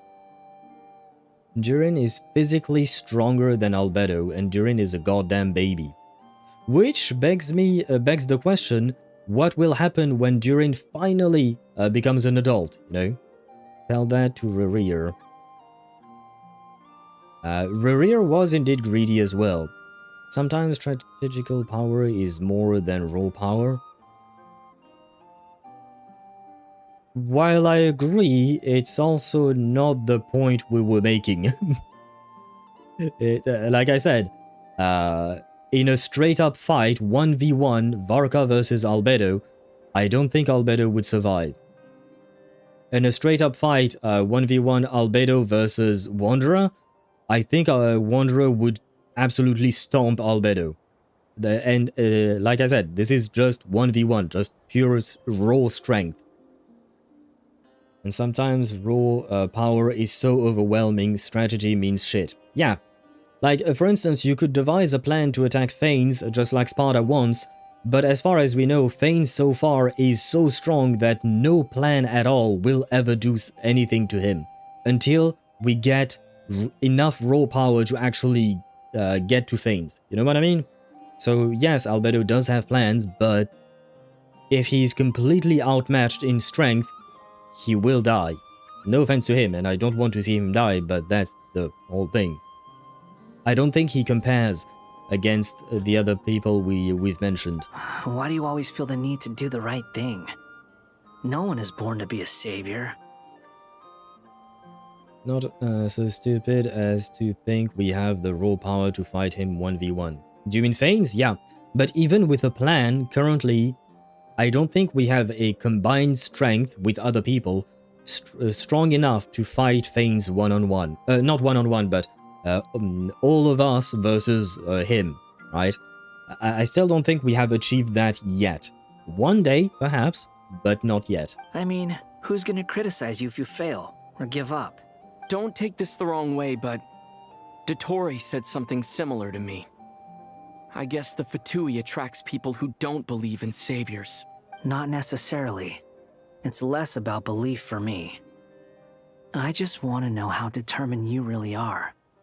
After all, I don't owe anything to anyone else here. Only you. You look kinda worried. If your arch-nemesis was about to achieve their ultimate goal, I think you might feel a little worried too. He has a point. That's true. Dottore is about to become an omniscient, omnipotent deity. That's gotta be a bitter pill to swallow. Would he truly be omniscient and omnipotent?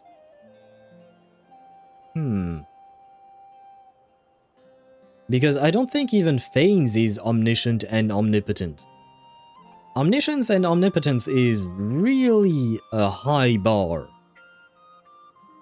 I get that Dottore is going to be extremely powerful and all of that, but I don't think he can reach that level, can he? We need something or somebody to put him down. Time? I don't know why you wrote time afterwards. And I will change one thing, is that you need something or somebody to put him down. You, specifically, not we.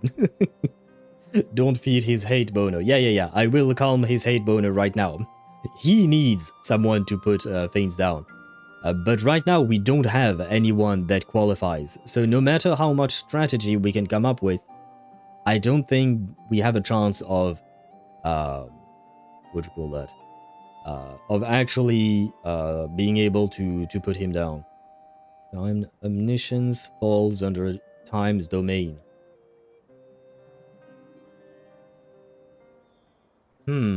Why not? Okay, but what about omnipotence? Can he truly do whatever he wants? Because that is the equivalent of omnipotence. That is the ability to do and enact whatever you want with absolutely no limit. So like if I wanted to create a plane right now in the palm of my hand, I could. That's a very tiny dream that I have, but know what I mean. Omni means all-seeing. Yeah, but I didn't consider the aspect of time. So if he can indeed see through all of time all at once, sure, omniscience, I could see it. But can he see through all time? But can he actually see everything through time? Because yes, you mentioned past, present, and future. I do get that. But what about perspective? Because even if someone like Dottore, who has segments in the past, the present, and the future, even if he can see through those, what do you call that? Through those segments, I wouldn't call him omniscient, because he could only see things from his own perspective. So he wouldn't actually know all there is to know. He cannot see all there is to see. Because like, for instance, let's say he's one of his segments 10 years ago was in Inazuma. Well, he only knows what's happening in Inazuma. He doesn't know what's happening in Sumeru 10 years ago, right? At that specific time and place, his segment was at a specific place, right? And can only know what is happening there. So that is not omniscience, because he does not see all. He can see through time, sure, but it's kind of different. And I don't know about the perspective thing. I don't know if he could see anything and everything. He could, but as far as I know, he can only see what his segment can see. Omnipotence falls under reason. Omnipotence is basically conceptual embodiment. Yeah, but can he reach that? That's my question. Because I feel like not even Fanes has reached that. Maybe. Not even the Shades have reached that. Because I don't think they see all, do they? The Shades... yeah. No, they haven't. Because otherwise, Fossalor's plan wouldn't have worked. If they saw all and knew all things, they wouldn't have fallen. Fossalor's plan wouldn't have worked. He has life, death, time, and space in his domain, with all three marrows. Okay. But then I don't think the three marrows... I still don't see how it gives them omnipotence and omniscience. He's very close to something like that, but I don't think he reaches that absolute. Because omniscience and omnipotence is like it's the ceiling, right? And he might be at like the last floor, but I don't think he has reached the ceiling itself. So he's way below the necessary level. Oh, okay, so you do agree with me on that. Okay, I wasn't exactly sure. Not even remotely close. Okay, so we are... we do agree, because I wasn't sure with the way you were replying. Okay. Because I do understand the concepts that you were describing. I do understand them well. Hence why I don't think what the Traveler said is true. I don't think he's anywhere near that level yet. Still, you're calmer than I expected. Obviously. I have to admit that my past self was a reckless fool who misunderstood not only the point of revenge, but how to achieve it. And as much as I want my vengeance, I know I'm not gonna get it by acting alone. If the world's taught me anything, it's to think before I act. That is indeed a good lesson. Too bad it never taught me any other virtues, though. So, I am going to destroy Dottore, no matter what it takes. So, what's your plan? I'll get to that. First, tell me, what do you think of Sandrone? Honestly, do you guys remember the cutscene we had in Baldur's Gate 3? I promise this is related to what's happening on screen. But do you guys remember what happened when we went up against Catherick Thorm? At the end, because we managed to... well, spoiler alert if you don't want to learn about what happens in Act 2 of Baldur's Gate 3. At the end of Act 2, or at the very least, one possibility is what happened to me. Spoiler warning for that. But we went up against Catherick Thorm and we managed to kill him. And do you guys remember how... shit, what is her name? The angel lady. The Aasimar. The one who's with the other white-haired girl. Lady Aileen, right? That's her name. Do you guys remember how Lady Aileen... she stomped on Catherick Thorm's skull and his corpse, the way she stomped on it, and she got her revenge, right? And hence, this is why I'm talking about this here. I kind of want to see Wanderer do that to Dottore, because I was thinking of, you know, the, what do you call that? The animation for Wanderer's ultimate, where he stomps on something that kind of looks like a black hole, but kind of being really, it's a stretch, but let's call it that for now. He stomps on something. Well, I kind of want him to do that with Dottore. Honestly, it would be nice for him, you know? But for all intents and purposes, he's omnipotent compared to non-Archon tiers. I mean, sure, but that is still not omnipotence. He is super powerful. But if we start using the word omnipotent even though he's actually not, then the word loses its meaning. I don't want to get into it, but the levels the Traveler spoke of is legitimately bordering on narrative manipulation. I don't want to hurt your head with it, but it's so busted I don't have words to describe it. No, I know what it is. You won't hurt my head with it. I know what it is. I fully understand the concept. But I don't know... I don't think that Dottore is at that level. That's the thing. I don't think Dottore is at that level, and I don't think he can achieve it. Not even Fanes has that power, even though he's super fucking busted. Yeah, hence why I don't agree with the use of omnipotence and omniscience. I do agree he sees a lot more than 99.9999999% of Teyvatian population, and all of that. And I do agree that he's extremely powerful, but I don't think we can call him either omnipotent or omniscient. I don't think he sees all, and I don't think he has narrative manipulation abilities. At least not yet, and I don't think he can achieve that. Just like Paimon said, she's a friend, part of the gang. I mean, maybe eventually, someday, he might, if left unchecked. But very clearly, he is being checked right now. How much do you trust her? This is a serious question. Think carefully before you answer. Wait, is he asking, how much we trust Paimon? Wait.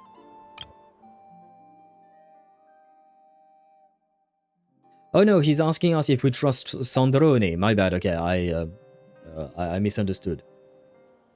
We haven't hit narrative manipulation even in HSR. Only Kiana is on the border of that. Yeah, hence why I don't think we can use the words omniscient and omnipotence with Dottore. That is why I've been saying all of that I've been saying. Although she's with the Fatui, she has her own values, and she's helped us a lot. If nothing else, she's clearly going the extra mile for Columbina. I will say one thing. I wish my misunderstanding was actually what Wanderer was asking about. I wish Wanderer would ask if we trust Paimon. just out of curiosity, I want to know what the Traveler's thoughts are on this. I see no reason not to trust her. Okay, so if the Traveler even trusts Sandrone, I guess I have my answer about Paimon. If you say so. In that case, the three of us need to talk. I have some thoughts about her computing problem. It can be solved, but it will come with a cost. How much? If I can afford it, I'll cover it. I don't think he was talking about Mora. Sometimes your heroism really backs me into a corner. You know that? Come on, let's go talk to her. Okay, off to the party later.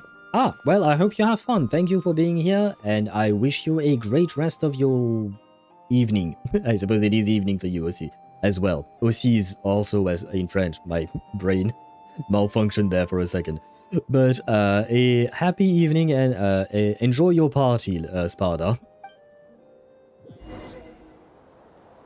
Marionette. Ah, I can finally switch teams. Oh, I can't. Never mind. Man, the game really doesn't give me any kind of freedom, does it?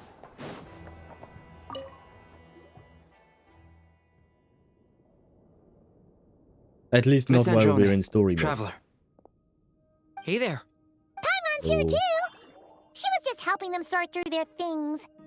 How did your chat go? That was fast. The call only just ended. Well, you said it was urgent, so we got here as quickly as we could. Albedo, I have some alchemy questions for you. I see. Looks like my knowledge proved useful after all. Albedo examines Sandrone's notes. If I might ask, what is the end goal for the modified formula you'll be using? I needed to predict the future of the entire world. But I've run into some teething issues since trying to implement Renee's theory of the 4 Orthants. I see. I'll have a look at it. Still, computing power is the real issue here. How do you plan to solve it? The radish. About that, it's been sorted. Oh, with the Traveler's help? You overestimate me, Albedo. Actually, you're not wrong. He found the person with the solution. Was it Hat Guy? Yeah, it was him. Wow! Go Hat Guy! Seems like all that time studying at the academia is paying off big time. But where is he? Wasn't he the one who asked Albedo and I to come here? Come with me. So, not the radish? Hat Guy? What's happened to him? Hat Guy! Can you hear us? No response. I guess he's in hibernation. He's not a polar bear. What? He's not in hibernation. He's clearly meditating on something. He's clearly using his brain power for something. Hat Guy mentioned that he was a puppet. It seems that his functions are currently shut down. I presume this has something to do with the solution to your computing problem. That's right. He and the Traveler came to see me. Wait, what? You have a solution? Would you calm down?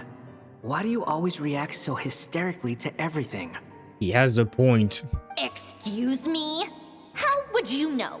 You shouldn't be so quick to judge complete strangers. It's very bad manners. Yeah, except he's not a complete stranger, but you don't know that. Oh, please. It doesn't take that long to figure out that you have a temper. Where does a mere student get that kind of confidence? I've actually published more papers than you. Not that status counts for much. Even Paimon's applied for academia admission. But wait, was she actually admitted into the academia? Huh? Are you serious? See? This is why I can't be bothered to explain myself. She recognizes no one's skills but her own.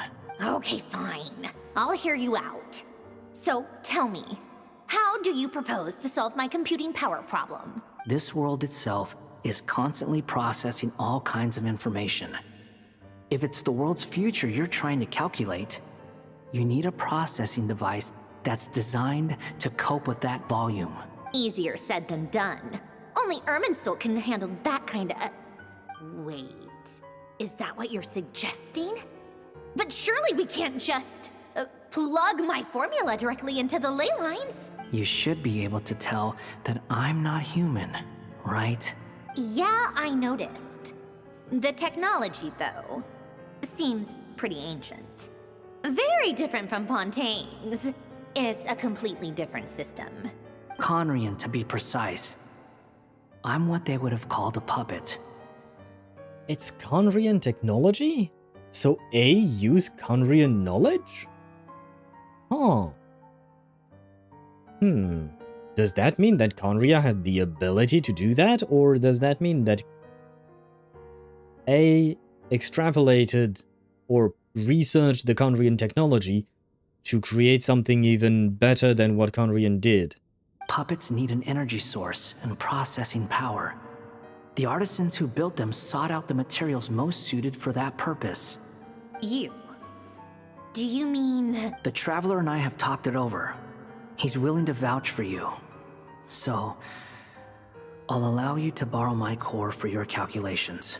It was built using wood from a silver white tree, which makes it a small part of Irminsul. Conrian technology and Irminsul wood. Who in the world could have built you? An Archon. Are you sure about this? A puppet without its core will cease functioning completely.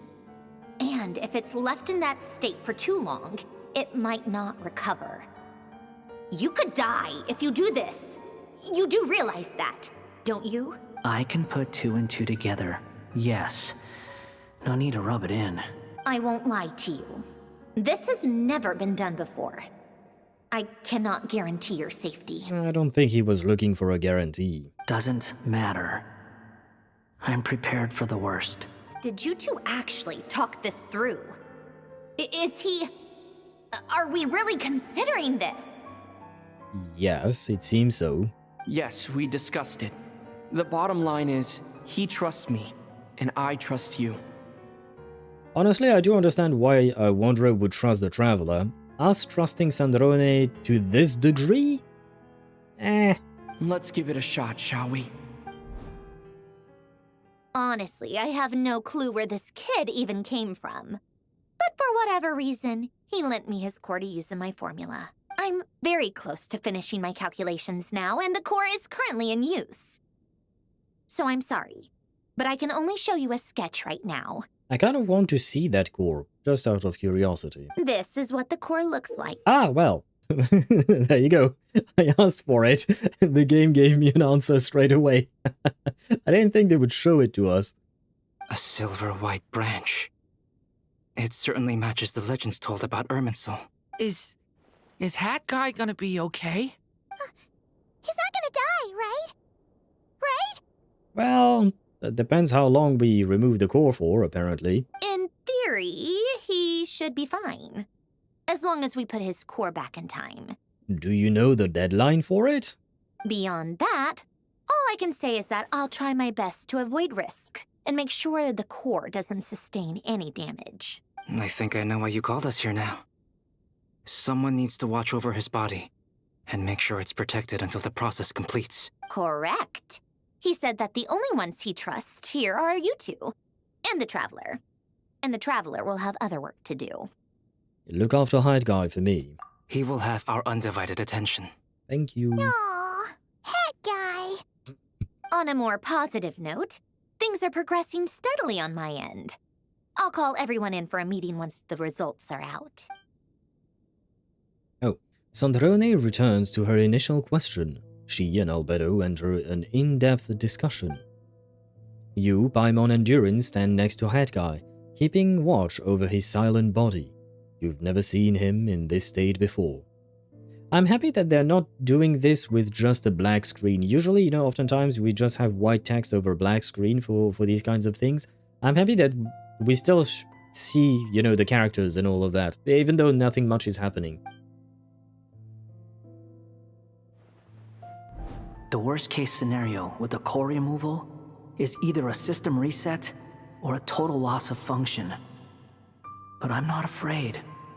A quiet death should have been my fate long ago. A core is completely different from a heart. It's like another vital organ entirely. I never believed it could be a true replacement for what I sought, but in the end, it turns out the core was more useful to me. Pretty funny when you think about it. It's like the punchline of my entire life. Do you think there's any difference between a puppet and a human? If not, then this would just be another samsara. I have already experienced both a past life and a next life. Part of me wonders whether I'm only capable of making this decision because I've become a real human.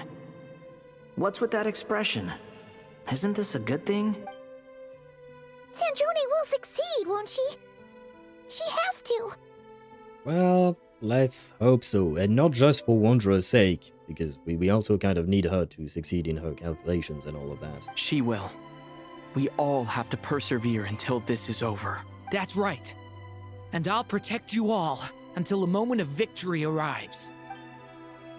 You suddenly feel like the concept of time has become blurry. It rushes forward for you, yet marches backward with every step that Columbina takes, silent yet turbulent. Dottore's words echo in your ears. These 4 divisions anchor the world and shackle those who live in it. He may be deranged, but he understands well the rules of the world which now test you all. Going back to Columbina, I'm assuming? Ah, finally, yes! Who are you? Finally, we get to see the moon again. Call me Sonnet. Oh! You have the same power as Canon.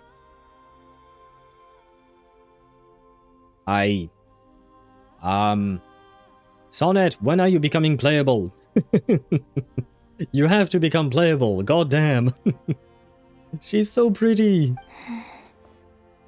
Sonnet. So, you're the goddess of the iridescent moon? And that means Columbina is canon. Kind of, not exactly, but kind of. Oh, goodness. You recognize me? Well then, what's your name? Columbina. Columbina Hyposelenia. Hyposelenia? What a lovely name. Did you choose it yourself? It was a joint effort between me and my friends. Friends? You mean your friends in the heavens? So, what heavens? Huh? Oh, sorry. You must be exhausted. I apologize. Hang in there. Let me introduce you to my older sisters. Okay, so apparently Sonnet is the youngest? Do you mean the other 2 moon goddesses? Arya and Canon? Wow, you sure know a lot. Hey, does that mean that our story goes on into the future? Kind of. Not a whole lot of people know about you guys, but yeah. Oh, I guess that wasn't the best question to ask. It's alright. We were prepared for that possibility. You could say we were too prepared. I can't even remember how long my sisters and I have been here by this point. Interesting. When did you get here? How long has it been? I can't say for sure, but it feels like it's been forever. I see. Are you feeling alright? You look a little unwell. I can hold out a while longer. See those? Do you see those? We see other moon sisters. We don't have far to go. The place where my sisters and I are based is just up ahead. Don't worry, they're both really nice. I'll introduce you. I like her dress. It's not very practical, but I do like her dress. And what's up with the moon? She has one on her back. I mean, I guess it makes sense. She's the moon sister. They all have one each.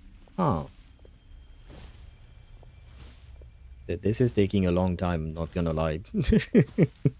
I will say that much. This is taking a while to walk there. We're finally getting to meet all of them. This is quite the surprise. I was not expecting this.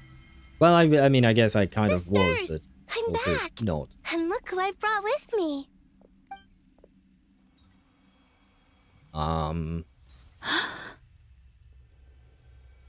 Okay. Yeah, no, the Moon Sisters are way too good looking. Okay, yeah, no, I give up. The Moon Sisters are way too good looking, man. This is, yeah, I have lost. It's our lovely little sister, born in the far future. The pleasure is all mine. Oh? Allow me to introduce you to Columbina Hyposelenia. This is Arya, the goddess of the eternal moon. She's really, really pretty. Ah, shit, we have ads. Okay. Since this is quite important, I will wait until the ads are gone. But in the meantime, I am going to take a short break. It's been 5 hours after all. And more importantly, I need to go to the restroom. Plus, I need to grab some water because mine is almost done. This is a real surprise. Yeah, this is exactly what I wanted. Well, I said I wanted to see Nibelung, but this is the next best thing. I am very, very happy that we get to meet the actual Moon Sisters. But yeah, I will take advantage of the ads on Twitch to take a short break to go to the restroom and grab some water. And then we can have some more talk with all 3 Moon Sisters, which is kind of really, really... choose one. I was thinking about that, Daedra. I don't know. I don't know which one to choose. I will go to the restroom and I will try to think of which one I prefer. And when I get back, I will try to give you an answer. I can't guarantee that I will manage to have one, but yeah, I really, really like them. And then you can also tell me which one you prefer. But for now, my body has needs, and I will be right back.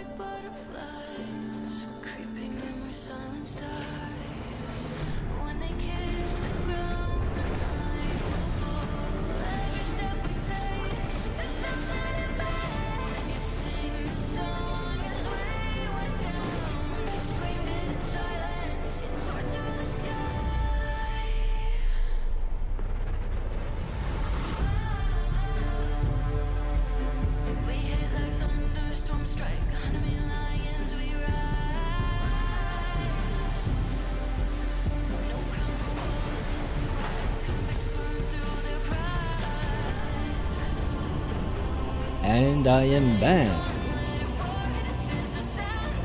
Switching scenes very abruptly, but we are back indeed. Now let me grab this and that, and we are ready to continue. I have thought, I have some thoughts. I need to look at the blue one as well. Between because basically, wait, the Moon Sisters. There is one blue, one white-ish, and one red-ish. I know it's more like, this is more like cream color, and the red one is not red, it's more like a pink-ish color, but it's basically the colors of France. The Moon Sisters are French. And this is Canon, goddess of the Frost Moon. Canon, don't you think Hyposelenia's power is similar to yours? See, blue, white, and red. This is France. This is the flag of France. And I think I have made my choice. While I love the color blue and the blue dress, especially this part that glows down there, the blue dress is beautiful, but I think I might choose Sonnet, although I'd need to hear what they sound like as well. Hello, Columbina. I apologize for our startled reaction just now. And please, forgive our little sister if she's been annoying you. She tends to talk a lot. Ah, wait, the blue one may be convincing me. Let me hear how the white one sounds like. It's fine. You seem shy. Don't worry, Columbina Hyposelenia. No one can hurt you here. It's a tough battle. For me, it's between the blue and the white one. My favorite color is red, so Sonetto. Sonetto, sorry. Yeah, because her name is Sonnet, I couldn't help but think of Sonetto with an O at the end, basically TTO at the end. But anyway, which is a character. Sonetto is a character from Reverse 1999. She's also a redhead, strangely enough. Well, she has orange hair. I mean, the red one, I was distracted. Fair enough. But I have a hard time deciding between the blue one and the white one, personally.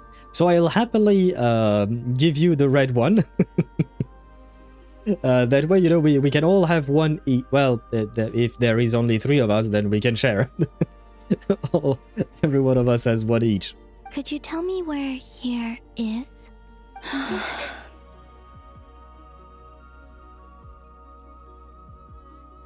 I'm really trying to think really hard which one I prefer, but Or we can be greedy and share all 3 together. Please. I must know. Can I say something? And as much as I like Columbina, I wish we had the actual 3 Moon Sisters as playable character. I mean, the ideal scenario would be to have all 4 of them becoming playable, but if I had to choose, I would choose the actual Moon Sisters from the past, but that's just me, I guess. My dear sister, this is where Teyvat's original ruler, the Dragon King Nibelung, imprisoned the moon goddesses. Aha! Interesting. What? You're scaring her, Canon. Well, I mean, she did ask, after all. This is unbelievable, I think. I thought they will remain objects for 3 nations more. Do you mean like we wouldn't have seen them yet? Yeah, this is very surprising. Before we started this quest, I never thought in a million years that we would actually meet the 3 Moon Sisters, especially because they're dead, right? So I had no idea in my mind that we would actually meet them. No, I'm fine. Please, continue. Yes, please feed us lore. Nibelung, our original master, created us in the distant past to maintain Teyvat. But he left this world and traveled into the dark universe beyond, to explore worlds vaster still. Day and night, we fulfilled our duty in the heavens, until the day that the first descender arrived. The great ruler of the firmament. The heavenly principles. Is that what later generations call them? I see. But we did not reject them at first, nor did they seem to harbor ill intent towards this world. We coexisted in peace. They were like a guest in our home. Okay. That's very interesting. Slowly, however, we came to realize that our guest had a growing desire to change and dominate the world. Uh-huh. And you didn't stop it? No. There was an order to the rules they set up that Nibelung never taught us. What? We wanted to know if this order would bode good or ill for Teyvat. All right. Canon and I wanted to know. Sonnet was against it from the outset.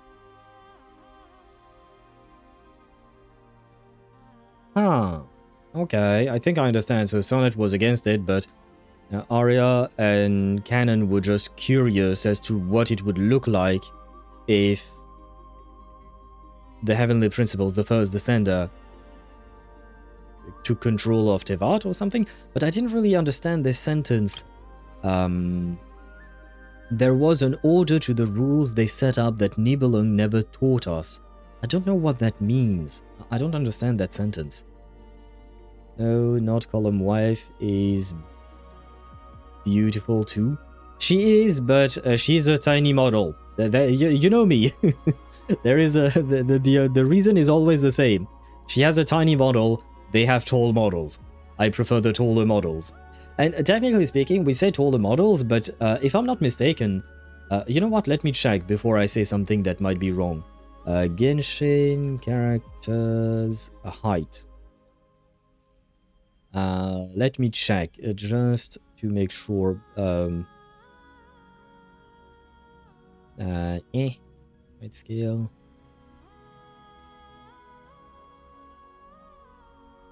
Yeah. Okay, yeah.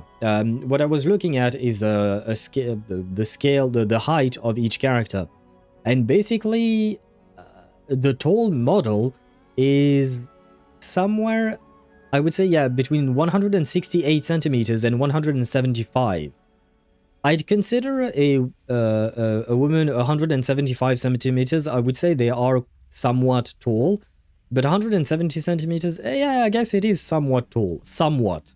I know taller women than that. But, so, to me, the tall model in Genshin, we call it tall because they are the tallest model, right?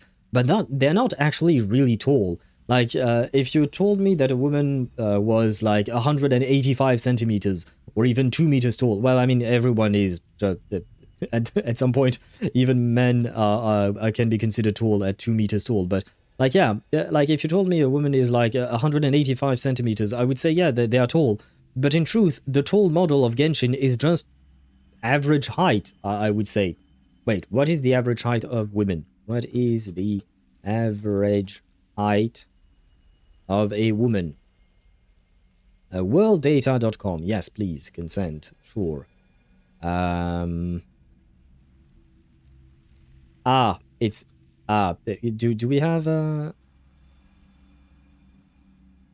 following... Between the ages between 18 and 25 in the US, the average male is 177 centimeters, and the average woman in the US specifically is 163. So I guess they are somewhat tall compared to the US. But if we took the Netherlands, the average female height is 170 centimeters. So I guess they are average for being from, if they were from the Netherlands. Or Montenegro. Apparently in Montenegro as well, the females are 170 centimeters. Where does France stand? 164 in France. Okay. So yeah, they are slightly taller females, I would say, compared to the average. So they're not that tall, you know what I mean? But anyway, that's not the point, sorry. That was completely random. Well, no, it wasn't. There was a reason, but anyway, let's move on. Later, we discovered that this great ruler of the firmament bore an almost paranoid hostility toward the desire of certain life forms to seek power. Or perhaps they feared them. Interesting. They would even cast down celestial nails as manifestations of their power, to punish the civilizations of the world below. Only this was far beyond mere punishment. Right. Their rules brought order, but the price people paid for merely testing the limits of those rules was far too great. I did everything in my power to help the punished escape catastrophe, but still, too many lives were lost. Oh. You tried to help. Interesting. Huh. The ancestors of the Frost Moon Scions were some of the ones you helped. Oh. But just when we had decided to take countermeasures, the Dragon King, Nibelung, returned. And so began the War of Funerary Flame. So, that's the name the world gave that war in the future. Well, who won in the end? I have bad news. Your dragon daddy kind of lost. As far as I know, the Heavenly Principles won, although it came at a great cost. They remained in Teyvat, where they continue to rule to this day. And the world's original master, the Dragon King Nibelung, was destroyed. So he was fully destroyed? Does that mean there is no way to bring him back? It's not like I want to bring him back, but I just want to know if the possibility exists. Yeah, sorry, your dad's dead. And what of the moons? Are there still 3 moons in Teyvat's skies? I have more bad news. Goddamn. You can tell us the truth, Columbina. We know we are but remnants of a bygone age. We are prepared for the answer. Only the Frost Moon remains. But it has been cast beyond the false firmament by the Heavenly Principles. The eternal and iridescent moons were both shattered during the war. It must be tough learning about your own death like that, you know? So death finally came for us in the end. Well, there you go. It must be a very strange experience. Sonnet. But you're still here, aren't you? A moon goddess cannot live without her moon, Columbina. She's right. That's why I began to disappear. Because the Frost Moon is cut off by the false sky. How much worse it would have been if it were outright destroyed. Our souls may endure within this lunar palace, but if our moons are destroyed, then we shall disappear the moment we depart from it. Well, time to create more moons then. Moons that you can inhabit or something. I'm sorry. There's no need to apologize to us, dear sister. If anything, we owe the world an apology. If only we'd decided to act sooner, rather than arguing amongst ourselves. All the more reason not to spend this time in regret and repentance. Instead, we should focus our efforts on how we might help our future sister. Sorry? Don't you see, Columbina, your story is not yet over. Is that not why you are here? Eh? It's done. No, I wanted to spend more time with the moons. Oh man. Initiate numerological array. Continue running primary process. Calculate the world's fate through extrapolation. And identify nodes of potential change. Secondary process? Scan for moons. Still 4. The number of moon marrows hasn't changed. Wait, let me think. Is it possible that there's something I've been misunderstanding about the moons all along? Variables. Variables in the world. I know where potential variables within the world come from. So what about the moons? Are there any variables there? Like their life or death, for instance? What if being alive or dead makes no difference to a moon? I'm trying to wrap my head around what she's talking about, but so far I'm just very confused. But that's so strange. Even immortal gods can die. Why would the moons alone be... Wait! Wait! I've got it! I've got it! If alive or dead is considered a variable, we might have had this wrong the whole time. No one ever said that a moon marrow equals a living moon. We just made that assumption ourselves. Initiate secondary process. Scan again. This time filtering out interfering perimeter. Moon marrow. I don't care if they're natural or artificial. Get them out of my search results! Why? It says 3 moons still exist in Teyvat, even after excluding the moon marrows. But we know for a fact that 2 of them are dead. So maybe they're not dead? Redo the scan. Narrow the results to living moons and real moons. No, scrap that. Narrow it down to moons that have lunar authority and remain alive. Why? Why is it still 3? Well, that means that the moon marrows are, or the moons are still alive and carry authority. What is this, Columbina? Has the world lied to us? Or are you the one pulling the wool over our eyes? Why would she lie?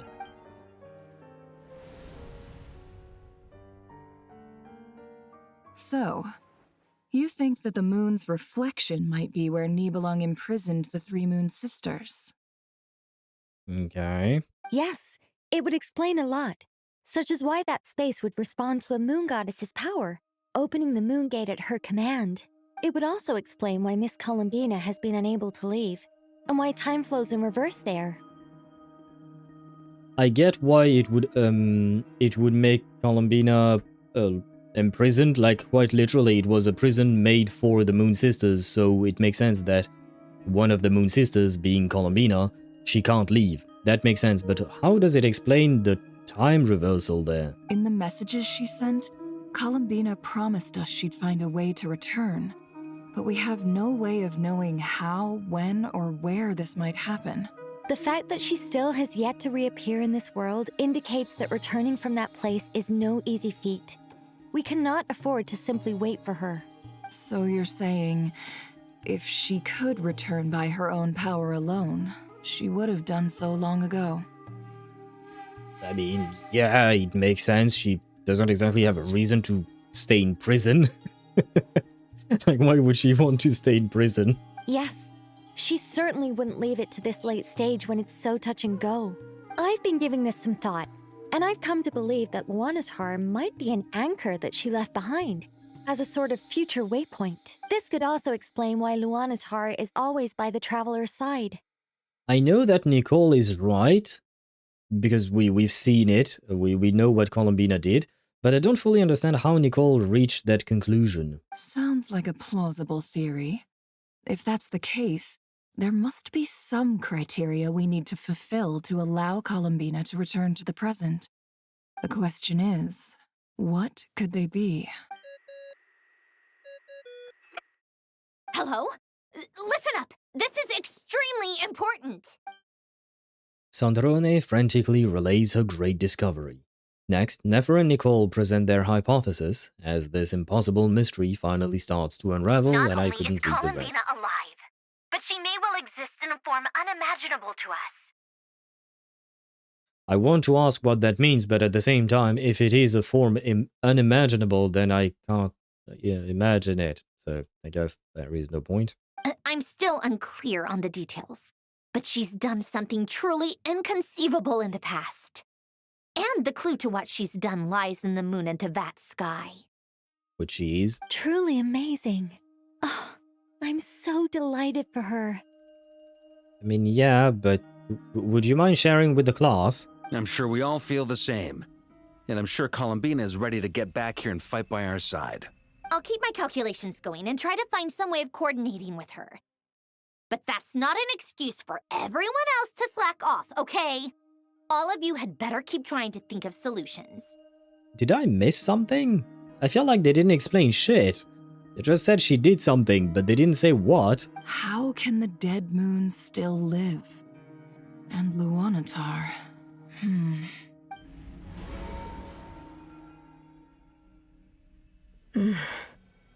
It's hard to believe that's what will happen in the distant future. Our authority is linked to the most fundamental rules of Teyvat. I suppose it's no wonder that many would covet that power. I didn't realize that when you said friends, you meant people who live down in Teyvat. That's so lovely. I always wanted to go down there and have some fun. You couldn't? Have you ever tried leaving this prison?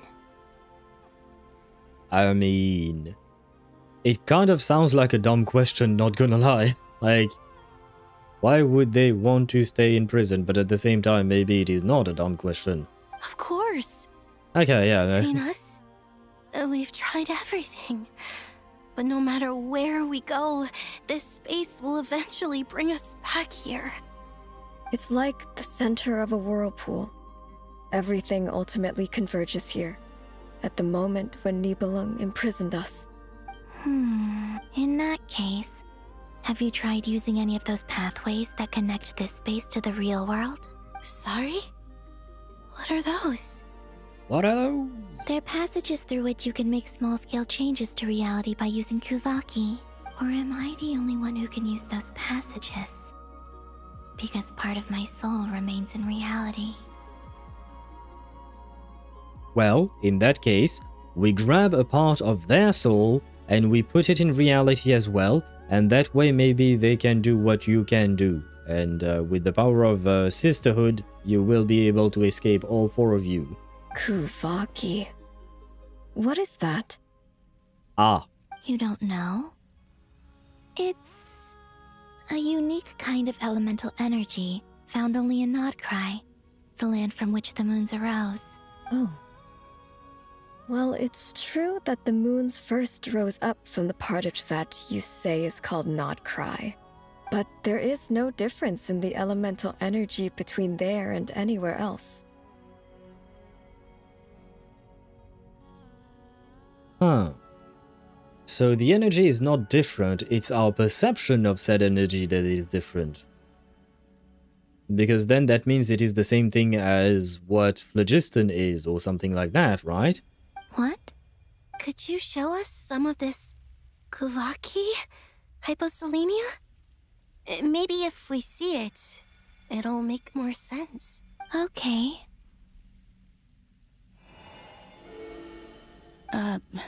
Isn't that just your power? What? But it's everywhere in Nod-Krai. In the air, in the land. Even the creatures who live there have adapted to its influence. How curious. This Kuvaki certainly did not exist anywhere in the world before we were imprisoned. Let alone influence living creatures. So, how exactly does it affect them anyway? Can they float in the air like us? No. This is so strange. Why would their reality differ so much from mine? Columbina, you're looking for more than just a way out of here, aren't you? Yes. If I am to help my friends, I will need tri-lunar authority on par with that of our foe. You mean... you'll need our power? This sounds extremely risky. Yeah, but do we exactly have a choice? The three moons' powers are not mutually compatible. Concentrating them into one goddess will be a very painful process. And if anything goes wrong, it could tear you to pieces. Well, in that case, we better make sure that nothing goes wrong, right? I know. But I'm willing to take that risk. Even so, let's say we successfully transfer our authority to you. How will you take it outside this prison? Nibelung constructed this realm specifically to prevent us from using our powers to interfere in his war. No moon goddess can leave this place alive. Does that mean she needs to die to get out? What if I don't leave alive? That's... I guess that is a different way of phrasing it, but yeah.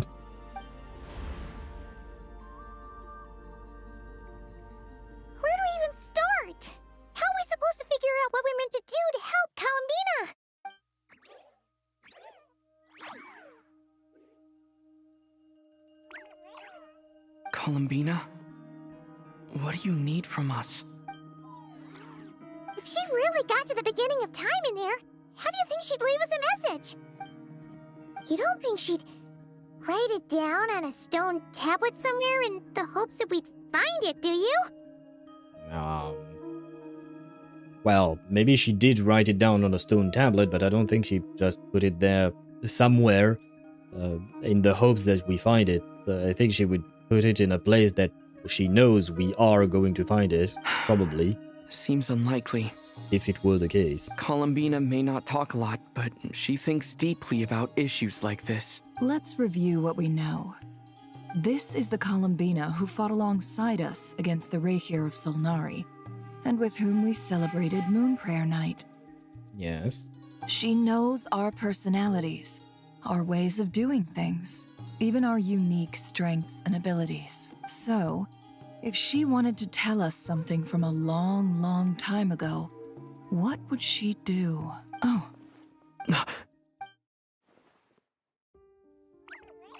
Traveler, you once said that those golden ripples also appeared when Luanatar was born. What if Columbina left Luanatar here, not just as an anchor to the real world, but for some other purpose? If she is part of Columbina, and Columbina knows that I can see past events through her. Oh yeah! Like when you peeked into Rarer's past through his heart! Or like when you tried to do that with me, but then Dottore did not appreciate it. Nefer, wait! If you're right about this, and you can really see past events through Luanatar, your eyes, they'll... Oh, I know. Looking at Rarir's past in Conria was already enough of a strain on my eyes. Looking this far back into the past... Ah. It'll surely blind me. But it's our only chance. This is the only way. Well, she seems really ready and willing to sacrifice her vision. And by vision, I'm not talking about her powers. You guys know what I mean. Her sight, I suppose I should say. We spoke about this once, a long time ago. Do you remember what I said, Yehoda? The day I lose my sight, the Curatorium of Secrets will be yours to run. Ah, isn't she a bit young? But... What's wrong?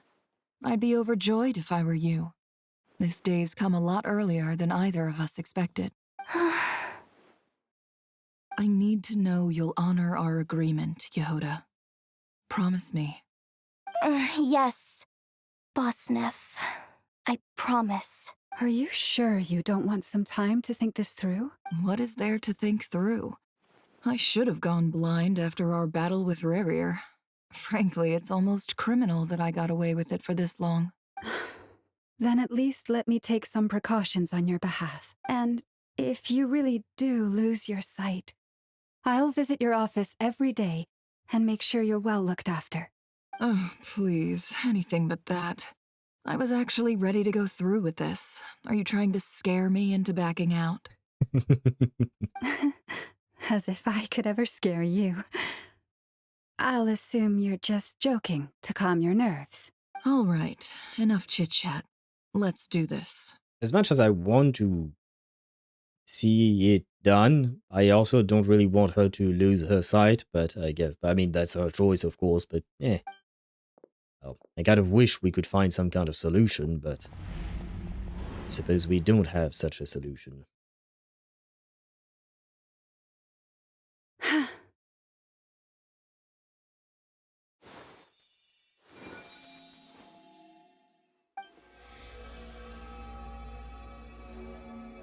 All done.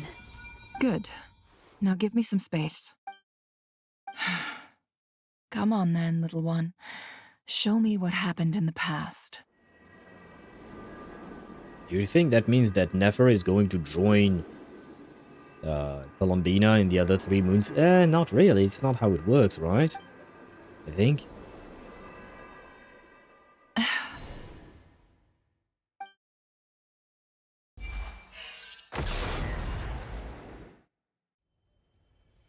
Oh yeah, no. Between Okay. the Trilunar Authority, Kuvaki, and the sole surviving moon, the Frost Moon, I think I might know how to get back.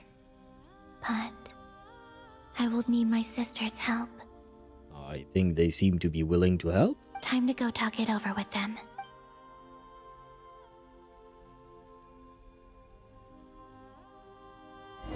Ah, tell the 3 Moon Sisters your decision.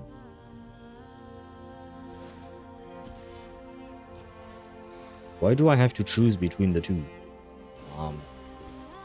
Well, if I have to choose between the two, I'm sorry, sir, but Arya is kind of my favorite. It seems you have reached a decision. Oh, I didn't notice the blue shading? No, gradient on her hair. It reminds me of Marin Kitagawa, who has blonde-ish hair, and I think her hair is pink, if I recall correctly. Oh, but Linnea in Wuthering Waves. Oh, I don't remember if Linnea's hair is pink at the bottom, but I think she also has a gradient towards the end of her blonde hair. I'm all ears. What do you propose? What?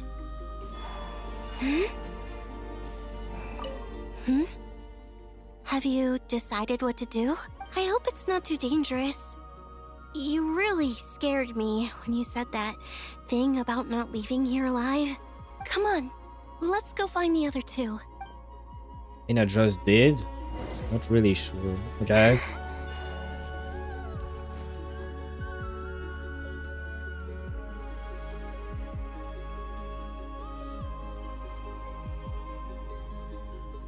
Have you figured it out, Columbina? I just realized I did not take screenshots of the Moon Sisters. That's one. I need the game to show me the others so that I can take screenshots as well. Tell us, how do you plan to leave this place? I intend to die here, in this moment, and then be reborn in the future with the help of my friends. I mean, I guess that is kind of the plan I had in mind, but when you say it out loud, it hits differently. What? What are you saying? How can the dead be reborn? And how will you inform these future friends of your plans? You can't exactly leave oracles. Nothing can escape this place. Not a single ray of moonlight. And even if you found a way, what if they never find the message you left for them? You'll... No, that won't happen. Come again? They will find my message. I'm sure of it. I'm not following. How exactly will you achieve this? It's quite simple, really. First, I will leave my soul here. Okay. What?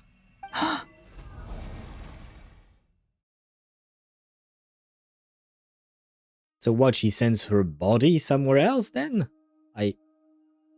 I'm confused. I see it. Your soul? You mean your divinity? Okay. Well, now I have a screenshot of all 3 of them. Yes. I once left a portion of my soul in the future. One so small that this prison barely noticed anything. In this very moment, she can resonate with my soul across time. When the time comes, I believe that she can serve as an anchor to pull my soul from here back to the future reality. Just as gravity connects the world to the moon. Exactly. In the future, where I came from, the moon has been cast beyond the false sky, but I can still feel that it is there. In a similar way, I can feel a connection to the soul fragment I left behind even now. My friends can use it to detect my presence. But how do you just leave your soul here? Is that even possible? Yeah, I don't fully understand that myself. On my way here, I met an ordinary mortal who entered this place long before I did. Her body is long gone, but her soul remains. And before that, I encountered an old enemy whose entire soul survives here intact, while the power that once corrupted his body has faded away. Oh, so he's no longer corrupted at all? I guess that is good news for him. Well, I mean, it's also bad news that he's stuck here. So, perhaps this space is specifically designed to imprison divinity and authority, but not the physical body.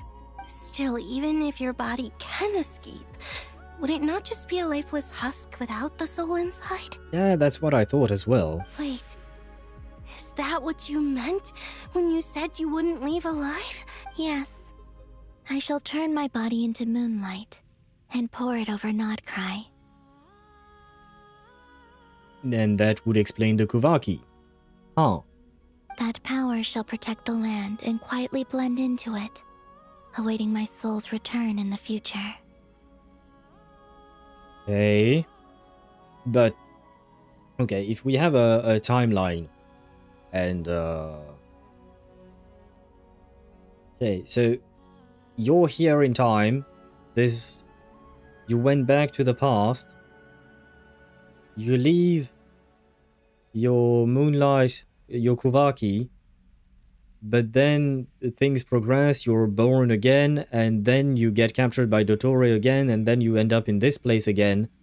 And that's just the end of the cycle, so you're not really coming back. I'm confused. What beautiful eyes? The three moon sisters? Yeah, they do have beautiful eyes indeed. Yeah, I think the blue one is my favorite. Well, I'm still undecided. Never mind. However, I cannot do this on my strength alone. I would need your help to do this. So I'm humbly asking for your assistance. Oh, dear sister. You need not be so formal. As I said before, we are but remnants of a bygone age. The white one is trying to convince me again. You, on the other hand, were born alone in that distant future, and you have walked a long and lonesome road since then.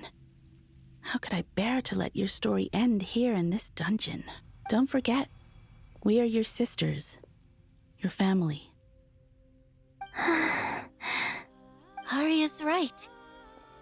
Actually, I've always wanted a little sister. Can you imagine how it's been for me?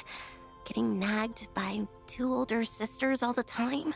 Now, I finally get to be the big sis.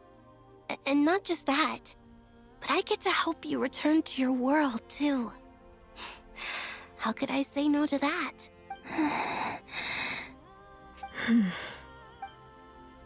Kennen? I'm sorry. I know this is a bold request. The Frost Moon is rightfully yours, and it remains intact. Oh, no, please. Don't misunderstand me, Columbina. I was just thinking back on the years that the three of us once spent together. You cannot imagine how happy I am to hear of the future world you describe. The Frost Moon Scions, your lovely, kindly friends. For the three of us, whose purpose in life was to maintain the peace in Teyvat. It is a great relief to know that the people of this world live in such an abundant future. If your plan can save them and save Nod-Krai, I will gladly give you all that I can. Besides, the three of us have been together since the day we were born. I could never abandon them to live on alone without them. Kennen. Still, I do have one question I would like to ask you before we proceed. Certainly. What is it? Why do you cover your eyes? Ah, that is a good question. We kind of accepted that so far, but why? Yeah, I was curious about that too. But it seemed personal, so I didn't want to intrude. There was a time when I refused to look upon the world. I believed it was full of nothing but lies and falsehoods. I wished to hide my feelings, seal my heart, until I could return to my true home. I see. Perhaps that decision saved you from ever having to see the false sky again. But at the same time, you likely missed out on many true and precious things, like the smiles on your friends' faces. Promise me this, Columbina. When you return to the future, open your eyes, take a look at the world around you, and see your friends. I'm sure that you know this already, given that you long to return, but that is your true home. Give me your hand, Columbina. Arya, Sonnet, you too. Okay. All right. I was waiting for an opportunity to grab a screenshot of her, but I couldn't because it keeps passing by. There we go. Now I have all three of them.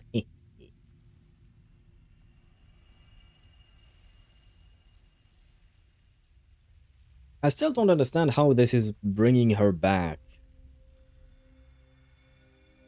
I'm still confused about that, because it... I mean, I don't understand how it brings her back to our timeline. We once were the songs sung for eternity, but now it is you who must continue to sing. We once were the tides in the great river of time, but now we subside, and you arise. We were the messengers of madness and inspiration. But now, the lies have faded, and your truth must endure. We are souls awaiting the sun. You must return to be with those who smile when they see your face.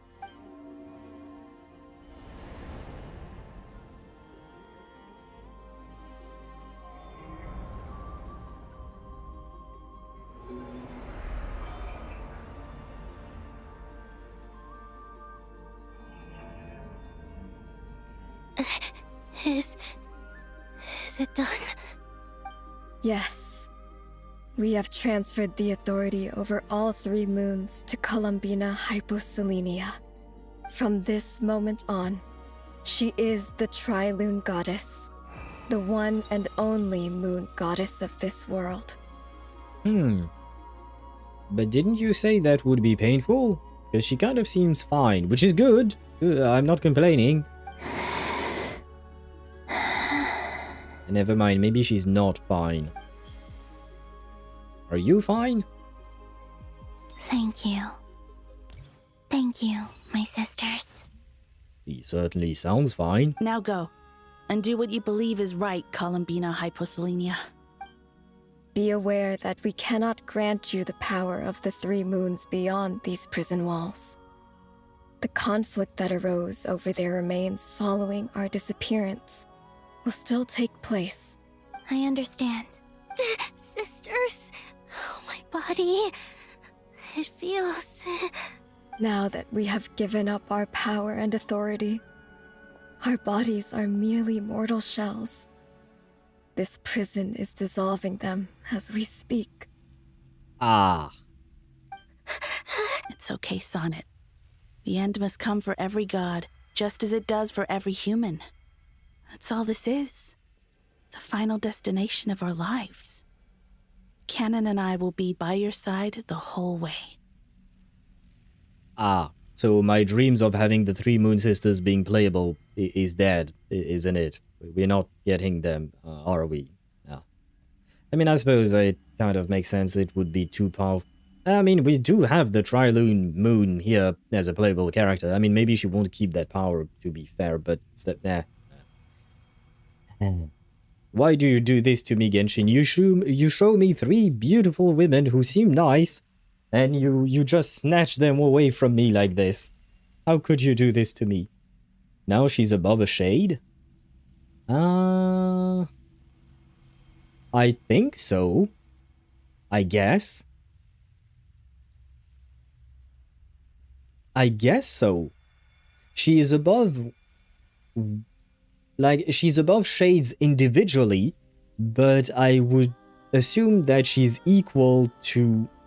That she's equal to the shades combined? Because, from my understanding, the shades are... No, the three moons are what rules the world, the rules of Teyvat. Basically, they are the rules of Teyvat themselves, right? Except now they're gone, technically speaking, and the Shades are basically their. They are the Moons 2.0. They are the new version that Fanes put in place, if I understand correctly. So technically speaking, the 3 Moon Sisters would be equivalent to the Shades. And since now Columbina has the power of the 3 Moons, it is equivalent of having the power of the 4 Shades? But, just in case, at the same time, we could also argue that the 3 Moons are derived from Nibelung, who created them, but Nibelung was not as powerful as Fanes, because he got his ass kicked, right? So, and since the Shades are coming from Fane's power, since Fanes was more powerful, maybe that means that the Shades are technically combined more powerful than the 3 sisters combined. Not gonna lie, I don't know. Not gonna lie, I don't know. I'm just speculating here. I'm just trying to figure out an answer to this, but honestly, I'm not sure. I'm genuinely not sure about it. But I feel like it's very difficult to determine there. Sadly, I saw it coming. At least I will thank HoYoVerse for using good-looking NPCs. True. I did see it coming as well, that we wouldn't get to have the Moon Sisters as playable characters. At least I mean, we never know. Technically speaking, HoYoVerse could pull something that we didn't see coming. But I have a feeling as well that they will never be playable. I didn't think they would disappear this way. I thought that they might just stay stuck in here forever, just like Rurir and Thelindis. But yeah, I had a feeling. But still, just as you said, thank you HoYoVerse for giving us very, very pretty models for these NPCs, because they are essentially just NPCs. But yeah, very, very pretty. I will say that much. It's kind of a shame, you know, because they probably put a lot of time and effort creating these 3D models, and yet we'll never see them again. Or maybe we will. Let's hope that we will see them again, even if they're not playable, maybe just as NPCs, you know? We have one final request, Columbina. Could you use the 3 Moons' power to send us back into the real world? Wait. Wait. If they go back to the real world, they could become playable. Well, I mean, they would die. I mean, wait, it depends. If she sends them back to the real world, but to the time Columbina is actually from, then we might still... Wait! I might be getting my hopes up, but wait! There is still a sliver of hope. Now that we have lost our powers, I doubt this space will seek to hold us further. It's just... we would like to spend our final moments together in the only place we ever called home. What do you mean your final moments? Because you said that this place is tearing your souls apart because you no longer have your authority and godliness and all of that. But you also said that you want to leave the place. So if you leave the place, then the place can't hurt you. And if the place can't hurt you, you can't die. Well, I mean, you will die eventually because of old age and all that, because you have become mortal, that is what you said. But you won't die right away, will you? Why would you? No! But now they don't have powers. I don't give a shit! I will fight with them by punching or something. I don't care whether they have powers or not, I want them playable. And you know what? They can revive physical, right? Because usually we have characters that are playable with visions and they have magical powers. Well, it's not magical powers, it's elemental powers. But what if the 3 Moon Sisters become physical characters? Kind of like Eula, except Eula is actually cryo, technically speaking. But they themselves, the moon, they can be actual, just physical characters, and we get the element of physical, and now physical is revived. Honestly, it would be amazing if that were the case. I know it's not going to happen, but a man can dream, you know? A man can have dreams. Of course. Gladly. Sonnet. Yes? Don't... I wish I could tell her not to give in to the abyss. Not to be afraid. But is this really what I should say at this moment? Don't forget. I'm so glad to have a big sister like you. Wait. Does that mean... because of what they just showed, does that mean that the Moon Marrows are the remnants of the Moon Sisters once Columbina sends them back? Into our world, or into Teyvat's world? No, Hypo. Thank you. I'm okay. I'm not afraid. As long as my sisters are with me, I won't be afraid. It looks like this is goodbye, sisters. No. I don't want to say goodbye. Goodbye, Columbina. No. Take care of this world in our stead. I will. No. I don't want that. Well, it is what it is, I suppose. Yes? Okay. I see.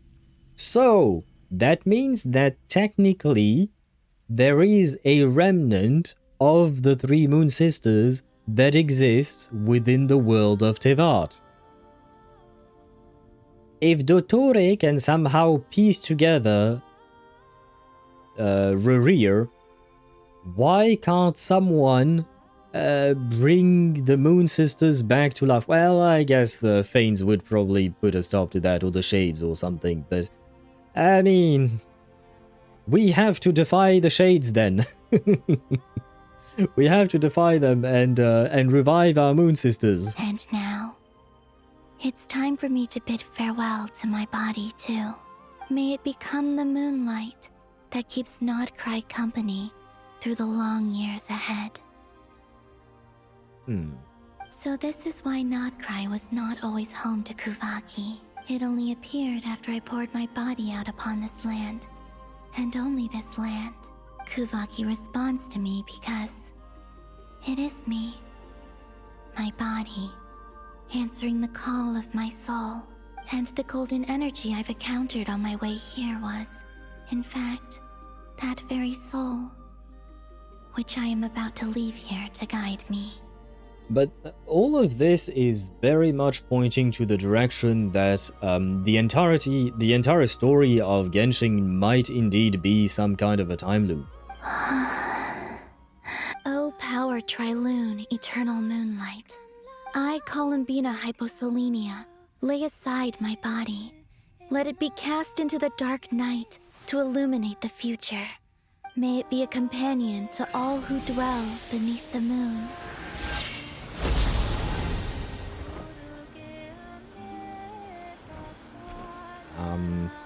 Until the time comes for me to return home. It kind of feels like we didn't really save her, did it? Just feels bad, man.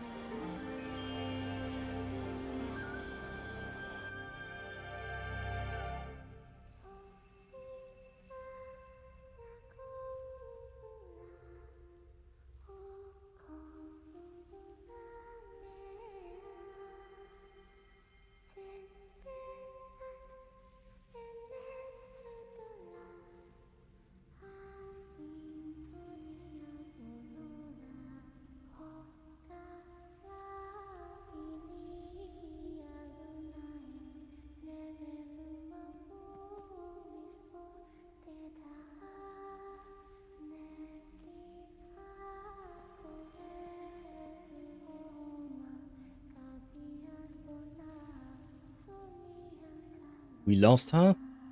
Ah. Kind of. I mean, technically speaking, her soul is trapped in prison and her body... Boss! That was crazy! Were we even allowed to see that? Is anyone? And her body is now dissolved all over Nod-Krai. So she... Yeah, I think. This is why I don't really understand how that truly helps us. Because as I said, basically, imagine my finger here is a point in time. Columbina tries to escape Dottore, okay? She goes to the moon's reflection. The moon's reflection makes her go back in time, right? She goes back. She gets to the point where she meets the Moon Sisters, which was in the past, right? There, she is going to do what she just did. So she pours her body into into Nod-Krai, and her soul, she leaves her soul in the prison, right? So she's stuck there. Now she is going to, because she poured her body into Teyvat or into Nod-Krai, slowly over time she will be reborn, right? Which is good. But then as we progress through time, she will get once again to fight against Dottore, and then she will go to the moon's reflection place, and it will just start over again. So that feels like a closed time loop, which means that the point where she left to the moon's reflection place to flee from Dottore is the point in time where she stops existing, in a way, in Teyvat at the very least. So what basically she's not there anymore in our present. And I don't see how she can come back to our present. That's the part I'm confused about here. Unless we somehow gather up all the Kuvaki that exist currently in Teyvat to recreate her again? I genuinely don't know. To me, it does feel like we've lost her and it's over. Can you still see? How many fingers am I holding up? I see 2 fingers, and a look of sheer terror on your face. And how come you can still see? I'm not complaining, I'm happy for you, but why? Truly astounding, Miss Neffer. Your eyes have glimpsed the very ends of the world, and yet they remain as sharp as ever. Yeah. So Nefera said, I will go blind when I do this, and she turns out not to go blind. And the Moon Sisters said, if we give Columbina our power, it will be very painful, and yet Columbina showed no signs of pain. I am very confused. Or is the credit for this miracle due to Miss Lauma? It seems that even time itself is no match for your medical skills. Surely you jest, Mr. Flins. I suspect we have Columbina to thank. She must have realized the immense toll that the ritual would take and purposely set aside some of her power in the past to protect Nefer's eyes when this moment arrived.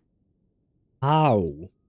There is always a great price to pay for witnessing the truth, but it seems that this time, Columbina has shouldered that burden on our behalf. She chose the perfect method of getting a message to us. Though her eyes were always shut, she was clearly so perceptive. She knows us well. She knew exactly how we would think and what we would try. Despite being separated by time and space, we're seeing the same possibilities and seizing the same opportunities. We still don't even know if she's okay right now. But as long as there's a chance we can do something, we'll fight to make it happen. We'll get you back somehow, Columbina.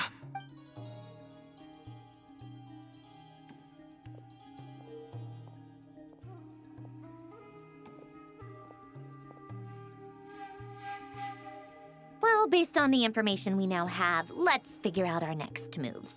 Thanks to these gentlemen, we have a much clearer picture of the situation with Dottore. The civilian population has been moved to safety, so we no longer need to hold back. Miss Androne, how are the calculations going? So far, so good. I'll keep seeing how far I can push the system, though. Can't have Hat Man being powered down for nothing.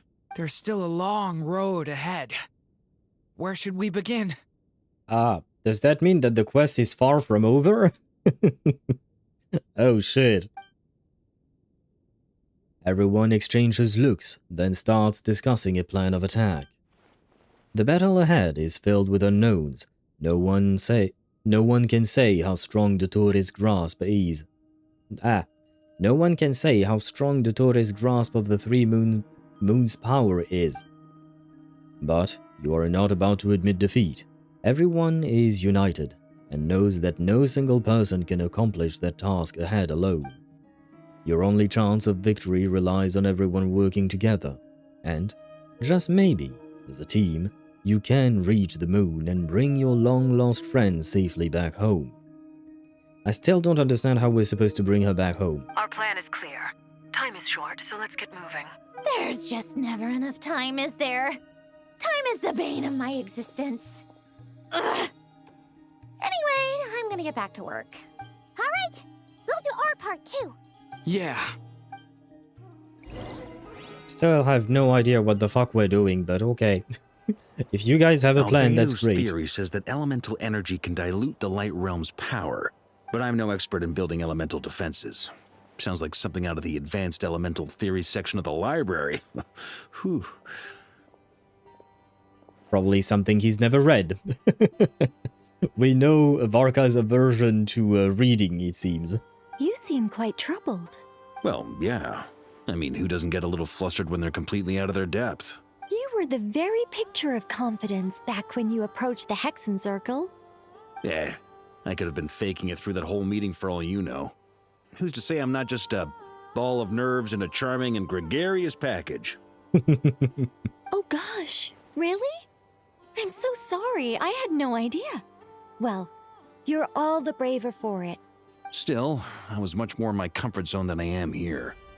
At least in Mondstadt, you can cry for help from a cliff top and actually stand a chance of summoning Barbados himself. Things have never looked bleaker than they do now. If we don't pull this off, Teyvat's doomed, isn't it? Oh, you think so? Actually, yes. Yes, it probably is. Why are you talking about it so lightly? It's a shame. Don't put too much pressure on yourself.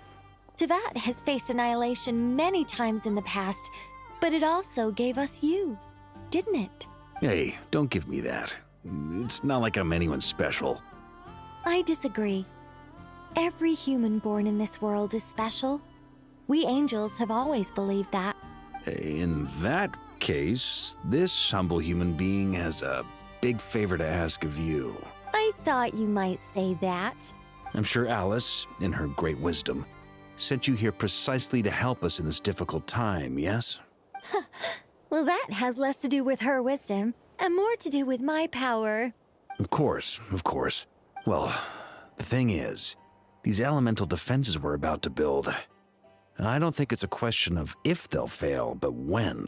Durin's findings from his patrols make it clear that Dottore is constantly expanding his territory. First it was his lab, then the design bureau, and now this. It's not realistic to completely stop him encroaching on the rest of Nod-Krai. Rather, our goal should be to stall him for as long as possible. If Miss Sandroni's calculations are correct, well, they're the closest thing to certainty we have in this situation, so let's assume they are. Anyway, her calculations suggest that our best hope for victory lies in Miss Columbina's return. It's up to us to slow Dottore's advance and buy time for her to make a return. Okay, I suppose that makes sense. But if that's the case, I guess we are not the ones helping Columbina come back. She has to do it on her own or something? Are you asking me to help you with building the defenses? No. I'd like you to prepare for what comes next. When he eventually reaches us, we will have to fight him. You were an angel once and a mage now. I'm asking you to lend us your protection. Oh. Can I take it that you're triggering the terms you fought for during our three-way talks? Oh, God. Well, technically those terms were about protecting Mondstadt. But if you're happy to agree to the change in location, then yes, let's do that. Oh. You're cashing in on this much sooner than I'd imagined. Well, yeah. The way things are going, I might not get another chance. Very well.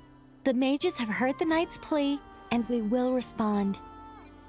Okay. To tell the truth, Alice and I had already discussed how we might help you all, so I didn't come empty-handed. I always like to be prepared. Nicole shares her plan with Varka, who is very pleasantly surprised. Wow, yeah. This is great. Seriously, thank you. It's been many long years since I had a chance to dazzle humanity with a little divine intervention. To humbly serve as a reliable and responsible guide. She's adorable. Anyway, Knight of Boreas, please accept this gift in recognition of your great virtue. Go now.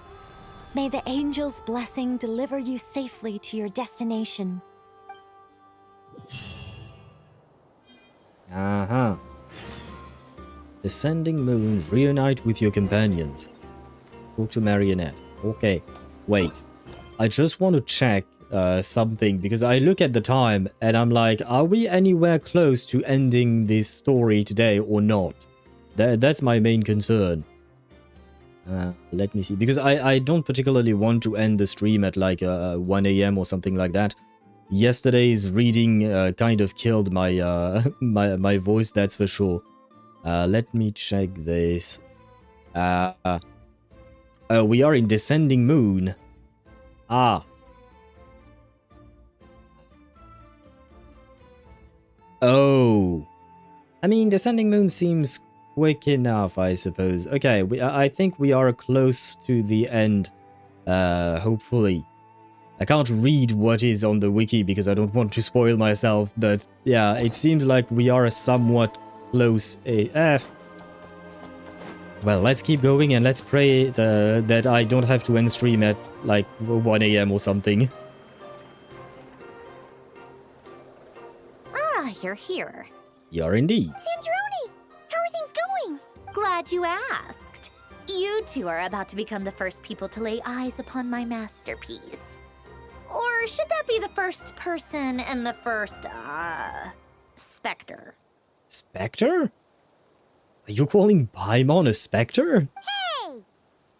Whatever. Come, feast your eyes on this. Wow! We've never seen something like this before. Yes, and we still haven't seen anything like this, because the game tells me that it looks impressive, apparently, even though I have no idea what we're looking at. This meter displays the progress of my formula. Currently, it's still making the most important connections. Once it's finished running, I'll deliver it right to your side. And then, we can finally bring Columbina back. I still don't understand how this helps us get Columbina back. What do you mean, deliver it? Can't you just tell us over the Dodo communication device? It'll just be some numbers, right? Ugh, you're such a greenhorn. This isn't the kind of formula you solve in math class. It's a highly complex algorithm capable of constructing a framework of rules. Ugh, whatever. We'll be here all day if I start trying to explain it.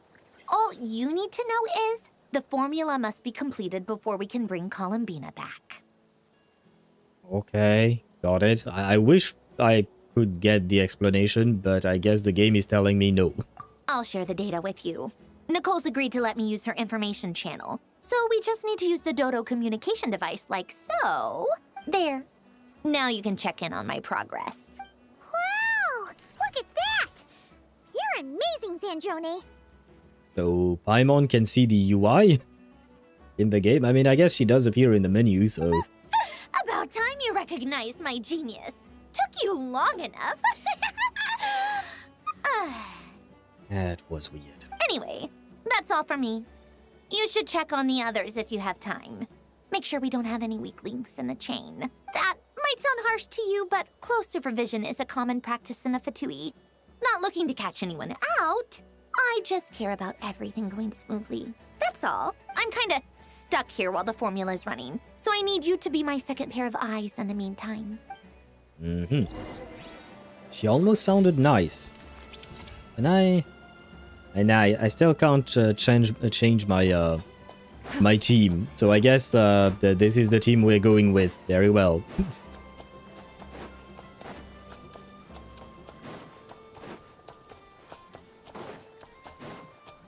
Hello.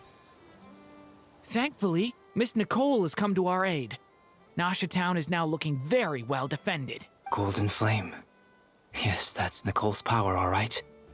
Based on the latest message from Grandmaster Varka, it sounds like they've reached an agreement. She wants praises. How adorable. I would give her praises if she was not so rude all the time. I would be nicer to her if she was nicer to me. But she's not. So I will thank her for her work. And that's it. No praises, no head pats. The situation should be more stable with her assistance. Everyone will have at least some degree of protection. Albedo! Durin! Hello there, you two. Are you well rested? Thanks for your concern. I am doing all right. That's good to hear. As per the plan, Albedo and I will be in charge of Nasha Town. As Dottore's energy field expands, it's creeping ever closer in that direction.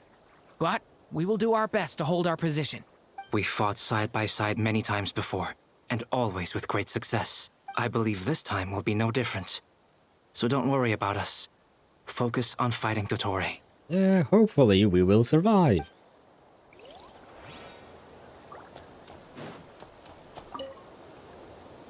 Traveler, Paimon, a pleasure to see you both. Flans!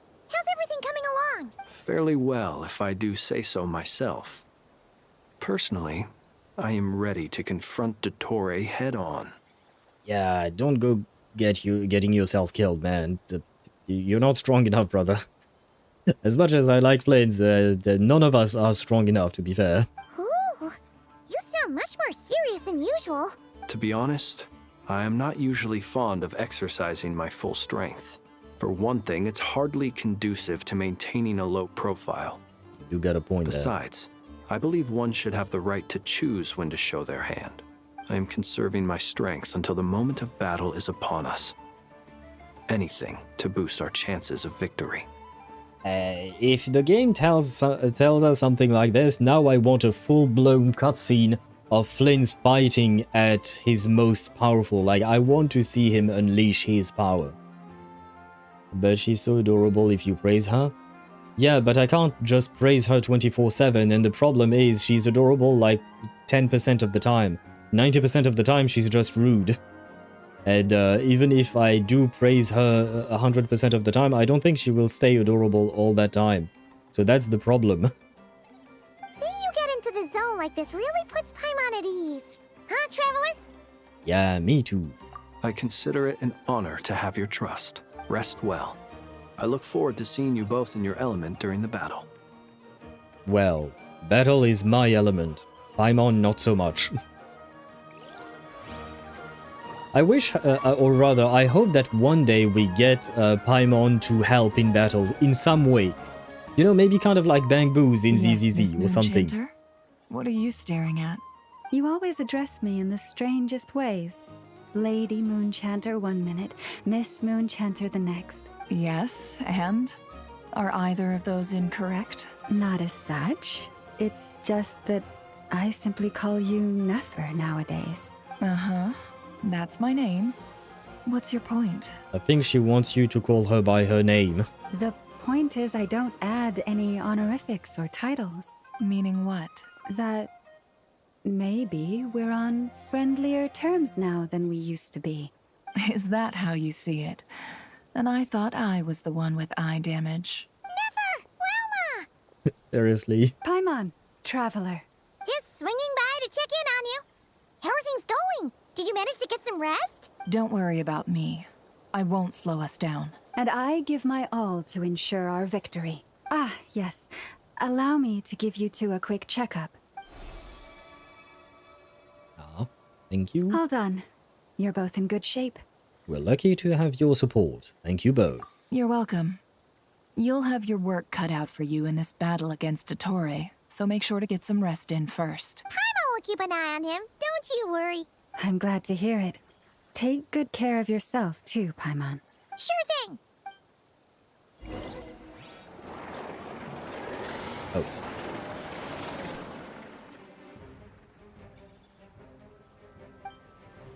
Hostiles incoming. Are these the Doctor's minions? Here they come. That's quite a horde. As we expected. Get ready, everyone. Take your positions and prepare to engage. Let's begin. I'm at the ready. Okay. Let's see what we can do. By the way, where is Ineffa and Ino? Where are Ineffa and Ino?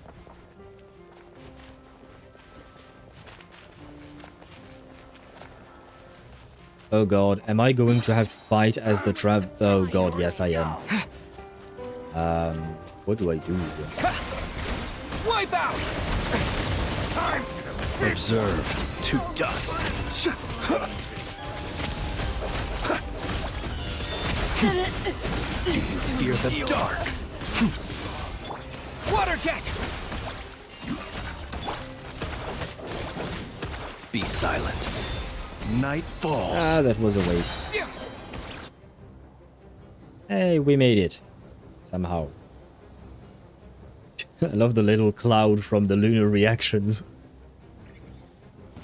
It's your skull!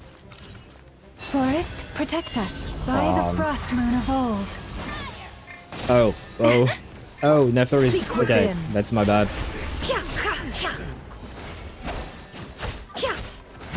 These creatures cannot stand against us. Oh, fighting talk. Just don't let your guard down. That goes without saying. I'm hardly the risk taker in this group. Excuse me? Wait, where are you?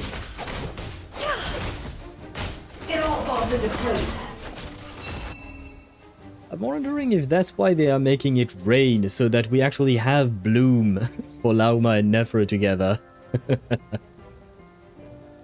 Because otherwise, just 2 Dendro doesn't really make sense. Get back! Element? Live! Witness my great undertaking! Where Wait, where that are was easier the enemies? Easier than I thought. Naturally. What do you mean? Is it because as created... Oh, I guess this went too fast.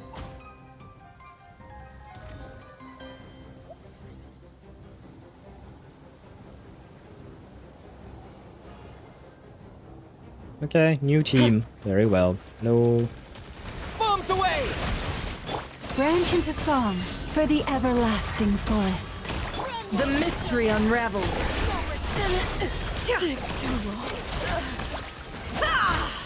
People have always used fire to drive away wild beasts. Wouldn't a lantern work just as well? You read my mind, my dear friend. I was just about to say that. All right then, dear friend. Bring the light! That's not what I meant to do, but okay.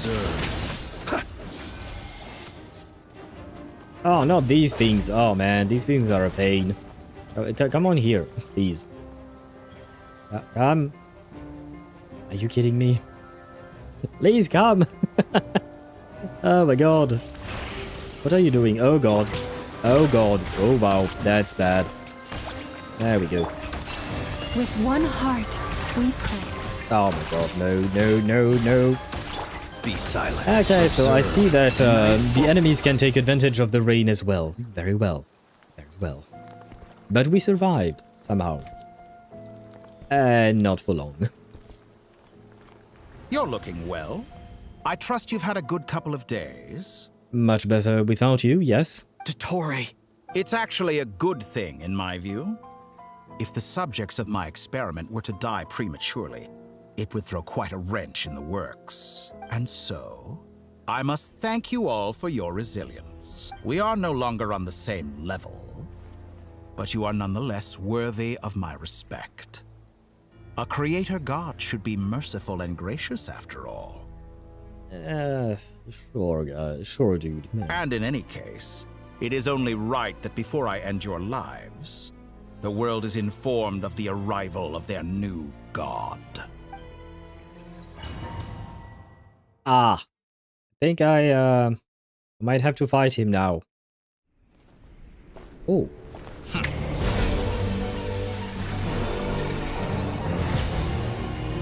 Heretic of the False Moon, Il Dottore.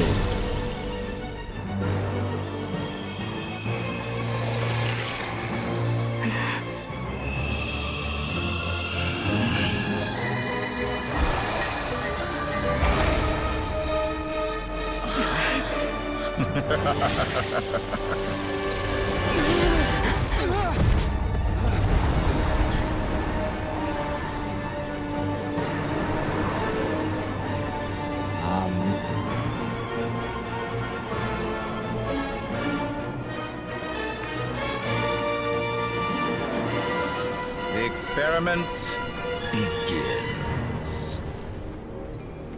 So Dottore just tore the fake sky of Teyvat and all that. Oh god. Fake cover. Yes. I'm covered. Oh god. Okay. Okay, no more cover. Seek within. Not what I meant to do. For the everlasting forest. Receive my... It all adds up. Here, I thought you dodged that. Did you honestly think that It all would falls into place. That's not what I meant to do. Close your eyes. Be silent. Do not face the doctor's gaze. What? I couldn't read what was written.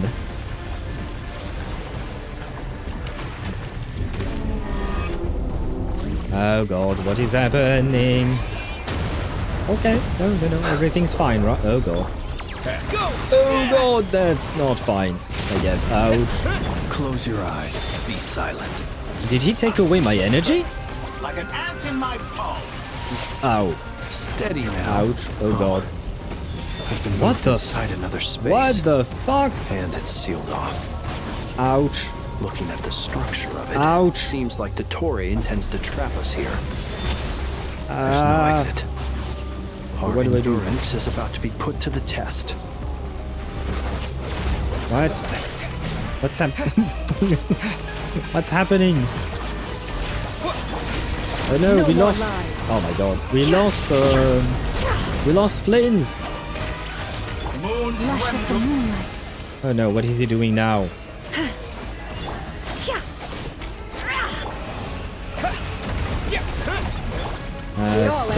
Stay right where you are, or you will be punished. Yeah, well, I'm trying to stay right where I am. No more lies. Oh my god. Can't hide the truth.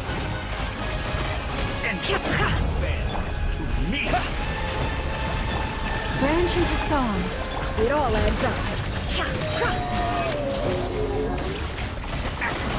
The mystery unravels. Wait, where did you go? Take cover. Okay, I can do that. I know how to do that. There we go. I am covered. Holy shit. This is one hell of a boss fight. What? What am I supposed to do? Affected? Oh god. My controls are all oh my god. You've got to be shitting me. My blessing. Where will you try scurrying off to next? No! Stay your hand. Looks like Dottore has opted for a divide and conquer strategy. But we will not allow him to triumph. Oh, but Now, wait. I shall pray for our victory. I can't move.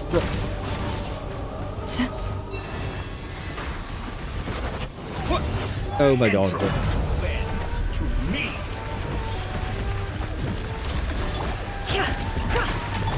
Water jet! For a second there, just so you know, my controls were inverted. So when I was pressing forward, I was going backwards, which is kind of very disorienting.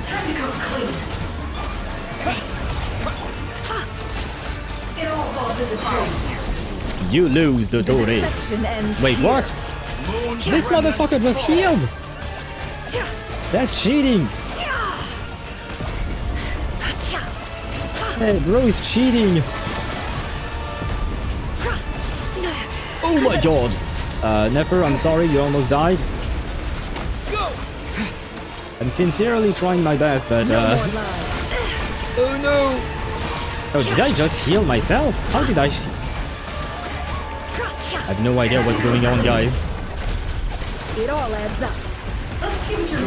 Keep it up. I'm still collecting data.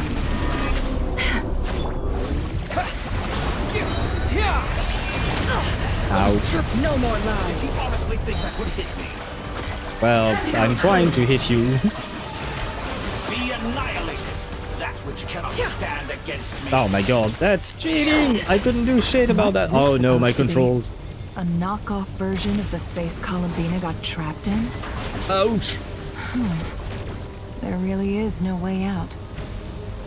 We'll see Oh my about god. that, Dottore. Like, oh! Thank god I can't die, because I can't really do much out here, not gonna My lie. apologies, I had not intended to take your teammates from you. But you have a choice in the matter. Obey, and I can release them. An excellent deal, if you ask me. Won't you consider it? No thank you, they can fight for themselves or something. What you doing? Excellent. You barely managed to touch my level. Well, you are half HP, what you talking about, bro? Wipe out! Did you honestly think that would hit me? Well, yeah, and it did.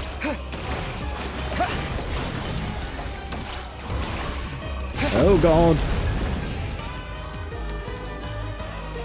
I will say, he's cheating. I'm aware you've been working on some little tricks to surprise me with, but it appears that none of them have come to fruition. My guess would be that you're trying to bring Columbina back. But then, where is Sandrone? Or are you trying to buy time for her? Ah, he knows. He knows. I always found their friendship to be a curious phenomenon. Two highly incongruent personalities, and yet they share a deep connection. Speaking of Columbina, I once saw her as like a younger sister.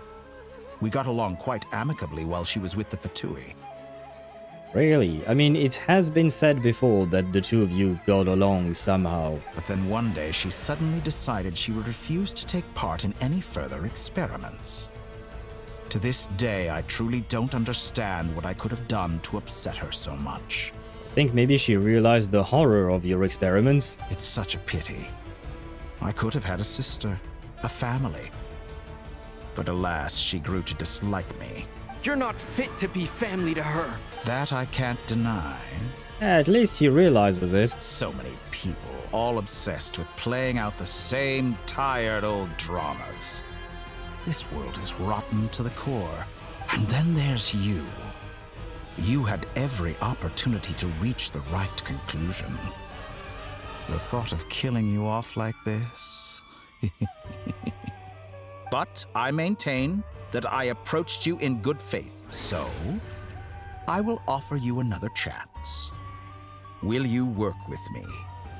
You have until I count to 10 to make your choice. No, thank you. 1, 2, 3. Not in a million years. Huh?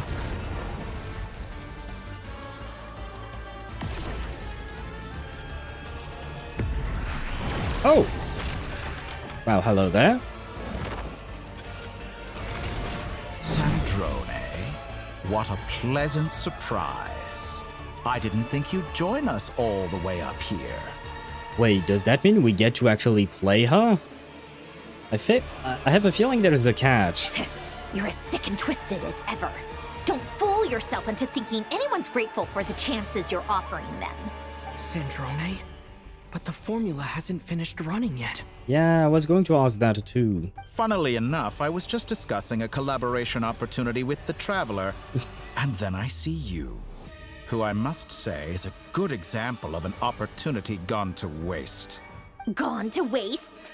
I said that everyone would get one chance, and you've used yours to march right back into the lion's den. So yes, it's an utterly wasted opportunity. And what makes you think I believe a word that comes out of your mouth? I was planning on disposing of your little formula after wrapping up more urgent business here. But since you've taken the trouble of serving it to me on a silver platter, I can simply bring it forward in the schedule. Oh.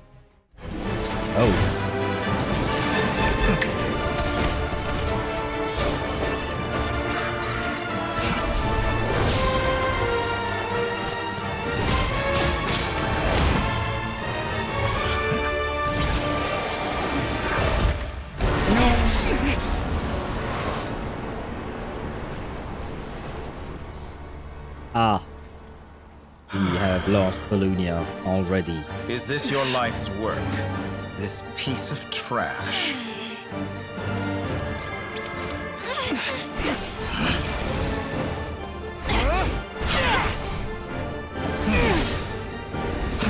Oh, the smile on his face. This guy is smug.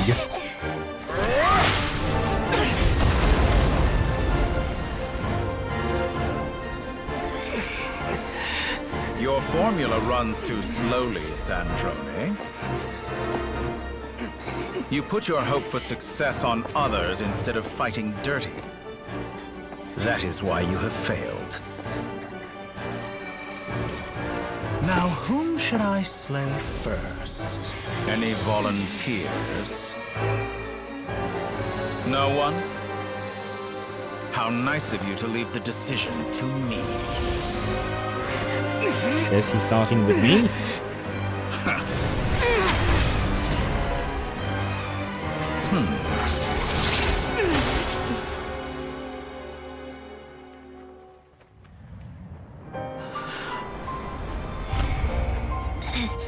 Ah. Oh, how unexpected. Sandrone, any last words for me, comrade?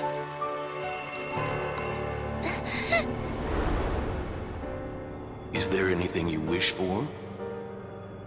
Not really. But I've always known what I don't want. Go to hell, Dottore. Oh. No! Oh. And now, you have failed.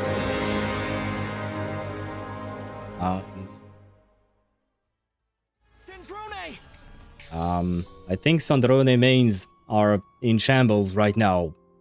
And they've joined Capitano mains and Signora mains.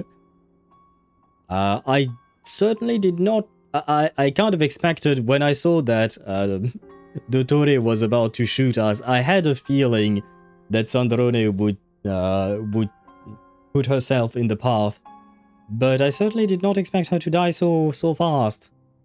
Ah, well, maybe she's not dead. Maybe there is still a chance. I mean, she is a robot, right? So maybe we can repair her? Now you see how fragile mechanical contraptions are. Just a gentle tap, and they fall to pieces. Yes, she's a puppet. There is hope. Was just a stab. Yeah, my thoughts exactly. She's a puppet, so hopefully we can repair her. Who the fuck can repair her? Maybe Aino can repair her somehow? I mean, she managed to repair Ineffa. So if she managed to repair Ineffa, maybe there is hope that she can repair Sandrone as well. I mean, I've said that I don't particularly like her personality, but I don't wish her to die. However keen of an inventor Sandrone may have been, her death spells the end of the formula that was running inside her body. Of course, I have to commend her for making it this far. As her colleague, I have to admire her stubborn tenacity. Now, it is time for you to take your place by my side. Bro seriously does not understand the concept of no. When someone tells him no, he's like, he doesn't understand that. No, oh, wow. My count was interrupted, but the second chance I extended to you still stands. Once again, you are welcome to join me. By now, I'm sure you have gained a greater appreciation for the power and authority I wield. What is stopping you from embracing a new world of endless possibilities? Well, it kind of looks like a bleak world, given the fact that you kind of are killing people and all that, you know? Not in the mood to talk? As you wish. You seem less talkative than usual today. I'll change the topic to something more apropos. Sandrone was always like this, never trusting anyone, always so reluctant to share her research with them. Objectively speaking, she had her strengths. It is remarkable how she extracted and even optimized the world formula from so much data. But her inability to trust was her undoing. Had she allowed someone else to monitor or run the formula for her, you might still have a chance at victory even now. Wait, but... But regrettably, she was a stubborn fool. As much as it pains me, she had to go. Yeah, but she was actually using Wanderer's core to process the calculations for the formula. Didn't she just give Wanderer his core back with somehow the instructions to calculate things himself? Well, that might sound far-fetched, but I mean, maybe? That doesn't change the fact that she might be dead, but at the very least, maybe the formula can indeed actually keep going, and this is just a decoy to make Dottore think that he managed to stop the actual formula from being calculated. Hopefully. Dottore. Maybe this is news to you, but people can change. Columbina surprised you when she escaped. And I think Sandrone would surprise you too. Change? You can twist the truth however you want, but I see it clear as day. You're the one who can't trust other people. Is that how you see me? I mean, he's not wrong. By this point, what can you hope to do about it? It is pointless to fight on. You've already lost. Wrong. You can't win this, Dottore.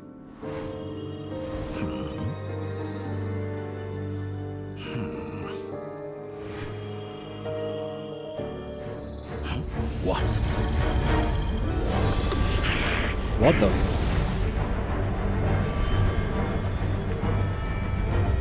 What are they doing?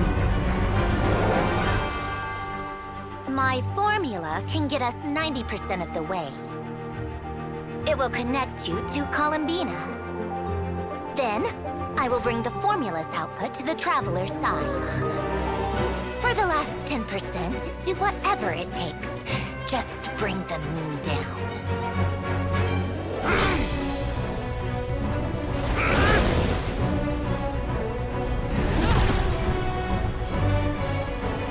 I was wondering where they were.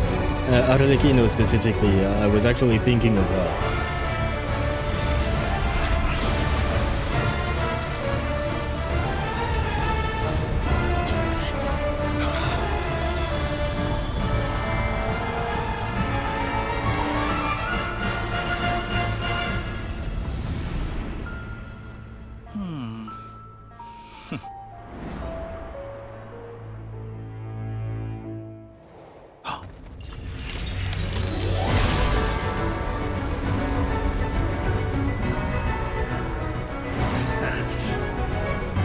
The moon will never be yours!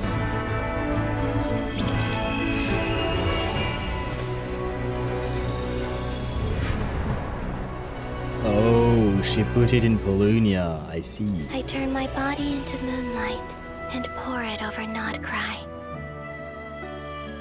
My soul I leave here to inform my future friends.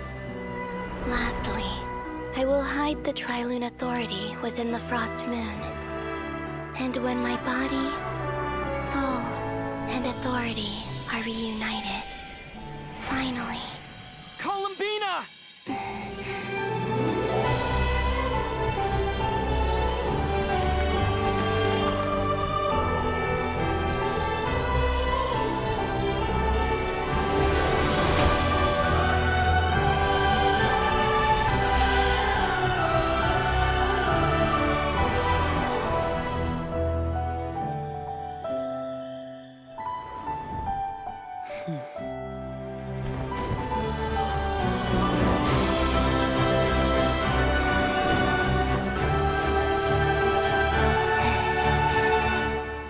It's been too long.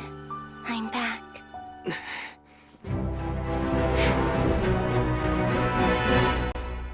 Well, welcome back. I wish I had a party going for you. On the battle, traveler. What a touching reunion. Though I personally find myself repulsed by the sight of weaklings huddled together for warmth. Now, if you're quite finished patting yourselves on the back, show me how long you can struggle before you drown. Watch out, Columbina! He can manipulate space itself! I know. Wait for the right moment. We'll strike together. Not face him directly? They said that... Wait, but I wasn't facing him. I don't understand this boss fight, man. Wayne.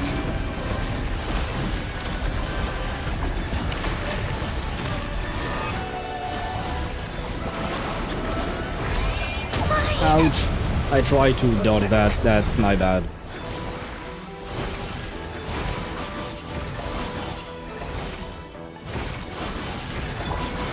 Oh, I missed. Wait, I have another chance. You cannot face me. Okay, I don't understand the facing part. Is this what they meant? Enough. Oh yeah, I think I did it.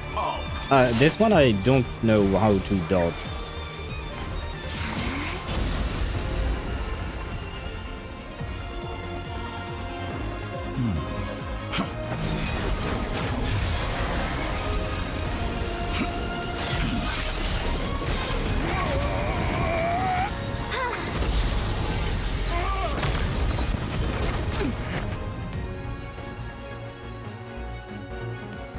I grant you the new moon's blessing. The new moon shines upon you. I am growing weary of... Oh. I didn't mean to interrupt him.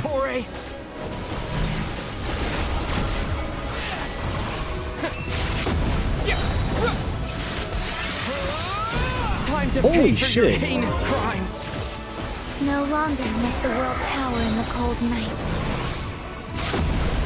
Ouch! That's... Our future is not yours to... Let the moonlight dispel the darkness. Ouch. I tried to move through it, but I guess I couldn't. Everlasting as the moon. I am so close to dead. I am so close to dead. No, not again. Die! No! Oh god. Oh. Oh. Willfully blind. How can you be so satisfied with your fate?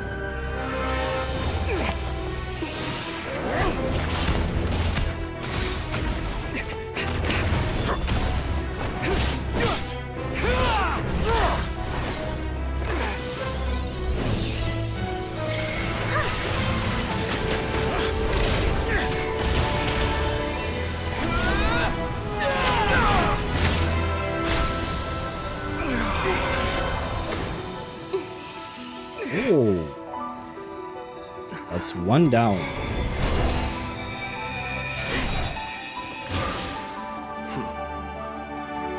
This battle was never about fate. It's about friends, family, and the home you stole from them. So dull. Only the weak rely on each other for comfort. You shall see. Once I transcend fate, you will be nothing but fodder for my grand experiment! That will never happen.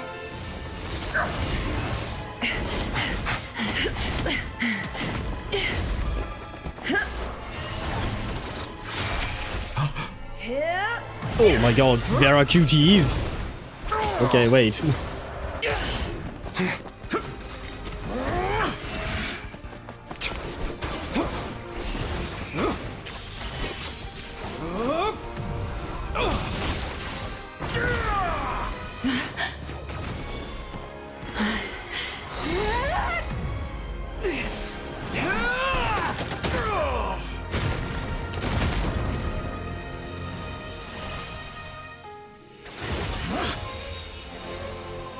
today. The moon lights up this world once more. Oh, I was supposed to die.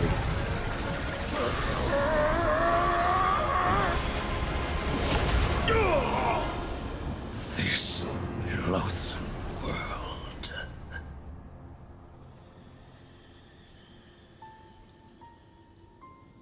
I think Dottore mains are in shambles now. No, this world is our home.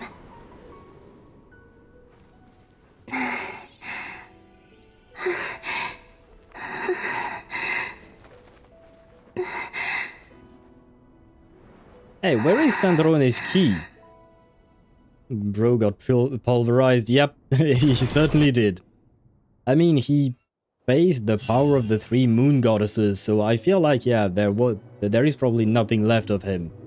But yeah, rip Sandrone. Although I have a feeling there might be a way to bring her back. She is a puppet, so there might still be a chance of repairing her somehow. They vaporized Dottore. Yeah, I think like right now, at least Capitano mains have they can have a sliver of hope.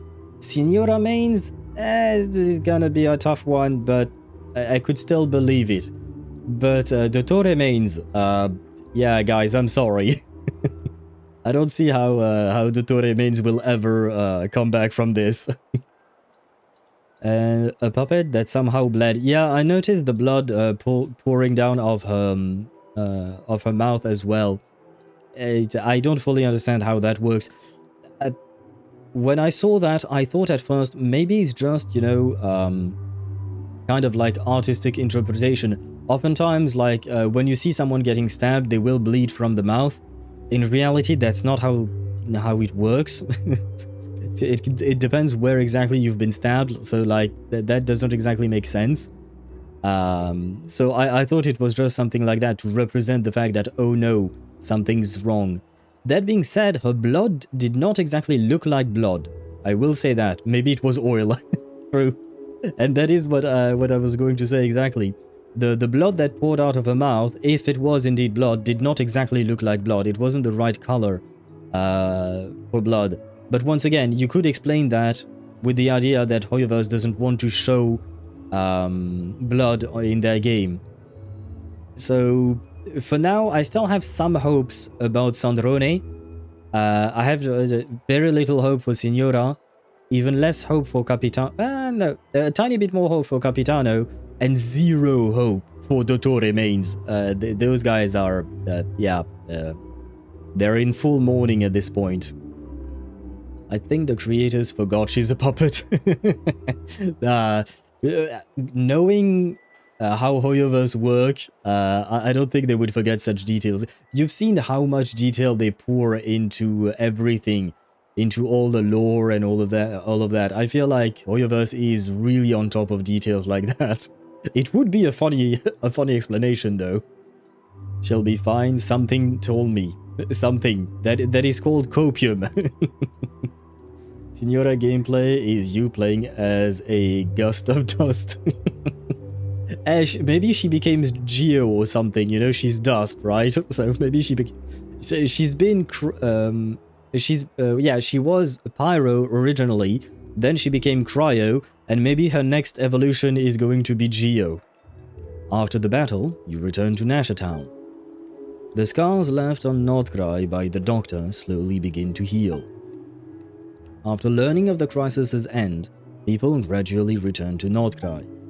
And the frost moon in the sky also remains within this world. Okay, yes, good that they mentioned this. Can we talk about the fact that basically Varka and Arlecchino, through the power of Nicole, brought down the fucking moon? Can we talk about that? Like, well, I think you guys can realize how heavy a moon is. So being able to influence it, and not gonna lie, I have a feeling that that power came probably mostly from Nicole. Probably, I'm assuming. Because Varka, at the end of the day, as powerful as he is, he's just a regular human being. Arlecchino, on the other hand, she does have the Crimson Moon's dynasty's, lineage and all that, so maybe she helped a bit more. But Nicole is a fucking angel, so, you know, that does show you that she has a shit ton of power, I would assume. Still, the three of them work together in order to do that. And that brings me back to an earlier point in our conversation. After seeing this, you can't tell me that Fanes is not like in the deepest coma that ever was. Because, like, you know, earlier we had a conversation about the fact that maybe Archons do not intervene in other people's territory because they're afraid that it will wake up the Heavenly Principles or something. You can't tell me that bringing down the moon would not wake up the Heavenly Principles. Like, you can't tell me this is not a major event that would require the, what do you call that? The intervention of the Heavenly Principles or even the Shades. Where the fuck are the Shades? You know? Like, what are they doing while all of this is happening? Because we know they're out there and they're watching. And yet they do nothing. It's highly surprising. Like, there has to be a reason, right? Whether we're talking about Fane sleeping or the Shades not intervening, there has to be a reason. But, like, I feel like if there ever was a reason to intervene, this should have been a reason. Lady Renova, yeah, even Renova, we know she puts in the work, right? Compared to the other Shades, at least she puts in some work.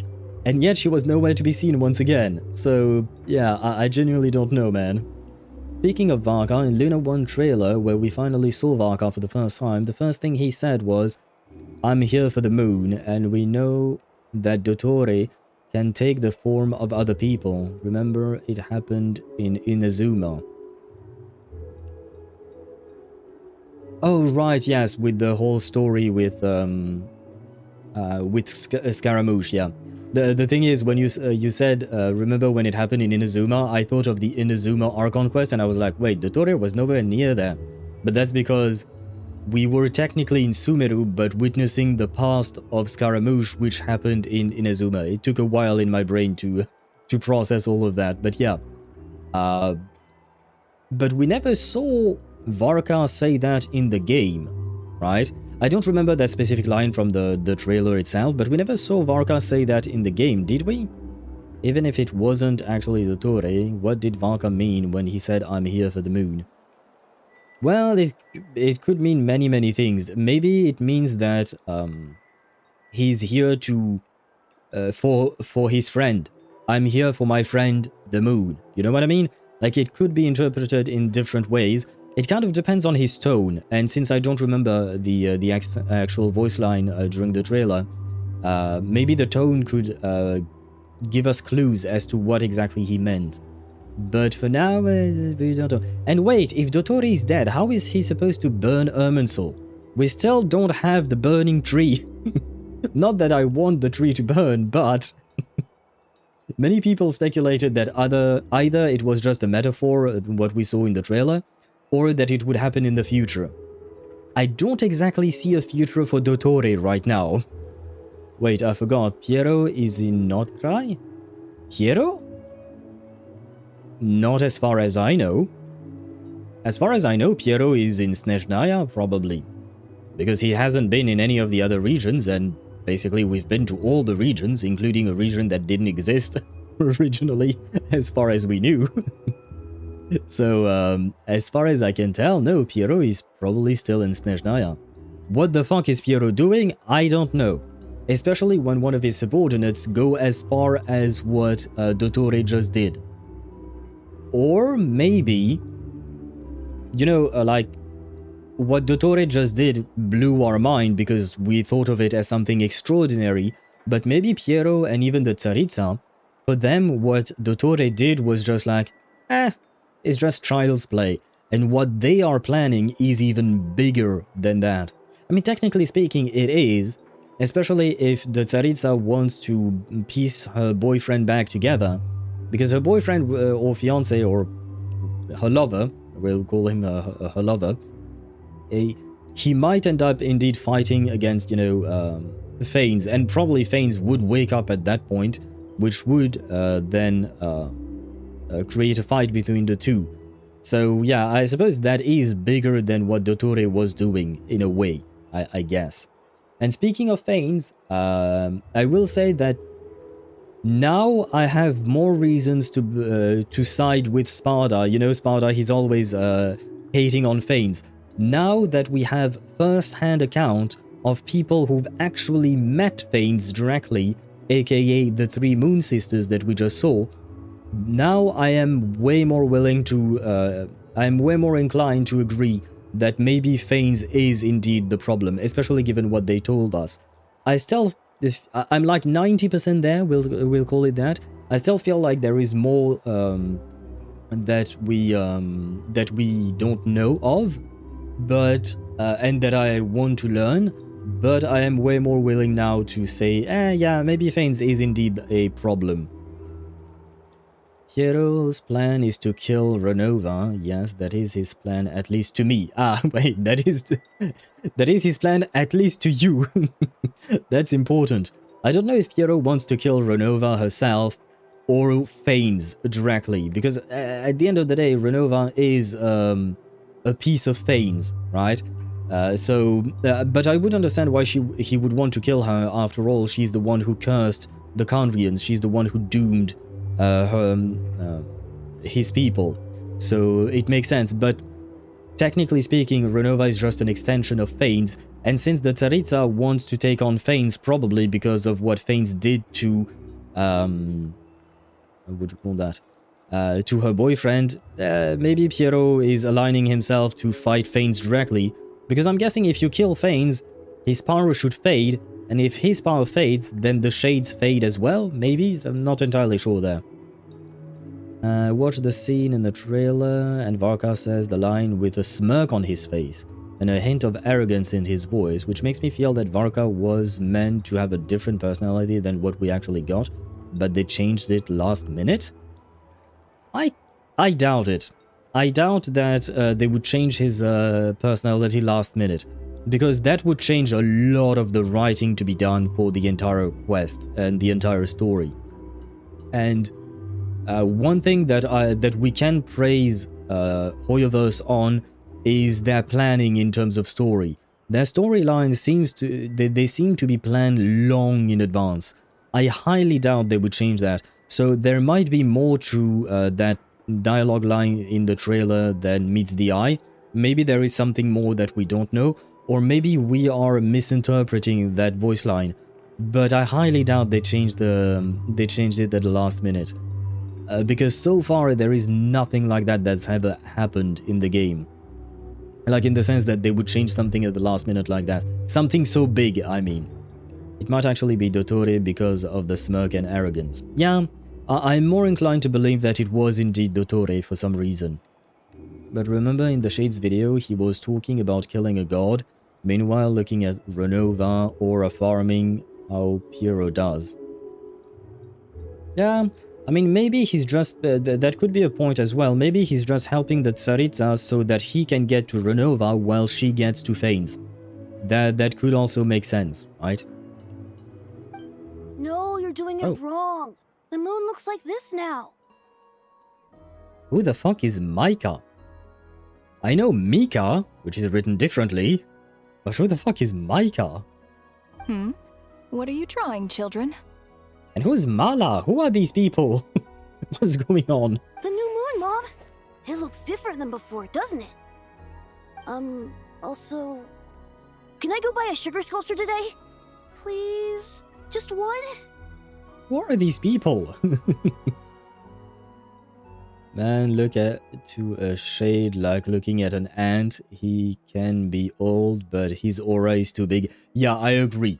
The way Piero speaks and the way he behaves, bro, he is Songjino but older, basically. The dude knows how to aura farm, that's for sure. He probably has the biggest aura of them all. And I also wanted to mention one thing. Can we talk just for a second the boss fight against Dottore? I think it's probably one of the best boss fights Genshin has given us to date, at least in terms of overall spectacle and storytelling. In terms of gameplay, I have to admit I did not fully understand everything that was going on, especially because sometimes the game told me some things like there were some tutorial lines written at the top, except I didn't have time to read what the fuck was going on. And sometimes they inverted my my keyboard keys. Like, so when I was pressing W to move forward, I was actually going backwards and stuff like that, but it wasn't completely consistent, so I was kind of completely lost as to how anything was happening. So in terms of gameplay, I was kind of lost, but in terms of like just a boss fight for the story reasons and all of that, that was an amazing boss fight.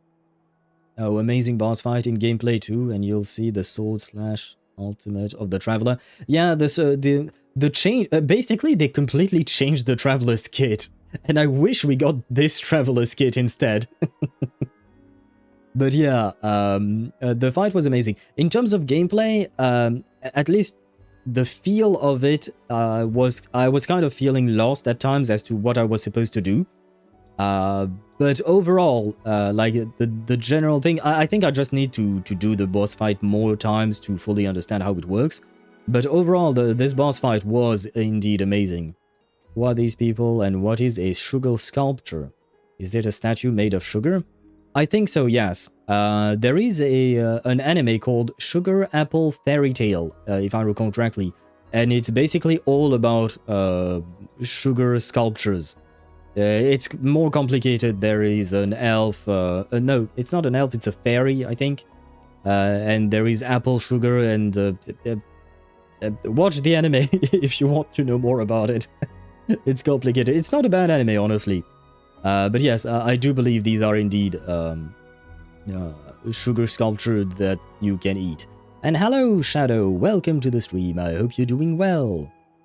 Love the effects of Dottore's skills and a lot of variants of laser beams and stuff. Yeah, and the sound effects as well that you mentioned, the distorted space effect. Even when he, you know, when we attacked him, but he went back in time to heal himself, basically. That was definitely unexpected. That was cheating, but it was a very good boss fight indeed. I did the boss fight today to farm for Columbina. Shit was pissing me off. 70% pyro resistance, so I can't use Arlecchino. With my Veresa team, I got killed when he was half HP bar, and I switched for a third time to my Chaska team, and finally managed to beat him after the characters in my team died at least 7 times. That's a lot of death. I think I should have died during that, during my own fight, during the story portion. I should probably have died, I think, but I think the game healed me. There is that. But I suppose I will see what it looks like when I actually just farm for him. But it makes sense, is on the same level of that corrupted dragon in Natlan. But Dottore has much more impact because they built his villain personality in this arc. Meanwhile, the dragon came out of nowhere. Yes, I agree. The main boss, the main villain in Natlan, it was impressive, but the fact is that we knew nothing about it. Like, it didn't have a personality, it wasn't developed at all, so it didn't make much of an impact. I 100% agree with you there, Deidara. The fact that they developed both Rerir previously and now Dottore makes a shit ton of difference in terms of how we perceive the whole fight and all of it. I'm pretty good, how are you? Pretty good as well, pretty tired. I've been streaming for 7 hours now, so I'm slowly decomposing, but other than that, I'm pretty good. Pretty hyped up, because we are reaching the end of Genshin's story here, and the climax was very climactic, I shall say.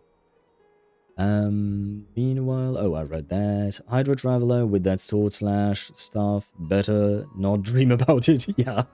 I don't think we're getting that, unfortunately. I wish they reworked the Traveler's kits, because most of the Traveler's kits are not good. They are simply not good. They are simply not useful. So, I wish they reworked that. Dottore has 7.5 million HP in his fight when you farm. Ah, well, they managed to add HP inflation to farming now. I don't mind. I don't mind. I do mind HP inflation in endgame content, but when farming, I just want to get my rewards and be done with it. I don't want to have to fight for 15 or 30 minutes for a single boss. Oh man, well, I suppose I will have to deal with that. At the very least, I would hope that they would change their rule and so that we can farm the same boss 3 times. At the very least, please do that. I have absolutely zero use for previous boss materials because I have 50 of every single weekly boss material there is in the game. I have 50 of them. I will never use them. So, yeah. I don't know why they don't let us farm the new boss 3 times in a row. Seriously, it's just making it a pain for players. Well, the Dottore mains seems fine. Well, a bit in shambles, but they seem mostly busy glazing at his greatness. True, to be fair. Dottore is, or was, I suppose, an amazing character. He has achieved something quite huge, right? Basically, Dottore is kind of like the Lygus of Genshin Impact. A tinier version, I suppose. But, I mean, he is Zandik, right? And in HSR we had Xandar. So he is the equivalent, and they treated him well as a villain. You fight for 15 minutes and get the wrong rewards. True. But thankfully you can switch them, right? The boss, weekly boss rewards, you can convert them. Honestly, his boss form is majestic with that long hair. Yeah, the boss form looked good indeed. All right. I suppose today is a special day after all. Almost like a festival. Extra, extra! Get the latest Nasha Express here! Post-disaster report! Nasha Town reborn beneath a new moon! The voyage begins today! The future looks bright thanks to the League. Want a copy? The League? The Justice League? Wait, what? Are we... What? What are we talking about here? I knew things would be different. But I didn't think that would include the moon. Bro got a point there. They say a new moon goddess has been born. A new moon goddess? Who's saying that?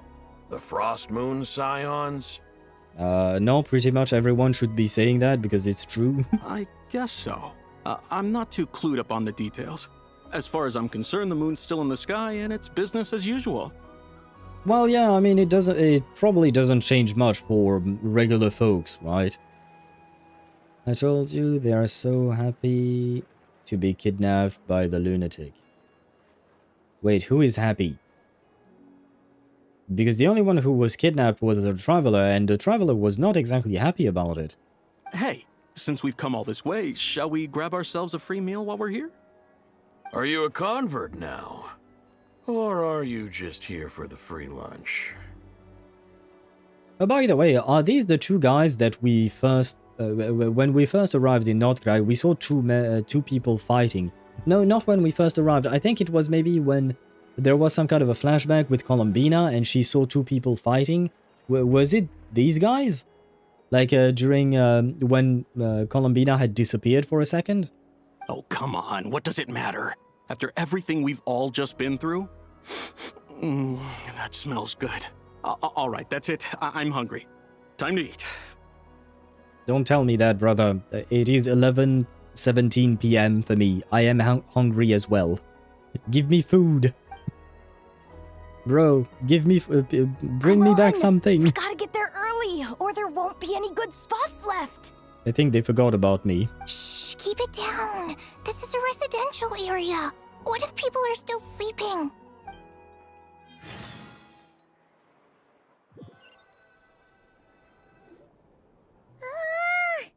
Why is it so noisy outside? Good morning, Paimon. It's okay. Paimon was pretty much awake anyway. It's been so long since we last had a chance to relax, huh? Feels like time is moving slower than usual. What about you? Did you rest well? Well enough. Somehow I wasn't as sleepy as much as I expected. Still winding down from everything that's happened? Or are you wondering how our friends are doing? Or is it about what Dottore said to you? A bit of everything, I think. But don't worry, I'm feeling okay. Okay, if you say so. But don't push yourself, alright? Let Paimon know if you need to talk. That is kind of adorable of her. Sorry, I'm in Dottore main sub. Oh, okay, I see. When Dottore kidnapped us, I was only scared that we would have a 2-hour sections where we would do something extremely boring like fighting with Dottore as our sidekick. More like with us as his sidekick, but still. You know what I mean? Yeah. I mean, I will say, an alternative storyline that could have been interesting is if, what would you call that? Is if the Traveler actually sided with Dottore. Honestly, I would have liked it, just to see it, out of curiosity. Having, you know, the Traveler enter his villain arc or something like that. Don't worry, Paimon, Traveler is still straight. How can you say that, Deidara, when Varka exists? Are you sure that the Traveler is still straight? What we just went through was a lot. It's totally normal if you need some time to get back in your groove. Luanatar disappeared after Columbina came back. Apparently, she was part of Columbina's soul or something. Still, Paimon kind of misses Luanatar somehow. But anyway, you did great. So did Paimon. We all worked our butts off to contain this disaster, and in the end, we made it. I still don't fully understand what Paimon did, but I mean, I guess she helped Varka talk to Natlanese to convince them to take some people with them or something. Now, one thing that we are forgetting, Paimon is not a moon. We discard that thing now. What do you mean? Paimon, you are Asmodee. It is the most likely explanation, yes. Paimon being Asmodee is indeed the most likely explanation we have at this moment. What the fuck did you do, Paimon? Bro thinks he's part of the team. I mean, she is part of the team, but, what do you call that? But it's true that I always wonder what the fuck is she doing, like, yeah, she just floats around, except this time I guess she did help Varka talk to the Natlanese people so that Natlan would accept some of the refugees from Nod-Krai while the evacuation was going on. So I guess at least she did that, right? But the rest of the time, I'm not gonna lie, I have no idea why she... Not why she's here, but what she does. Her being the moon goddess was an option, but if we sadly and gladly meet the 3 moon goddesses. Yeah, no, very clearly she's not a moon goddess. I suppose, yeah, it was an option that she was, but I feel like ever since we've seen the Shades trailer, it didn't, like, outright confirm that Paimon was Asmodee, but it pushed us towards that specific theory that we have. I bet while everyone was trying to save us, she was stuffing her fat fuck with food from sadness. I would like to give her more credit than that. I think she would try and be helpful in other ways. What ways exactly? I have no idea. So, chin up, Traveler. You should be proud of yourself. Not usually this sharp when you're just woken up. Hey! Don't poke fun. You should be glad that Paimon's growing as a person. Sorry. On a more serious note, I bet you were worried about me, weren't you? Paimon didn't think you'd mention it. I'm sorry, Paimon. You have no idea how anxious Paimon was. She was worried sick about you. See, this is what I wanted. I wanted to see a hug between Paimon and the Traveler. Thank you very much. So I heard. I understand how you feel. Well, if you really want to show Paimon you're sorry, you're gonna need to make it up to her. You better be ready to splash out on a lavish meal. And then she talks about food. Anything for you. My treat. We have bread, apparently. Okay.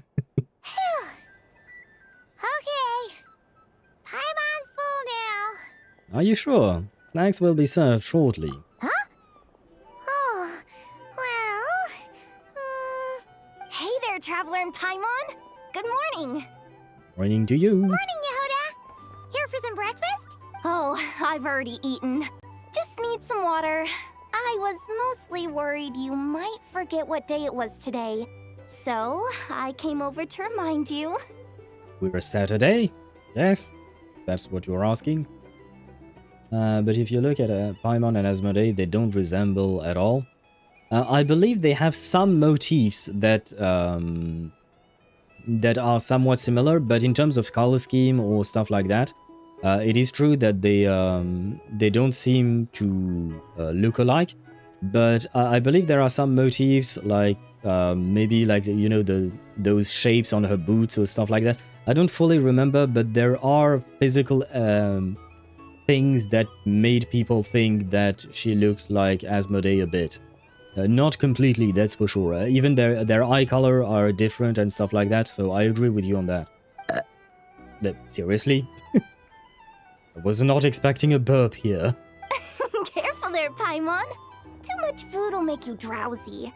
Don't let anyone catch you hiding at the back and nodding off during the league meeting. What league? Once again, where is Batman? You should probably be saying that to Aino. She's the baby of the group, if anyone. True. You know, I'm surprised that all these competing groups are actually coming together to try to solve things together.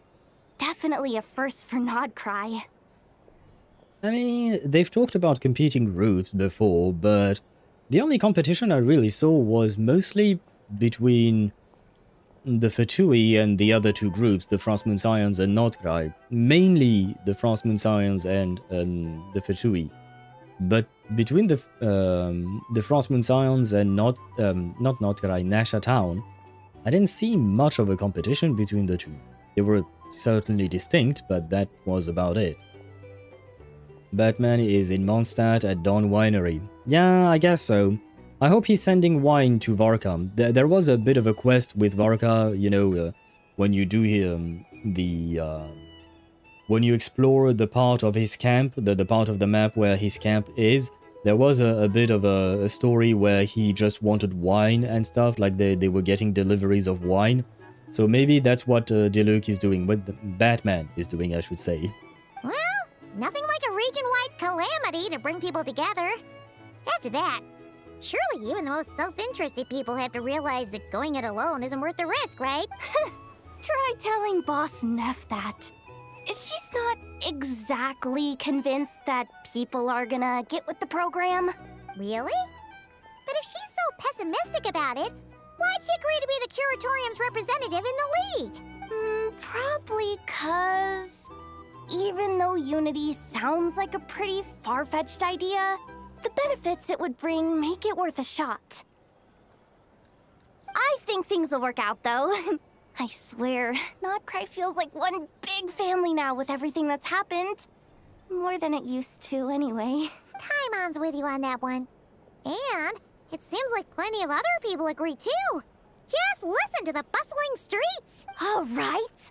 Everyone's been rebuilding these last 2 weeks, and the evacuees have been coming back in droves. Life's slowly returning back to normal. Which means my workload's probably gonna shoot back up. Were you about to head out?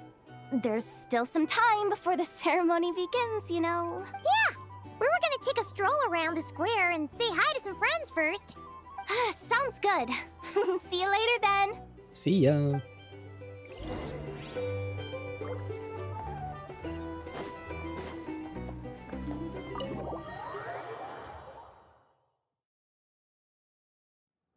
Please accept today's boon. Have a nice day. Are Paimon's eyes deceiving her? Or is that Ineffa handing out food for the Frost Moon Scions? Hello there. Would you like a feast of the moon, along with some snacks of the day? So, what's new, Ineffa? It was only a few days ago when we last saw you, but it looks like you've joined the Frost Moon Scions in that time. And I know too? What are you talking about, Paimon? We're just here to help, duh. In the wake of the disaster, it's all hands on deck. We responded to Llama's request for support. At times like these, the smallest good deed can inspire others and help them through the hard days ahead. And we're using eggs and heating tubes to make that a reality. In true Kromkake Crab Shop style! Great work, I know. Ineffa! Did you hear that? The Traveler said I did good. The Traveler! She's adorable. That's because it's true, I know. Proposal. If you can resist eating today's dessert, I will provide you with compliments, too. Yeah, I don't think she will go for that, will she? No way! There you go. Well, that proposal got shot down quickly. I mean, you had to expect that. I need something to get me through the hard times too, you know. Mom! Yes, dear. Go right ahead. Excuse me. Could I take a photo with the robot lady? She helped us get safely out of Nod-Krai, and she helped us get back home too. She's the best. Is this kid in love with Ineffa now? Of course she is. And since I'm the whiz kid who built her, that makes me even better than best, right? But you stole my snacks though. Oops. Shall we move to the open space near the center? The view there is better. I'll take the picture. Thank you. Aren't you the better pick for this job, Flint? Little bro has a crush on a clanker, says a character AI addict. I mean, if Ineffa is in for... wait, no, he's too young. Yeah, never mind. Scratch the idea. You underestimate yourself yet again, Master Ilua. Not at all. I rarely come by Nasha Town. I don't know any of the big shots here. All in good time. Socializing is a step-by-step journey. But you're much further ahead on that road, aren't you? You're not seeing the full picture. You know the truth now. My friends do not understand my habits. There is no question about it. The Lightkeepers need a representative in the League. Someone who is upright, cares about other people, and can realize their self-worth through group action. You say it like you wouldn't make the cut. I am most flattered that you think I would. Sigh a little less, Master Ilua, and have more faith in yourself. All the Lightkeepers agree that you're a very promising young man. That is precisely why Starshina Nikita felt safe delegating such important work to you. Who the fuck is Nikita? Have we ever heard about her before? I'm sure we all also agree that we would sooner die of dehydration than manage to wrangle anything out of you in a discussion. My apologies. I am not in the habit of bringing water with me when I go out. That was not his point. Okay, he's young. Do you mean Ilua? He does seem young indeed. Whatever. I'll take the job. By the way, who else is part of this? That being said, I was surprised by his voice. He sounds older than he looks. Oh, it's quite the who's who of Nod-Krai. There's the Moon Chanter of the Frostmoon Scions, the boss of the Curatorium of Secrets, a representative of the Voynich Guild, and even someone from the adorable Kromkake craft shop. By someone, do you mean Ineffa or I know? Because I don't think there is anyone else. I'm sure you will find speaking with them to be a genuine pleasure. If you say so. I've never done this work before, so I'm honestly a little scared of making mistakes. Hello, Goldwing. How are you doing? Long time no see indeed. I hope you're doing well. Welcome in, welcome in. Maybe 18 to 20? I would have gone maybe 16 to 18 or something like that. And even then, yeah. 20 is kind of pushing it, I would say, I would say, yeah, more like 16 to 18 years old or something like that. 18, yeah, I would go for 18, why not? I'd say 18. Flynn's got himself a... What do you mean he got himself? Iluga is not Flynn's. Like, it does not belong to him. But I'll do it. Not only is it our duty as Lightkeepers, but because I want to make Nod-Krai a more welcoming place. An admirable attitude to take. The beacons are lit, Ilua. We're but one step away from breaking through the blizzard. The beacons are late? Does that mean Gondor will hear the call? Accept the call? Ah, shit, what was that line again? Will Gondor heed the call? Or something like that. Oh no, when the beacons were late, it was the Rohan that was supposed to answer the call, wasn't it? Yes. Oh my god, it's been... I think my brain is slowly dying at the same time, but it's also been a long time since I've seen the Lord of the Rings movies. Flynn, you're putting too much responsibility on my son's little shoulders. Technically speaking, that is kind of the problem I have with young kids or young characters having important position. It is too much responsibility for such young people. I'm just here for a small while. It's late at night, so yeah, but I'm doing good. Really enjoyed the Archon Quest and everything it had to offer. Yeah, same. I agree. The Archon Quest honestly was really, really nice. It is long, I will say that much. It's not exactly a complaint, but it is long. But it is really good, and the lore they're giving us is really, really solid as well. And I feel I kind of wish we had something like that long before this. Like it took 6 years for us to get to this place, but it is a good place. We have the chance to band together and build our shared homeland into an Elysium. This is unprecedented for Nod-Krai. An opportunity not to be missed. Yeah. You're right. I'll do my best. Quite a few familiar faces have arrived. Let's go, shall we? Wait, this is the view they chose? The view of a wall? Bruh. If you want to take a picture, don't take the picture with a wall as the background. You have a town to have... anyway. But he survived to have 8 moms. He will be fine. Sorry, I'll stop. What do you mean he survived to have 8 moms? How... What? I don't know what you're talking about there. I know nothing about Iluga. I've never heard about his lore or personal story much. I still peek ahead. You just wait a few minutes. Well, I'm hoping that the story will not go long. I'm hoping that this was... Yeah. I kind of want to end the stream and go eat and die in my bed. Not gonna lie. But I will continue. I will finish it today. You seem well rested. I know no one's asked, but I'm sure you all want to know, so let me just say, we're doing great. Thanks. Well, great, but not perfect. I'm starting to lose my mind from boredom. Can't drink a drop of alcohol while I'm waiting for my wounds to heal. Ah, I see.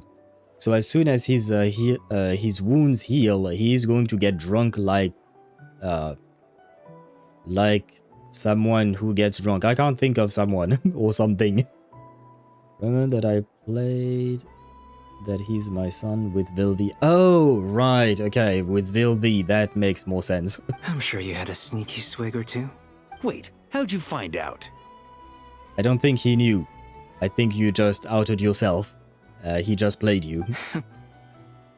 I'm sure you must be missing Mondstadt after all these years away, Grandmaster.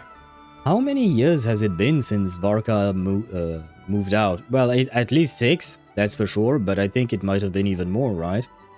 Varka is the cool uncle of the family? Yeah, 100% yeah. Yeah, you could say that again. See, he agrees with you. Every time I get news from Mondstadt, it makes me want to go back and see the place for myself. Honestly, once things are wrapped up here, I think it'll be time to head back home. I want to see Varka and Jean interacting, like their reunion. I want to see Jean scolding him for leaving her all alone and having to deal with everything on her own. I'll move your ass. I need to know what happened to Tsundrone. I can't go faster than what the characters are doing. I can't. I don't know. But it seems like they're fine. So maybe they're not. Looks sad. like someone's taking the stage. Can everyone see okay? Anyone need a boost?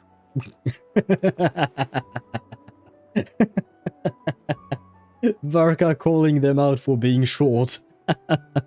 I'll just listen from the back. It's fine. You're My taking bad. this pretty seriously, huh, Durin? Well, it's not every day that I get the chance to see how people speak in official settings. Soak it up like a sponge. I'll make sure you get a chance to practice for yourself later down the line. Actually, I know just the thing. You can debrief the Knights of Favonius for me. You just want to put your work onto him, come on. Mr. Varka, are you forgetting that I'm not a Knight of Favonius? Well, time to join. I can knight you. Any particular title you'd like? Is he joking? I really can't tell. I don't think he's actually joking. I think he might be serious. You'll have to figure this one out for yourself. It'll be a good learning experience. Oh, that's the representative from the Voynich Guild. Okay, I was kind of confused because we've heard of the Voynich Guild, but I don't think we've really seen them much. It is my honor to host the opening ceremony for the League, and to have this opportunity to speak to you all in my capacity as Voynich Guild representative. Could this person also have been pushed onto the big stage by the real big shots? Guess I'm not the only one then.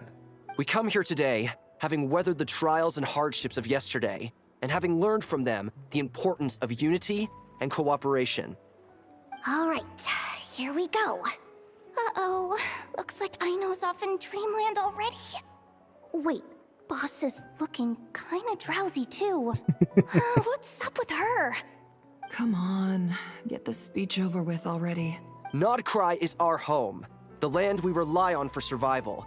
And as we chart a course for the future, may we persevere through the storms ahead as we sail towards a new era of prosperity, freedom, and hope. How long is this man's speech? Very long, it seems.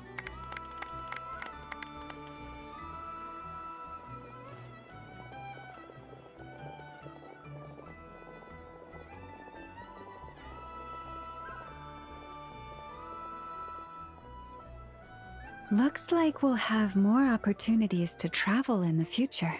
I'm sure you'll cope, Lady Moonchanter, given how fleet of foot you are.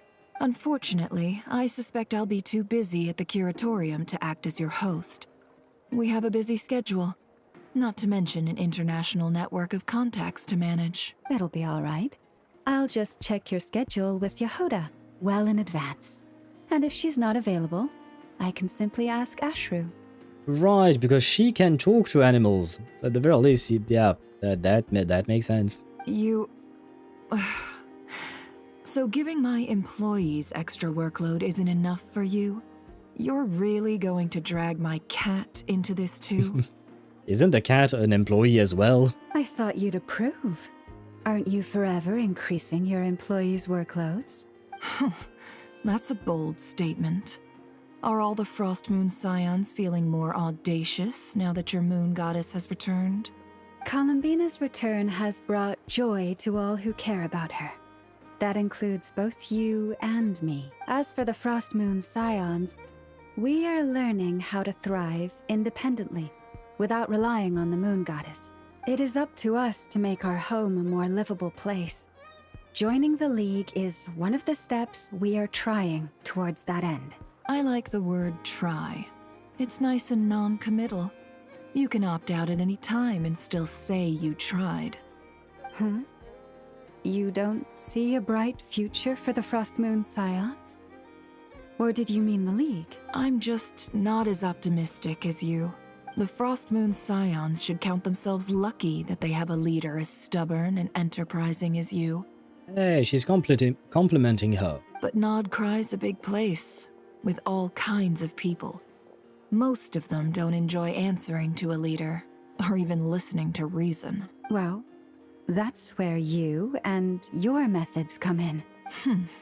Unless the Curatorium of Secrets is only here for appearances. For now, yes. And that won't change until this venture becomes worth my while. What would make it worth your while? Getting out more than I put in. Right now, I'd barely break even, but I'll grant that it's a good start for Nod-Krai. Then maybe it's worth a try. All right, you can stop now. Or do I have to join the Frost Moon Scions before you'll get off my back? I think she would like to get on your back, but not for you to join the Frost Moon Scions, but rather for you to join her in bed, but that's just my thinking. You'd be very welcome to join us. Hey, she agrees. Hey, you two! Congrats on all your hard work! What are you chatting about? Grown-up stuff. You're not ready to listen to this, Paimon. Neffa was trying to dissuade me from adding to her employees' workload. Also, she's considering joining the Frost Moon Scions. Lauma, don't say that. Paimon will actually take you at your word. Sorry, what? Your conversations are always the most interesting. Wife, where are you? Would you two care to join me for some tea before heading to your next destination? With pleasure. Wait, our next destination? Usually, the game tells us something along those lines when we're about to join a different region. Wait, where are you? Aren't you gonna show up today? Please don't tell me Nicole turned herself into whatever this thing is, a ferret or something. I don't remember the English word for it. Sadly not. I'm otherwise occupied right now.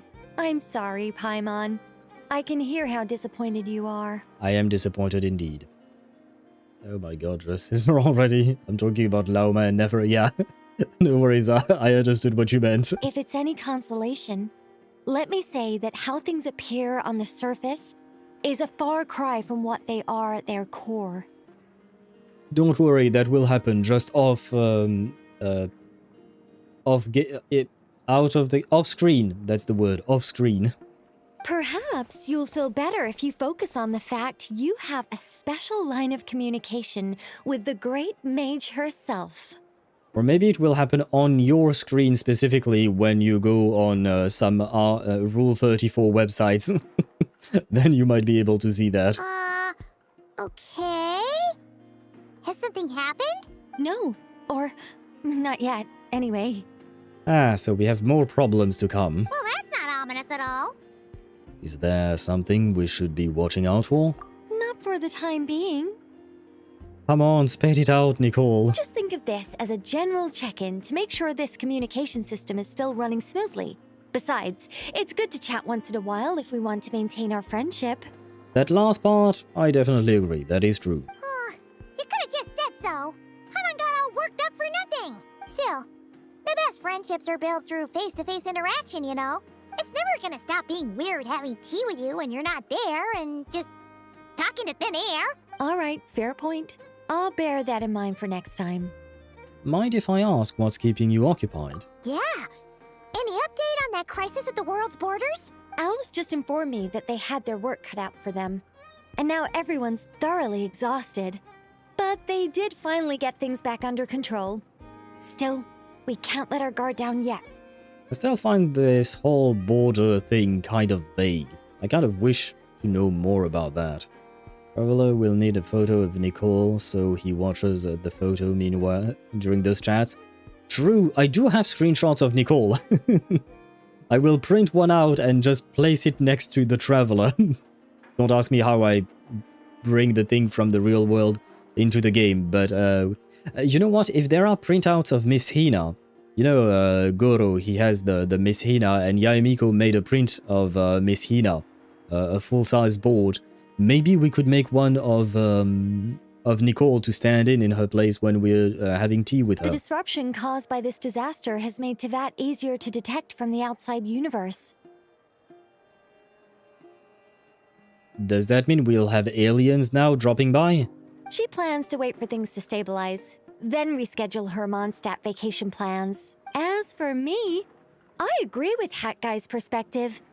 This is a time when many new variables are emerging, and the situation is changing constantly. Plus, most of this change is for the worse. We have to remain vigilant and ensure that the embers of chaos are not rekindled. What do you mean most of these changes are for the worse? I did notice that the energy in Nod-Krai changed somewhat after the War of Funerary Flame. But since it was still aligned with the Light Realm, I never gave it a second thought.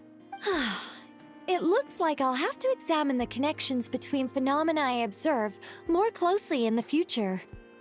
I have no idea what you're talking about, but it sounds like you've got a lot on your plate. Just doing my duty. It's more or less second nature by now. Of course. To give you the full picture, I'd have to start with the substance from which angels were formed. I am interested, but I have a feeling Paimon is going to stop her. Never mind. Paimon's right. Showing off my knowledge would be much more satisfying in person. I guess Paimon did stop her, but indirectly. By the way, you did receive the gifts from the Hexen Circle, yes? I'm not trying to claim credit or anything, but my pride demands that I at least mention it. They're quite similar to the protective talisman that Alice gave Dory, but with some very special enhancements. Oh! So that's what kept our friends safe when Dottore trapped them. Indeed. We went to great lengths to make sure they were invisible to his eyes. No idea what you're talking about, but thank you. I'm so happy they came in handy. Still, not fishing for gratitude, by the way. I just want you to be aware that sometimes your friends may be protecting you in ways you cannot perceive. I would assume so, yes. Because speaking, meanwhile looking at thin air is kinda... Yeah. It is indeed, but they should invent WhatsApp or some kind of... Well, Skype is dead, right? Skype no longer exists, but they should invent something like that. Anyway, I'll contact you if anything else crops up. If not, you know what they say, no news is good news. No, man. I hope we will have news. Not bad news, but good news still. Oh, my angelic instincts are tingling. They say... What are you, Spider-Man? You should head to the docks next. Your friends are about to board their ship home. Which friends? What ship? What home? What? They should invent TeamSpeak, yeah, TeamSpeak, or Discord, for instance. I think that a Discord server would serve them well. Where am I going? 181 meters. Can I change teams? Oh, I can! Well, I didn't really do much with this team, not gonna lie, but it is what it is. Oh, right, you can go away. Who do I have in this team usually? Ash. Let's get Oh no, started. this is my team. Gotta go fast. Never mind. We get. It's time to pull the Yelan. trigger.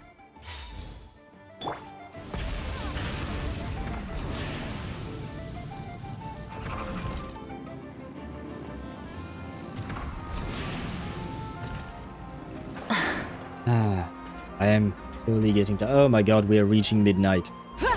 No. Rev the engines!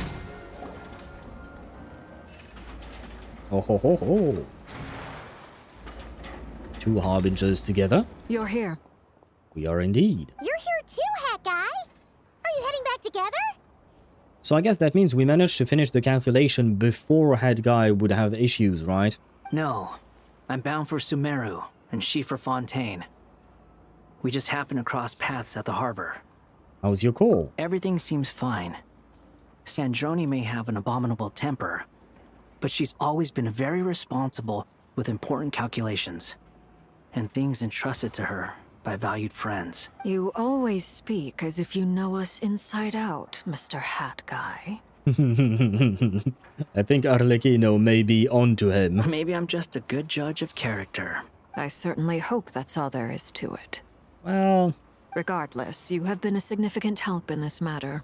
For that, you have my gratitude. I didn't do anything special. Sandrone's the one who completed a seemingly impossible formula and turned the tide of the entire battle, even giving her life in the process. She's the one we should be thanking. But did she give her life in the process, like, permanently, or can we bring her back somehow? Or have you guys already brought her back? Even we were unaware that Sandrone had hidden the real formula inside Polonia's body. She managed to fool Dottore into thinking the formula was running in her system by installing an identical-looking decoy within her. She probably realized that she didn't have the strength to stop Dottore. But this way, she could at least get him to lower his guard. I have a bad feeling about this. I don't think the Sandrone is coming back. Arlecchino is Stokes from the Dexter show. I see who you mean, yes. She's looking at him the same way. They're sitting there like the bad boys of the school. I mean, they kind of are. Well, Scaramouche is really a bad boy, to be fair. Or was, at least. She always worked like that. Always had a backup plan. and he's talking about her in past tense, which gives me very little confidence that, what do you call that? That she's back or anything. What will happen to her body? Well, yep, okay. That's why I'm traveling to Fontaine. She made a request of me long ago, and the time has come to fulfill it. Think of it as her will. Yeah, not... I don't think she's coming back, guys.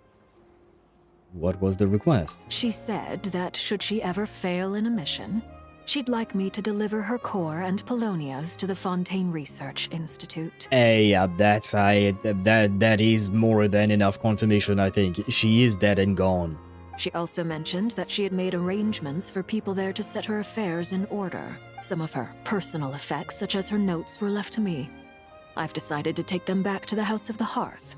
For safekeeping, primarily, but also as mementos, I suppose. However, there is one book among them that I'd like to leave in your care.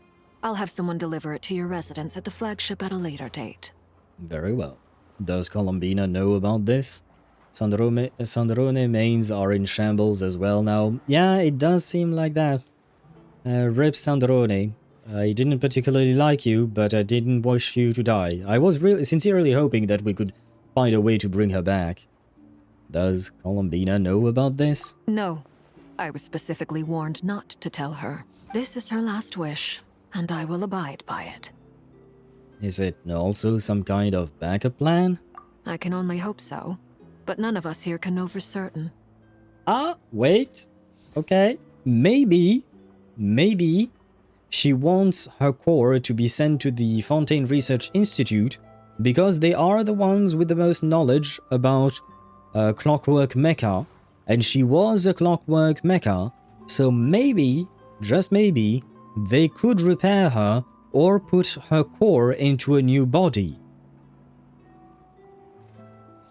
Am I inhaling copium? I don't know, because honestly, I don't really care one way or the other, but just for, in the interest of being fair, there might still be hope. There might still be hope. A tiny sliver, but I feel like it's exactly what they're doing with every Harbinger thus far. Well, the ones that died. You know, for Signora, we think that maybe Piero will resurrect her or something like that. For Capitano, we hope that one day he'll will manage to untangle him from the Night Kingdom so that he can walk free. And now this. Not gonna lie, the Fatui Harbingers are dropping like flies. And now Dottore is dead as well. So like, wait. Capitano, Dottore, Signora, Sandrone, technically speaking Scaramouche, he kind of vanished from the Fatui. They've already lost like almost half of their members. The Fatui are falling like flies. The Tsaritsa had 11, now she has 4. Why would she have 4? Because she has Piero, she has Arlecchino, Pantalone, Regreta. There is the 10th Fatui Harbinger who we still don't know who he is. Or she. And I guess no, well, okay, yeah, it's 4 okay. It's 4 plus the one we don't know about. That makes it 5, and that makes sense because they lost 6. They lost 6? Yes, they lost 6. Okay, the numbers add up. I bade farewell to Columbina earlier today. As promised, she turned the iridescent moon's marrow over to me. So does that mean that she no longer has the power of the 3 Moon Sister, or like how? And does that mean she can stay in Nod-Krai now? Like she's okay? Because we still don't really have an answer as to why she was being rejected by the world. Oh no, it was because the moon was too far, so or beyond the firmament. But now that the moon was brought back, she should be fine. So she should be able to stay. Okay, I think. She spent a long time with Sandrone's body, saying her goodbyes. Oh, is she alright? Sandrone's passing has left a great wound in all of our hearts. It will take time to heal, but Columbina surprised me. She offered me some words of comfort before I departed. Despite being grief-stricken herself, she showed an awareness of the feelings of others around her. She never used to act like this. Clearly, she has grown. And I suspect that we have you to thank for much of the change we are seeing in her. It was a group effort by all of her friends. Huh. After these recent events, the Tsaritsa has revoked the Pale Star Edict. What's that? Snezhnaya now realizes that the arrest warrant for Columbina was just a ploy by Dottore, who coveted her powers. I shall return to Nod-Krai to see her as soon as I find the time. I hope that from now on, she too will explore more of the world. Honestly, that would be nice, because I think she needs it. I think she might need to see more of the world indeed. The only Fatui who are still loyal to her are Piero the Rooster, Child, and Pantalone. I mean, I don't consider Arlecchino not to be loyal to her. I mean, if it really comes down to it, I do agree that she might do what she wants, Arlecchino I mean, but she does seem to be willing to continue working for her, at least for the time being. 100% loyalty, sure. Piero, Rooster, Pantalone, and Child, why not? That I would agree. But for now, she's at like maybe 90%, I'd say. It's kind of hard to determine exactly. Maybe it's closer to 70% or something. I can't exactly put a proper number on it. Columbina Hyposelenia's journey is only beginning. My ship is here. Traveler, Paimon, we shall meet again. I certainly hope so. You too, Hat Guy. I can't believe that What are you she's still saying it bumming around seriously. for? Isn't Columbina waiting for you? I thought today was the day you'd agreed with her to go find out the truth about your sibling. What? When did I agree to that? Yes, let's go. Wanderer, it was nice seeing you. Head guy, say hello to the radish for me. Goodbye. I'm a little nervous. You're afraid you won't like the truth when you see it. Well, this is new. I was starting to think that nothing could scare you. To be fair, I think we could fairly say that Lumine is probably the thing that Ether cares about the most. While he does care about other things as well, I think. I still think that Lumine is the one thing that he cares about the most. So it's understandable that learning some truth that might jeopardize his relationship with his sister might make him a little nervous. Did we suffer amnesia? When did we agree to that? I think it just happened off screen, basically. Where a lot of things happened off screen. Like Scaramouche getting his core back. That never happened. Or rather, it happened off screen as well. Don't say that! Wouldn't you be a viewer in this situation? Fair point. But I'd say I have more experience facing up to unpleasant truths than the Traveler. Like most of Genshin's lore. True. Maybe we'll hear about how Scaramouche got his core back in some kind of artifact description or some random piece of paper. You might have a point there. They say blood's thicker than water. I know how much you need your family back. More than you need any of your friends. And I'm sure that all your real friends understand that too. No matter what the truth turns out to be, they will stick by you and support you, whatever decision you make. Finding the truth is important. But more important still is what you choose to do once you've found it. That's actually a very solid point he's making here. Hat guy. At least, that's the life lesson I've learned from my experience. Grappling with the truth. Do you feel better now that you used it? Oh, do you feel better now than you used to? What? Now that Dottore's dead and gone? A little, I guess. But it hasn't solved everything. Maybe I regret not getting to end his life with my own hands. Or maybe it's something else. But for whatever reason, I still feel like I have a chip on my shoulder.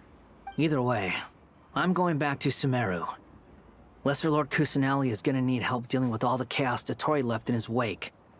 Not just from this incident, but everything he did in the past, too.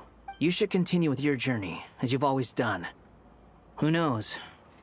Maybe we'll meet again someplace else. See ya. I suppose. Maybe.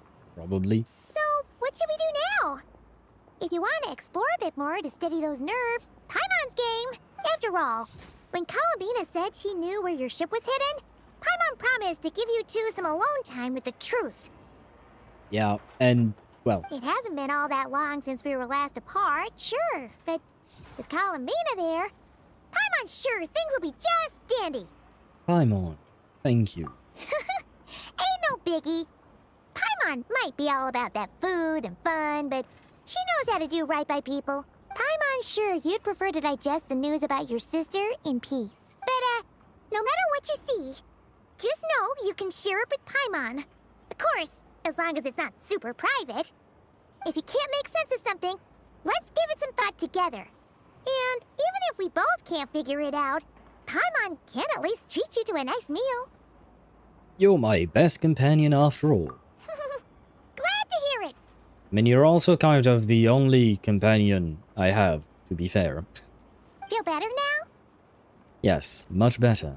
All thanks to you, Paimon. Alrighty. Next up, time to meet with Columbina. And I will say this kind of confirms what I was thinking before. Paimon truly is the mouthpiece for the Traveler. Because notice that during this quest, there are 3 phases. The first phase, where Paimon and the Traveler are together. The Traveler doesn't speak much, it's mostly Paimon speaking. Then the Traveler is no longer with Paimon, and the Traveler starts speaking. And now that the Traveler is back with Paimon, the Traveler stops speaking, and it's mostly just Paimon. I don't mind Paimon's existence, she's a nice travel companion and all of that. But I wish the Traveler could speak as much as he did in this quest. This quest was amazing just for the fact that the Traveler was just speaking, you know? We finally got Nice Wanderer. Next goal is to see the Wanderer smile. Oh god. I think the universe would break if that would happen.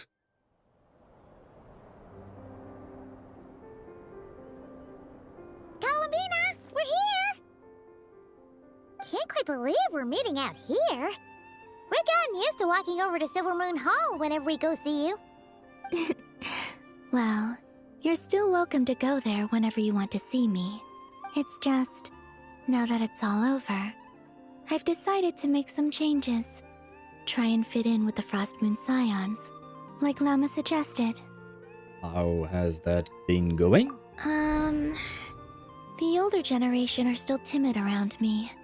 They don't dare get too close, and they bow their heads when I walk by. Wait, by the way, why is she still wearing her eye cover thingy? Wasn't she supposed to open her eyes and see the world and all of that? Things are much better with the children. I see more curiosity in their eyes. Hopefully, by the time the next Moon Prayer Night comes around, I can enjoy the festival with them as myself, without having to pretend that I'm only dressed up as the Moon Goddess. You'll do fine, Columbina. Paimon's sure they'll realize you're super nice once they get to know you better. You really think so? When we first met, you thought I was a little up in the clouds. Well, you have changed. We were just starting out then, come on! So Llama told you, huh? I'm only teasing. I know that I have you to thank for pulling me back down to solid ground. It feels good to finally stand firm on the earth where I was born. Oh, that's great!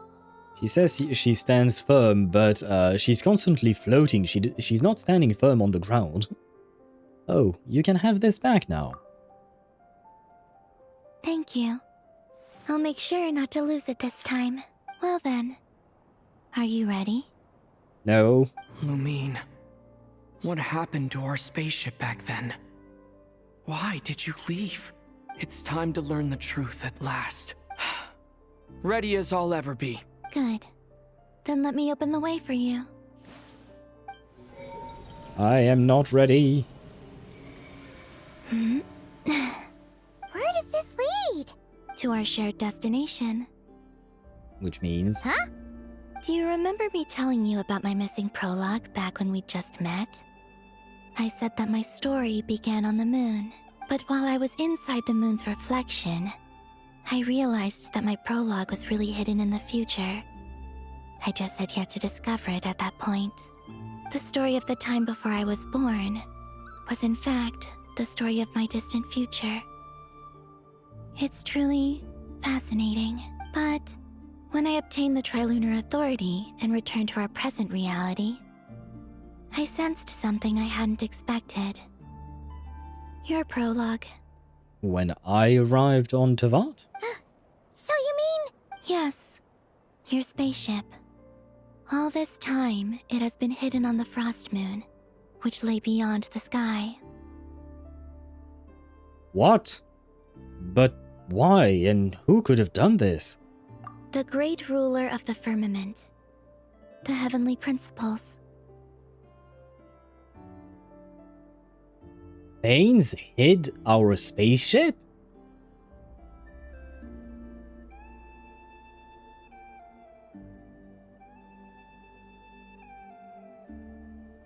I guess that makes sense. In the sense that why has Ronova not said anything to us when, you know, we met her with Capitano and Mawika and all of that? And that could also explain why Asmodee stopped us when we tried to leave.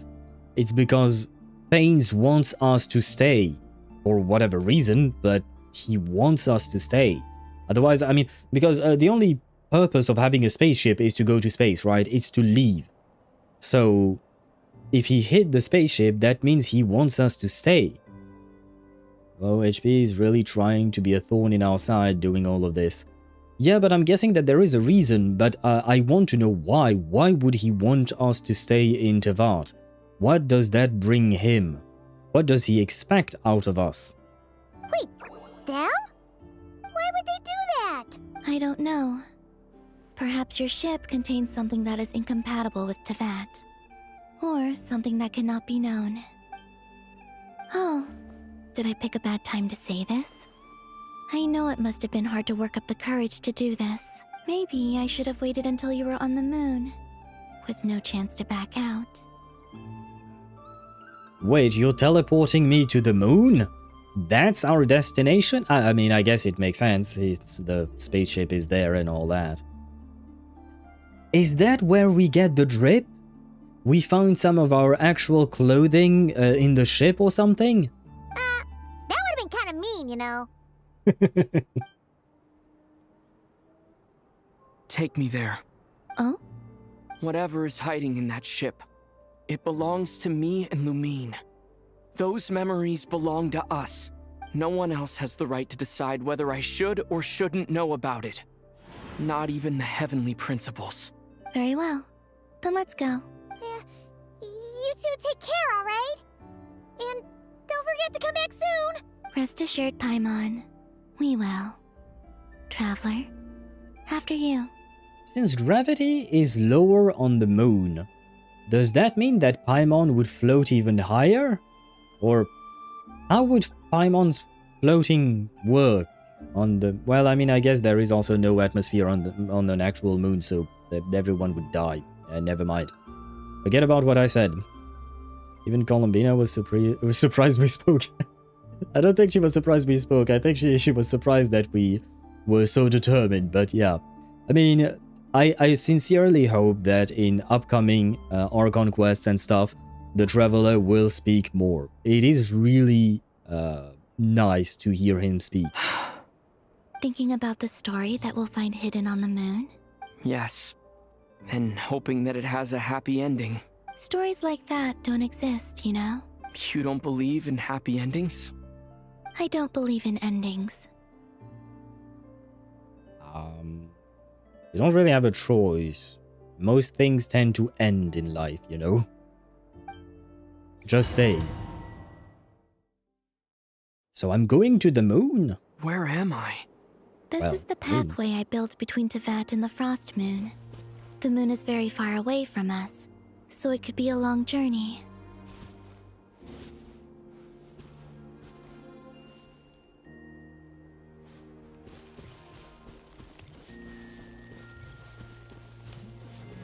After I obtained the Trilunar Authority, I unwittingly saw past events from many of my friends' lives. One was Lauma. She was so young when they chose her to be the Moon Chanter.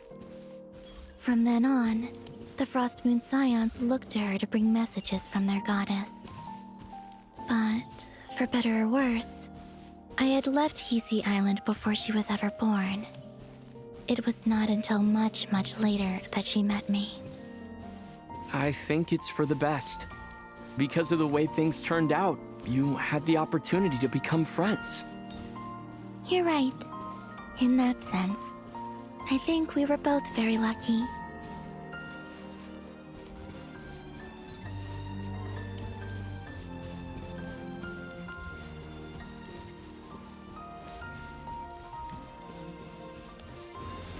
Oh, and about that mage, Nicole.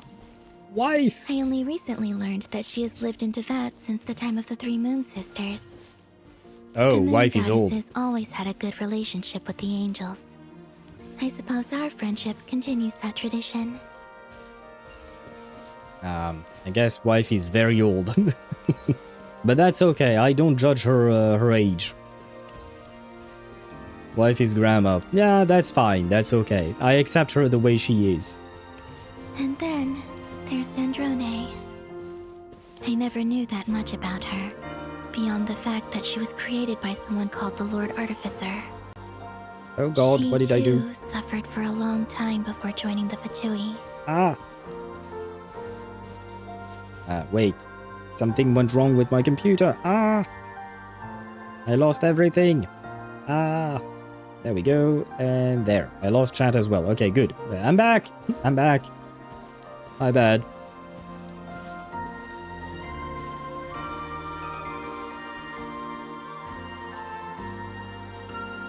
How I wish I could talk to her again. Even if only to hear her say nasty things to me.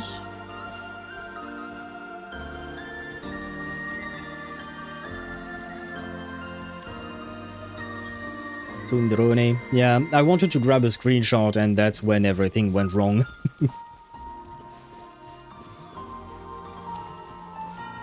Hey, I am here. Also, I saw your sibling's story. That was from the I'm afraid trailer. I didn't see much. It seems that she rarely came to the surface, where the moonlight shines. But I did notice that back when you first set out on your journey, she would often appear nearby, gazing at you from afar with a guilty look in her eyes. Lumine.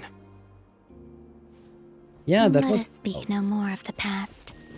I probably shouldn't reveal so much about my friends. It's not my place. Let the moonlight carry us forth. We are very close now. But yeah, that was from that one trailer where she looked at us while we were fighting and you know she was being carried by a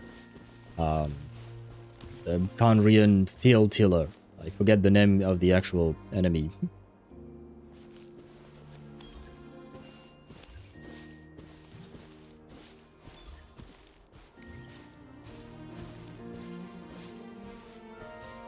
Why is there a boat? After this, I'd like to bring some Kuhenki to the moon as well. If they're willing, of course. What about your other friends? Will you bring them to visit too? Certainly. But I'll need to tidy the place up first. This home hasn't received any guests in a long, long time. Wait, do you mean like you have a house in the moon? Because like, as far as I know, there is not much on the moon, so what is there to tidy up, man? Kind of confused about this. This is a very pretty boat. I remember writing something similar with you on Moonprayer Night. I believe it was called... Dodoko's Whirligig. Yes, that was it. You asked me if I was afraid to return to the moon, and I said that I was. The idea that I had gained something precious, only to lose it so quickly. That frightened me. But I'm not afraid anymore. Besides, this time, we're traveling together.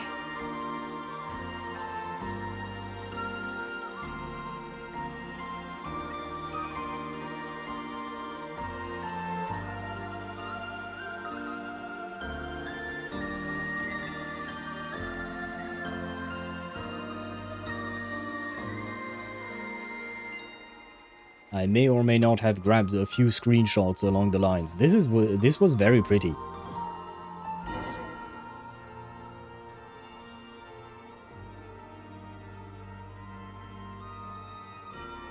Huh. So we are on the moon. And Teyvat is not flat. Just saying.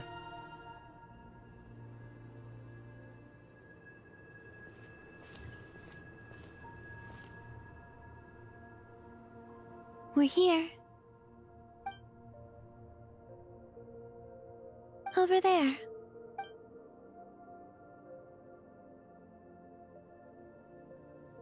Aha. Our spaceship. Huh.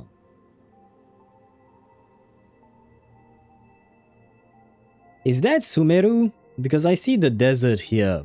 So is this Sumeru perhaps? Maybe? And maybe somewhere up there is Fontaine? Nah. Yes? I don't know. I'm trying. Trying my best. I don't see Inazuma. Inazuma should be somewhere down there, I guess. But there isn't that big of a lake up there, is there? Between Liyue and... it's not just Liyue. Liyue should be here, like something along those lines, right? I think. Yeah, this could be Sumeru here. The desert of Sumeru. Fontaine would be somewhere over there, maybe? And we can't see Natlan. Mondstadt is somewhere in the middle, I guess. The devs didn't know how to make a planet after the map. They probably know how to do that. There's probably some artistic inspiration. It's not that difficult. I don't know how to stretch a square-looking map into a sphere. I mean, I guess I do. Oh god. I guess I do. Yeah, no, technically I have modeled the Earth in Blender before. It's not that complicated. Though there is a lot that I used that was already existing. So yeah, they probably know how to do it. They probably chose to make it look the way it does now. To the moon! I'm on the moon! The gravity is changed! They thought... Okay, yeah. See, if they think of such details... Because this is utterly useless, right? But the fact is that they thought of changing the gravity on the moon. So I think they know how to do this, man. Yeah, if they can think of such a stupid detail... And this is also quite easy. You just have to change a value, I would assume. But yeah. I didn't think they would actually think of this. But they did.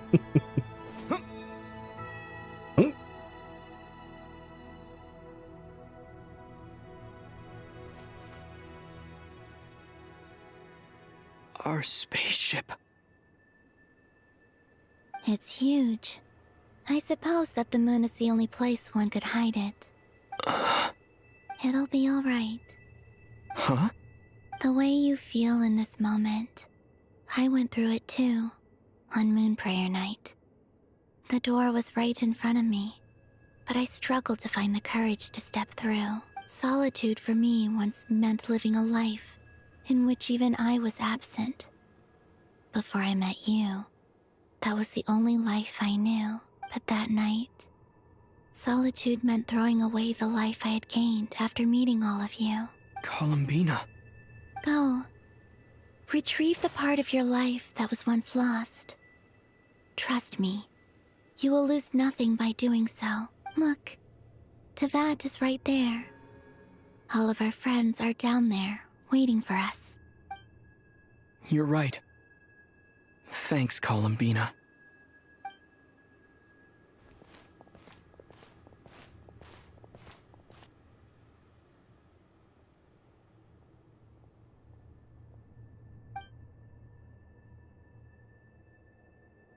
Is she walking on my spaceship?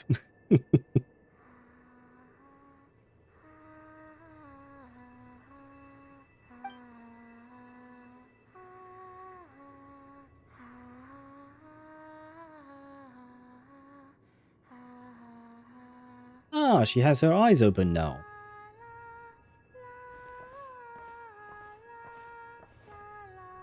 So we back? What did we find? Finished? Oh, please tell me there wasn't just nothing in there. Yeah. Why did you take your eye mask off? Well, since my return, I've decided to take more opportunities to see the world with my own eyes. Besides, I've always wondered how Teyvat looks from the moon. And what do you think? It's beautiful. I could spend a whole day here just gazing at it. What about you? What do you think of the truth you found? What truth? What did we find? I haven't looked at another person's expression in a long time, but I think yours is saying it was neither good nor bad. Keep this up, and it won't be long before you give Ineffa a run for her money. Oh, I don't think that's going to happen. I'm much more used to sensing what's going on around me with Kuvaki. I think I'll save my eyes for seeing special moments I really want to remember. Yeah, no, this is Sumeru, the swirly place. Yeah, I never realized this lake was so big. I'll grab a screenshot of this. I don't know what this crater is. Oh, this is the chasm actually. Yeah, no, it makes sense. This is indeed Sumeru. This is the chasm. Liyue is over there, and that's why you see lights in the dark, because you have the city, and over there that tiny light is Mondstadt. So no, it all makes sense actually. The map does appear here. But strangely enough, they chose to show parts of the map that we've already been to. It's not strange, it is on purpose. But I kind of wish they teased places that we hadn't been to, you know? That would have been interesting. And yeah, this is Fontaine, actually. It's not here. I think it's there. I believe, at the very least. Yeah, and this is the island where we get to, in order to get to, what do you call that? To Remuria. This is where we go to go to Remuria. Because it's underneath this lake. I never realized this lake was this big. I think the map in game does not show it as being this big, does it? Maybe I'm just wrong. So yeah, no. You know, this map does make sense. This kills a lot of theories, like Teyvat was just a little continent in the planet. True. I mean, we do know that there is something outside of the continent itself. And much more, this feels like the end of the game. Nah, we still have a lot of rounds to cover. But, because we do know that there are other gods. Because after the Archon War, not all the gods died. The 7 became Archons, but a lot of other gods just fled the main continent, and they are out there, somewhere on this planet that is not shown to us on this specific image. But there is more to the planet than just the continent of Teyvat. That being said, compared to the size of the planet, the continent of Teyvat is huge. That, I will definitely agree there. And they put a whole map on one part of the globe, and the other part is just extremely massive ocean. We don't really know actually what is out there, but I do believe there is a lot of ocean out there, and there are other gods, because I have vague memories of that being mentioned. And for once we actually see the sun of Teyvat, which is also kind of interesting. We should mention the poor sun. I think this is a risky step for the future of what will happen after Celestia. There has to be another continent. I would assume there might be something else, yes, on the other side of the planet. Because here we see one side, of course, with the parts that we've explored. But I'm assuming there is something else, probably. I read the spaceship's flight logs. Ah? Where have we been? I always assumed that this was my first time in Teyvat. I thought that Lumine and I must have been hibernating in space for centuries on end. But the logs show that our spaceship flew over the skies of Teyvat once before. A long, long time ago. Hey. Flew over? So you didn't land? No, the ship barely came to a stop before flying on again. So are you not in control of the ship? After that, it continued traveling through space for a long time. Some of the data is corrupted, but I suspect that it kept flying for thousands of years. So we do have confirmation that the Traveler is canonically thousands of years old. We already knew that, but, you know, at the very least, like right now it's in your face. You can't deny it or anything like that. It was only after that that the ship made a forced landing in Nod-Krai. The way he says it, it seems like he didn't have control over the ship, neither him or Lumine. So maybe they were like asleep inside of the ship or something like that? Since we're on the moon now, does that mean... That also means we're also past the fake sky. That's pretty cool. That is true. We are indeed past the fake sky. And yet we don't see it. You know what I mean? So it's kind of weird. When you're on Teyvat and you look up, you see the fake sky. But when you're on the moon looking down at Teyvat, you don't see the fake sky. It's kind of a weird thing there. But where are the moon remains? That's a good question. I did not spot them. When Lumine found me, she came from outside the ship. Could this mean that she left the ship long before I did? Maybe even during our first pass over Teyvat.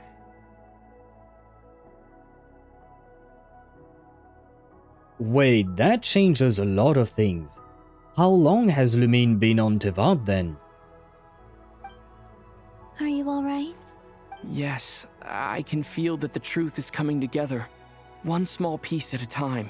Very small piece, yes, but I'll take whatever breadcrumbs the game is willing to give me. I remember Lumine telling me that when she first arrived in Conria, she could not recall the past. Grab another screenshot here. There we go. Wait, can we see Inazuma maybe? Do you guys see something over there? I only see blue. Where is Inazuma? So this might be something that even she doesn't know. Here, I made some space for you. Your mind must be racing, and this seems like the perfect place to relax and clear your head. What do you mean? You made space. There is space everywhere. It's canonically confirmed that Lumine participated in the Conria War. Yeah, we do know that, yes. She saw the fall of the Conrian War.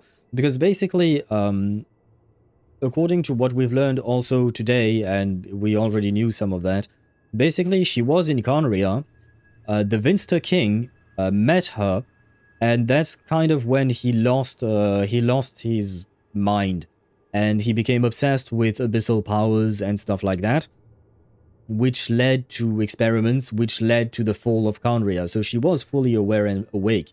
And if I recall correctly, it was also mentioned that that's also the reason why she became the Abyss Queen.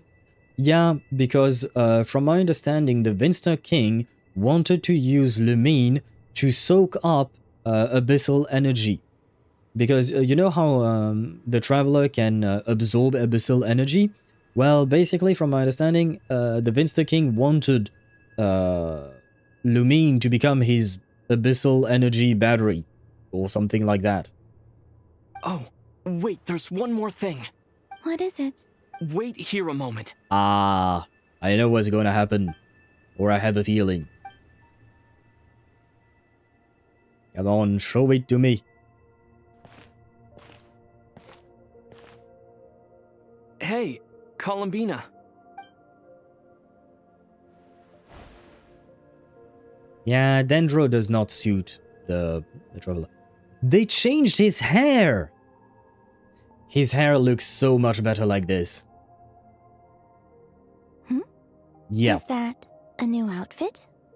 His hair looks so much better like this.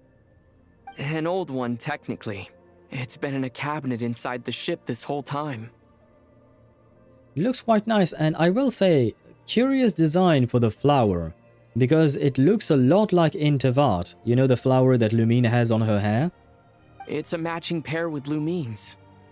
She always liked this set more. Huh. I don't think there's a huge difference. Seriously? There is a huge difference. Really? Yes, it's still the same you. You're the same person, no matter what clothes you wear. Well, yeah, that's not the point. Can't you just give the bro a compliment? Only Columbina would make an observation like that. Yeah, I have to switch to Hydro Traveler. The green of Dendro does not match this outfit at all. I mean, it didn't match the other outfit either, but this feels wrong. I have to switch. Traveler, do you consider Teyvat your home? Home is wherever Lumine is. But then after all the time I've spent here, and everything I've been through, yes, I'd say it's my home. Would you change your answer if Teyvat changed appearance? I mean, if the truth about Teyvat turned out to be different than what you thought. I don't know, but I don't think so. The truth is not what matters most to me about Teyvat. It's the friends we made along the way. When I was first born, I longed for a home. And when you get something before you're mature enough to understand the world, you just take it at face value.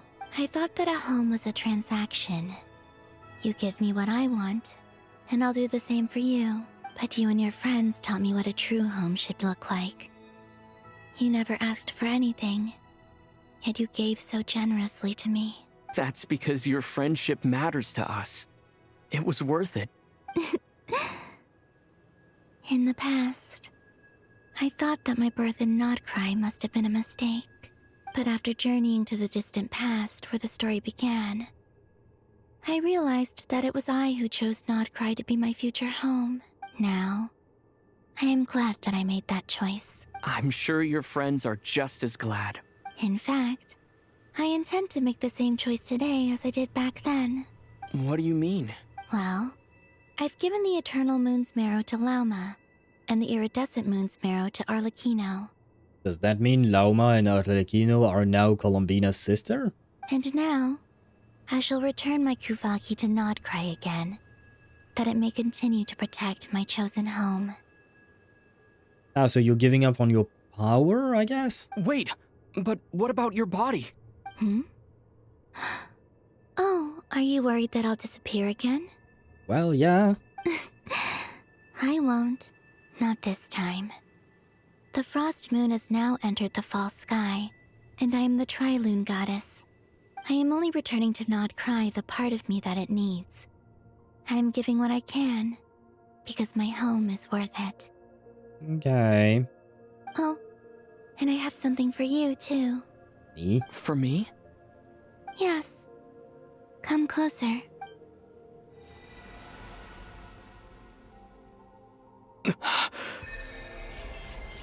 Ah, so that's how we get our buff.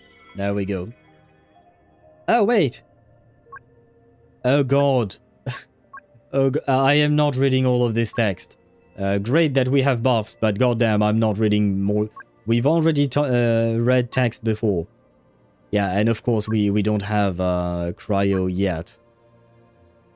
Crit rate increased by 10%, and then there is a lot more. Defense increased by 20%, makes sense.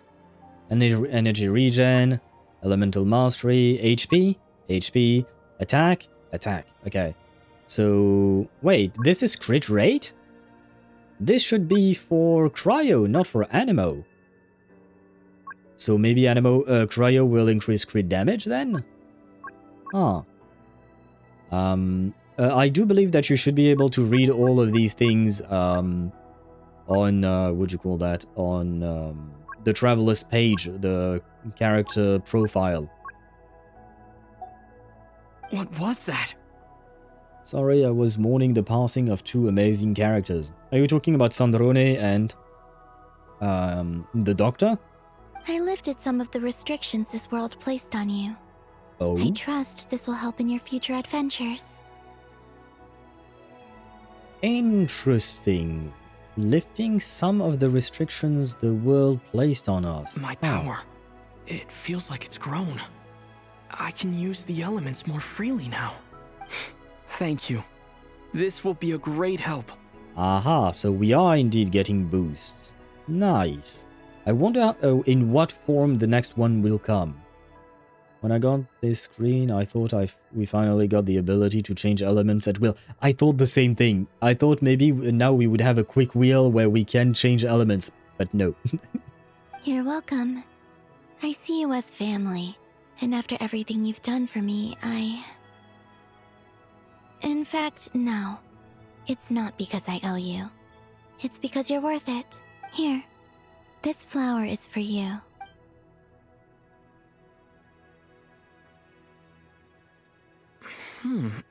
Isn't this a moon prayer blossom? Yes. Don't worry.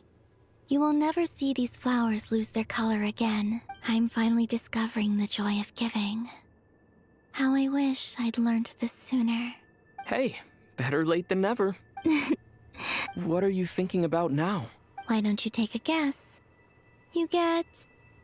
one shot. I don't think I'll get it in one guess. But I'm sure it's a happy thought. That's kind of a sneaky answer. I can't say you got it wrong.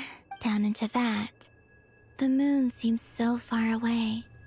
I felt it might always lie beyond my reach. I still don't know why you said you needed to tidy up the place, because there is nothing to tidy up, it's just rocks. But on the moon, everything feels so close by. The haze that once enshrouded the skies has finally been dispersed. I feel like a traveler on a winter's night, starting a new chapter in my tale by the warmth of a bonfire. I don't have a lot of luggage, but I do have a lot of hope for the future. Well, what's next? Next, to start with, I want to stay here just a little longer. After that, let's return home and continue our journey. And the chapter is complete. Does that mean we just stay on the moon then? These clothes bring back so many memories. And were you among those who shared those memories? Oh. Walk to Columbina. Well, I mean, it's not like I have anything better to do, honestly. Because I think I'm technically kind of stuck here. As long as she's not ready to go. The journey goes on. For you, and for me. Like I said, this is not the end. I don't believe there has to be an ending. Could you tell me a little bit about Snezhnaya? Oh, is that your next destination?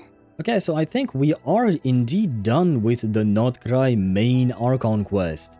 Huh. So the next step will be later in like August or September when we reach Snezhnaya. Most people would probably tell you to pack some warm clothes. But I experience things differently than most people, so I can't know how cold it is.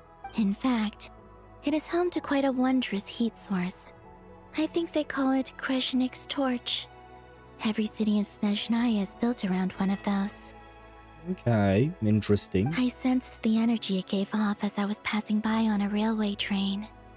It felt grand and distant. I have a feeling Snezhnaya is going to look a lot like Belobog. I also recommend the Korolievsky troupe in Snezhnograd. They give performances quite regularly, and entry was free for harbingers. I liked them a lot. What do you know about the Tsaritsa? Ice cold and sharp. crystal clear in some ways, yet profoundly unfathomable in others, like the thick layer of ice on top of a frozen lake. That's just the impression that Tsaritsa gives me. I was never able to glimpse what truly lies beneath that icy exterior. Honestly, that description kind of fits Cocolia Rand from HSR, I mean. Perhaps not the Cocolia from Honkai Impact III, but the Cocolia from HSR kind of fits this description. In fact, I don't think the people of Snezhnaya even know what kind of power their god wields. Maybe that's because the Tsaritsa herself has never acknowledged, nor accepted that power. Okay. Hence why she's going against, you know, the heavenly principles and all that. How are we done, since we still have 2 levels left until we max out Nod-Krai statue, 2 levels which equals to 1 patch? Well, we might get a new region of Nod-Krai without getting a new full-blown Archon Quest, maybe? That could be a thing. Like maybe that region will appear through an event or something like that. Next are filler arcs for amazing characters like Varka and Nicole. Yeah, I mean that's kind of a good thing. Maybe then that means that the next quest will focus more on them and whatever they have to do or whatnot. Tell me more about the Fatui. There's Regrator, the Rooster, and the Jester. Yeah, there isn't much, but there is one missing. Do you have any information on the one that is missing, the 10th one? Between them, they control a lot of what happens in Snezhnaya, but I can never wrap my head around how exactly power is split between them. I just know they are each responsible for many specific domains. I noticed that the Rooster and Regrator often appear to get along on the surface, while working against each other in secret. And theirs is not a friendly rivalry. Well, I mean, I guess it is political power versus economical power. But I wasn't particularly interested, so I tended to keep my distance. Now that I think about it, the term Mistelton often seemed to come up in connection with Project Stuja. What does that mean? I have no idea what that means. What are your plans for the future? Once things settle down in Nod-Krai, I'd like to explore the world beyond Snezhnaya. You've told me so many stories about the other places you've been to, and all the friends you've made there. I'm curious to visit those nations and see them for myself. It would also help me learn more about the journey that has made you into the person you are today. I guess that is all the questions I have for now. Okay. As you continue on your journey, don't forget to gaze up at the moon once in a while. It is, after all, no longer an illusion. It shall cast down its true moonlight, connecting us in truth.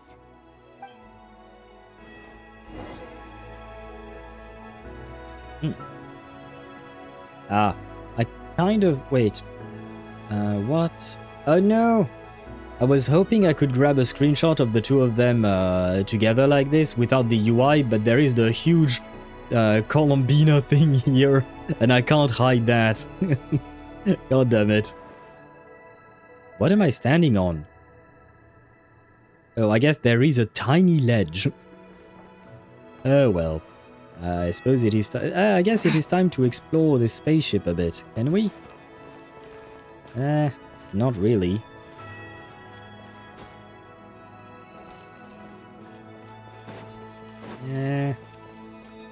Yeah, nah. There isn't much to be seen, unfortunately. I heard that Varka's gameplay feels like a 1.0 character, and it's clear all the budget went into Columbina and nothing left for Varka. Nah, I refuse to believe that's the case. It doesn't matter how epic they made those filler quests, I can't remember one of them if they... like I do the Archon Quest. I mean...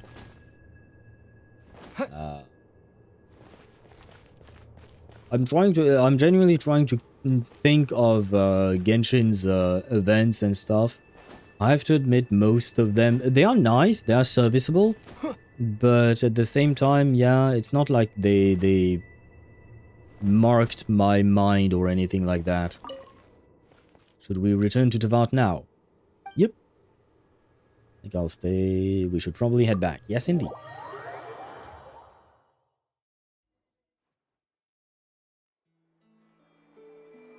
To Jean, acting Grand Master of the Knights of Favonius.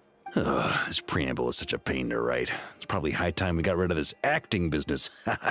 I trust that Dern has updated you all on recent events. Hope we didn't worry you too much. The good news is, we managed to come together and put a stop to the Doctor's evil schemes.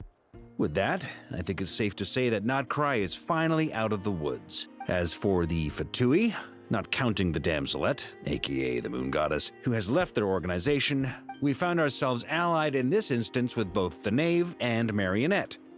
May she rest in peace. As ever, we find ourselves better off for making friends rather than enemies. But until we can ascertain the Tsaritsa's true intentions, the future remains uncertain. In a short while, wait. How am I meant to surprise everyone if I tell them in a letter that I'm heading home? Well, that would be a huge waste. So I guess that means we're heading back to Mondstadt, right? This is hinting at the fact that we're heading back to Mondstadt, because he is going to become playable. We know that for a fact, that they teased him, and it would make sense, I suppose, to finally see him back in town. Oh! Okay, got it. Maybe we'll finally get the northern part of Mondstadt, because we are missing a part of Mondstadt. There is supposed to be a port north of Mondstadt, and we've heard about it, but we've never been there because the place doesn't exist in game yet. So maybe we'll get that that update to Mondstadt. It's been a while since we've gotten an update for well, we've never gotten an update for Mondstadt, to be fair. I will begin sending the expeditionary team back home in waves. I'm sure they'll be able to answer any questions you still have. I hope they won't gloss over the details of my many heroic deeds. But if they do, I'm sure it'll be because they're just too exhausted from the long journey. I think of Mondstadt daily. Please give everyone my best regards. P.S. The honorary knight went above and beyond this time. Are there any other honors we can give him? I'll leave it with you.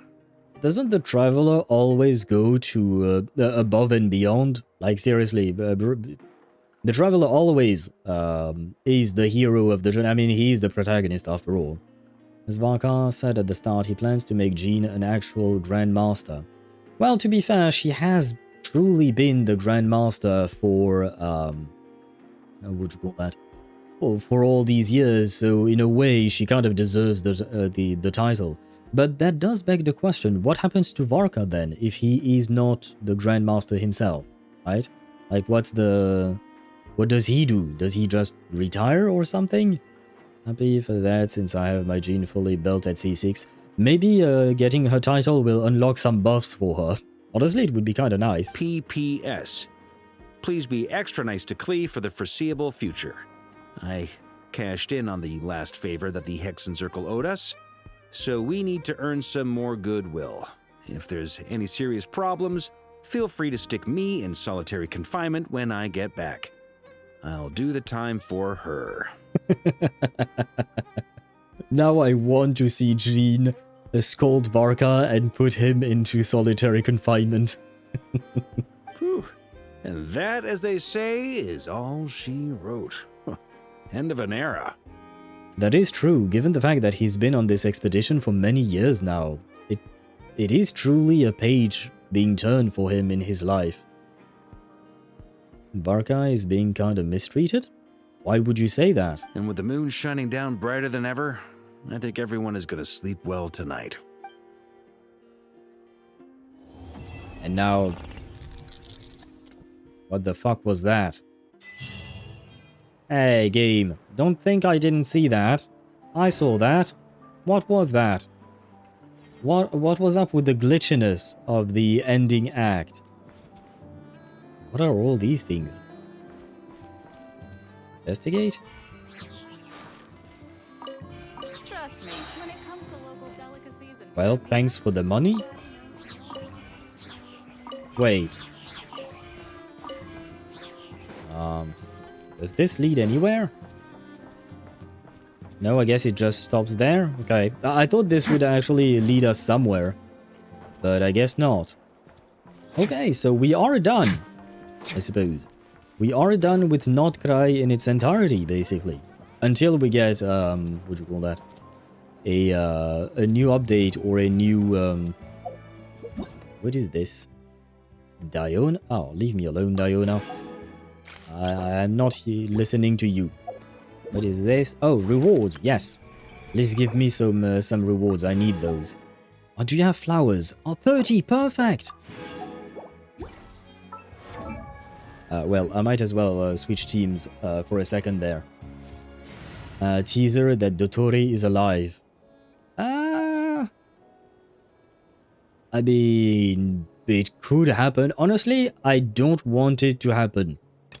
Just because it's too cheap. If you keep bringing back characters like that, it feels cheap. But no, leave him be to be dead. And yes, there we go. We can end things by leveling her up to level 90. Finally. There we go. Now she's level 90. Wow, I have 40k HP. And I don't even really need the energy regen, huh? I mean, I will change her artifact stats because this is not what I want her to have. Eventually, it will all change. And hello, Sithra. Welcome to the stream, and I hope you're doing well. And thank you for the follow. Welcome to the community. What is this? Equipped. Wait, what does it say? This is important. As heaven and earth are made anew. An outfit worn by the traveler which has accompanied the twin stars in their journey through countless worlds. Despite this, they cannot yet grasp. Ah. Ah.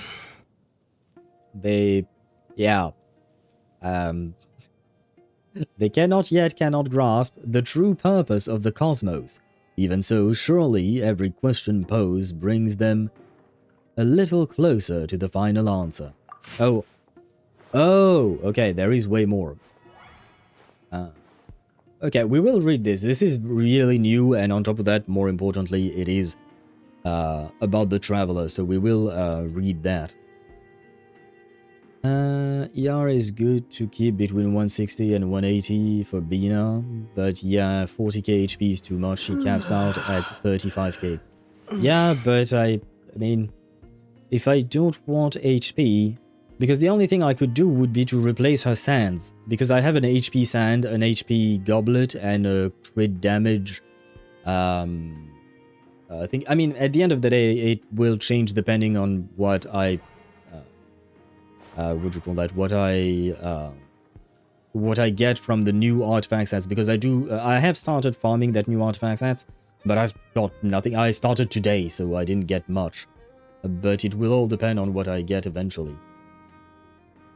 But I kinda doesn't see the purpose of him coming back.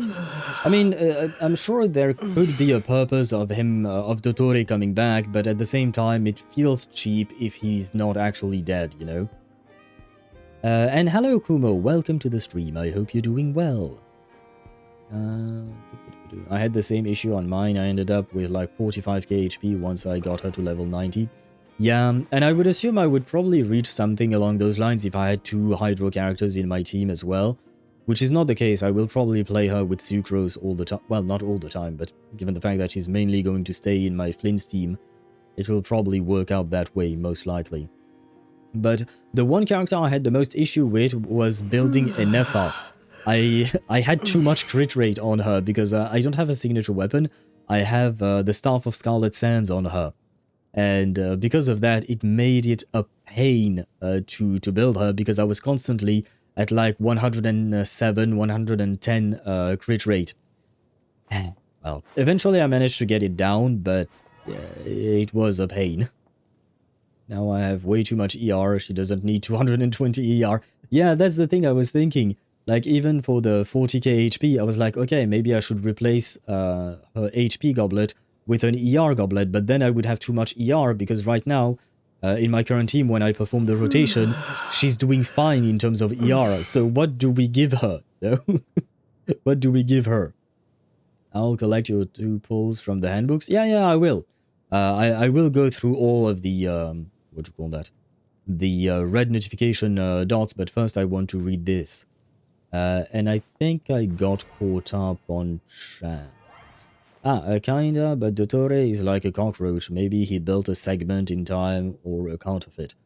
That is a possibility, yes. I hope it's not the case, but it is technically a possibility, I suppose. It had journeyed through countless worlds and endless distances, surveying every kind of terrain and gazing upon skies tinted in different colors. This might sound romantic, but in reality, the matter was closer to torture than adventure. It also once pictured a scene like this, twins standing under the radiant night sky, their eyes shining as they watched the stars and the many moons above. But it immediately disconnected its idea association module. A sky with such colors only meant that the atmosphere was unfit for life. After witnessing such vistas hundreds of times, there was no longer any need to be moved by them. It did not wake them. It did not wake the slumbering twin travelers, so they were asleep in the spaceship. Okay. Instead, it carried the weight of an exile and a journey so long that numbers had lost their meaning. A journey of an exile? Does that, like, should we take this literally in the sense that, like, the traveler, the siblings were exiled from their world? I don't think that's the case, but it could be interesting. The fine details of the lithosphere, atmosphere, and biosphere ultimately mattered little. Reshaping terrain, adjusting the air, rebuilding an ecosystem. These were simple tasks for a pioneer vessel meant to bear the spark of civilization. A star's position, its distance, or its lifespan might pose a minor challenge, yet even those had solutions. The true difficulty lay in finding a world with potential. Without that, destruction would catch up all too soon. It was a trivial matter in the span of a long voyage. The planet they passed was never a destination, since its star had already entered its twilight. I'm getting tired, man. Its biosphere and atmosphere had been utterly destroyed. The surface held nothing but cooled masses of molten rock. The supernova had caused the devastation. A supernova would pretty much destroy anything in its radius, so that's questionable, but okay. For several weeks or months, intense heat and light had marked the star's final brilliance. After that, it became reduced to a cold, dim dwarf. It ran a quick calculation on when the event had occurred. What a coincidence! The radiation trapped in the planet's crust indicated that the supernova had erupted the very year the twins were born. Naturally, the two events had nothing to do with each other. No one would ever celebrate their birth by burying an entire world with it. Such levels of extravagance and cruelty simply did not exist. Interstellar travel was dangerous after all. A supernova 5 or 6 light years away could damage the genetic vault, and perhaps the twins as well. The genetic vault? Huh.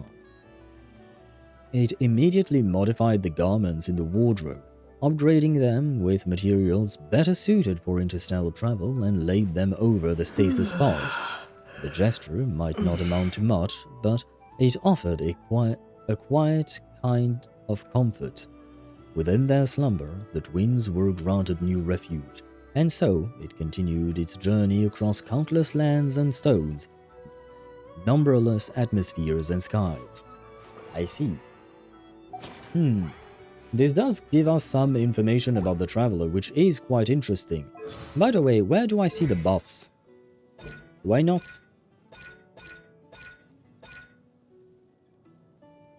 Oh, I think this is the chart.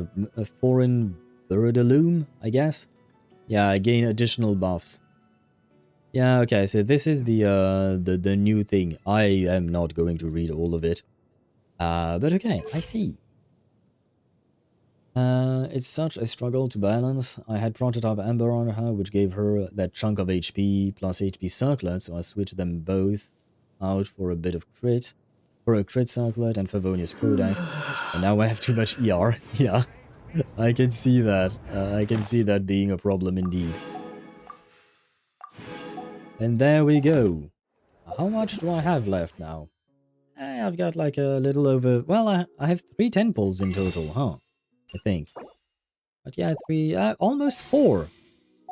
Maybe I'll manage to save up enough for Varka and Nicole later down the line. But, guys, it has been 9 hours. I am going to end the stream really quickly. I need to go to the restroom. Last time I went to the restroom was 4 hours ago. And since then I have hydrated myself. Now I need to dehydrate. More importantly, I need to eat. I need to eat food. Because I am currently extremely hungry. And I need to go to bed because it is 1 AM. So, I will thank you all for watching. I will also thank you guys for the follows. It was a lovely stream indeed. I absolutely loved this story, but we can talk more about this tomorrow. Tomorrow we shall stream some Baldur's Gate 3. We will continue our journey. And hopefully we will manage to reach Baldur's Gate, actually, because we will be at... what do you call that? We will be reaching Act 3, if I'm not mistaken. Oh, wait, what is wrong with my emotes? Do my emotes no longer work? Or something. Wait, let me check. Oh yeah, no, it works. Okay. Huh.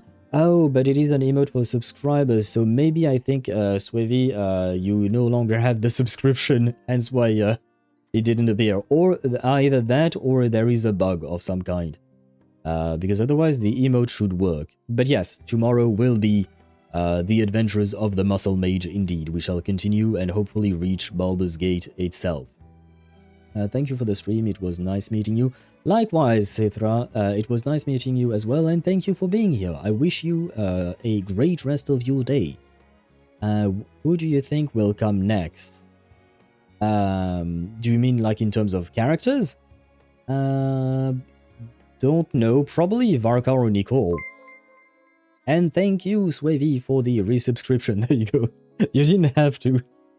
But I guess you really wanted that Muscle Mage emote. Thank you very much. What do you call that? And happy first year of subscription, because you've reached 12 months of subscription. Thank you so much for this year-long support of yours. I really do appreciate it. Thank you, thank you, thank you. And, well, I hope you enjoy the Muscle Mage emote. I am trying to think of new emotes. The problem is I ran out of slots. I wish I could add more emotes on Twitch, but I ran out of slots. I can't add more. I have to switch them out every now and then. So, well, it is what it is, I suppose. Rest well for the sake of, oh god, and your wives. Yes, I do need to rest indeed. But tomorrow I think the stream might be a bit shorter than today, because today 9 hours. Yesterday, another 7, I think, or something like that. So, yeah. I am getting definitely a bit tired this week. Arca is speculated to be in 6.4. I mean, it would make sense, because at least we've met him. Same with Nicole, right? Because, you know, they've teased upcoming characters, but most of the silhouettes, I don't think we know who they are. Whereas Varka and Nicole, at the very least, we do know. So it would make sense for them to come out first. But we'll see. Plus, I think we are teasing here the return to Mondstadt with Varka. So it could make sense that he could show up in 6.4. Anyway, guys, thank you so much for watching. I shall see you tomorrow back at 4 PM Central European Standard Time. And I wish you a great rest of your day. Bye-bye.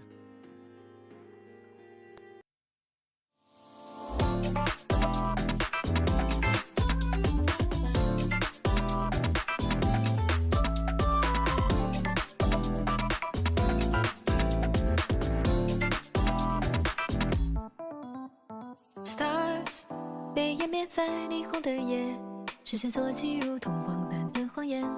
Artifact show life， 深入简单，输出肤浅，思考周间世界像碎片般分裂。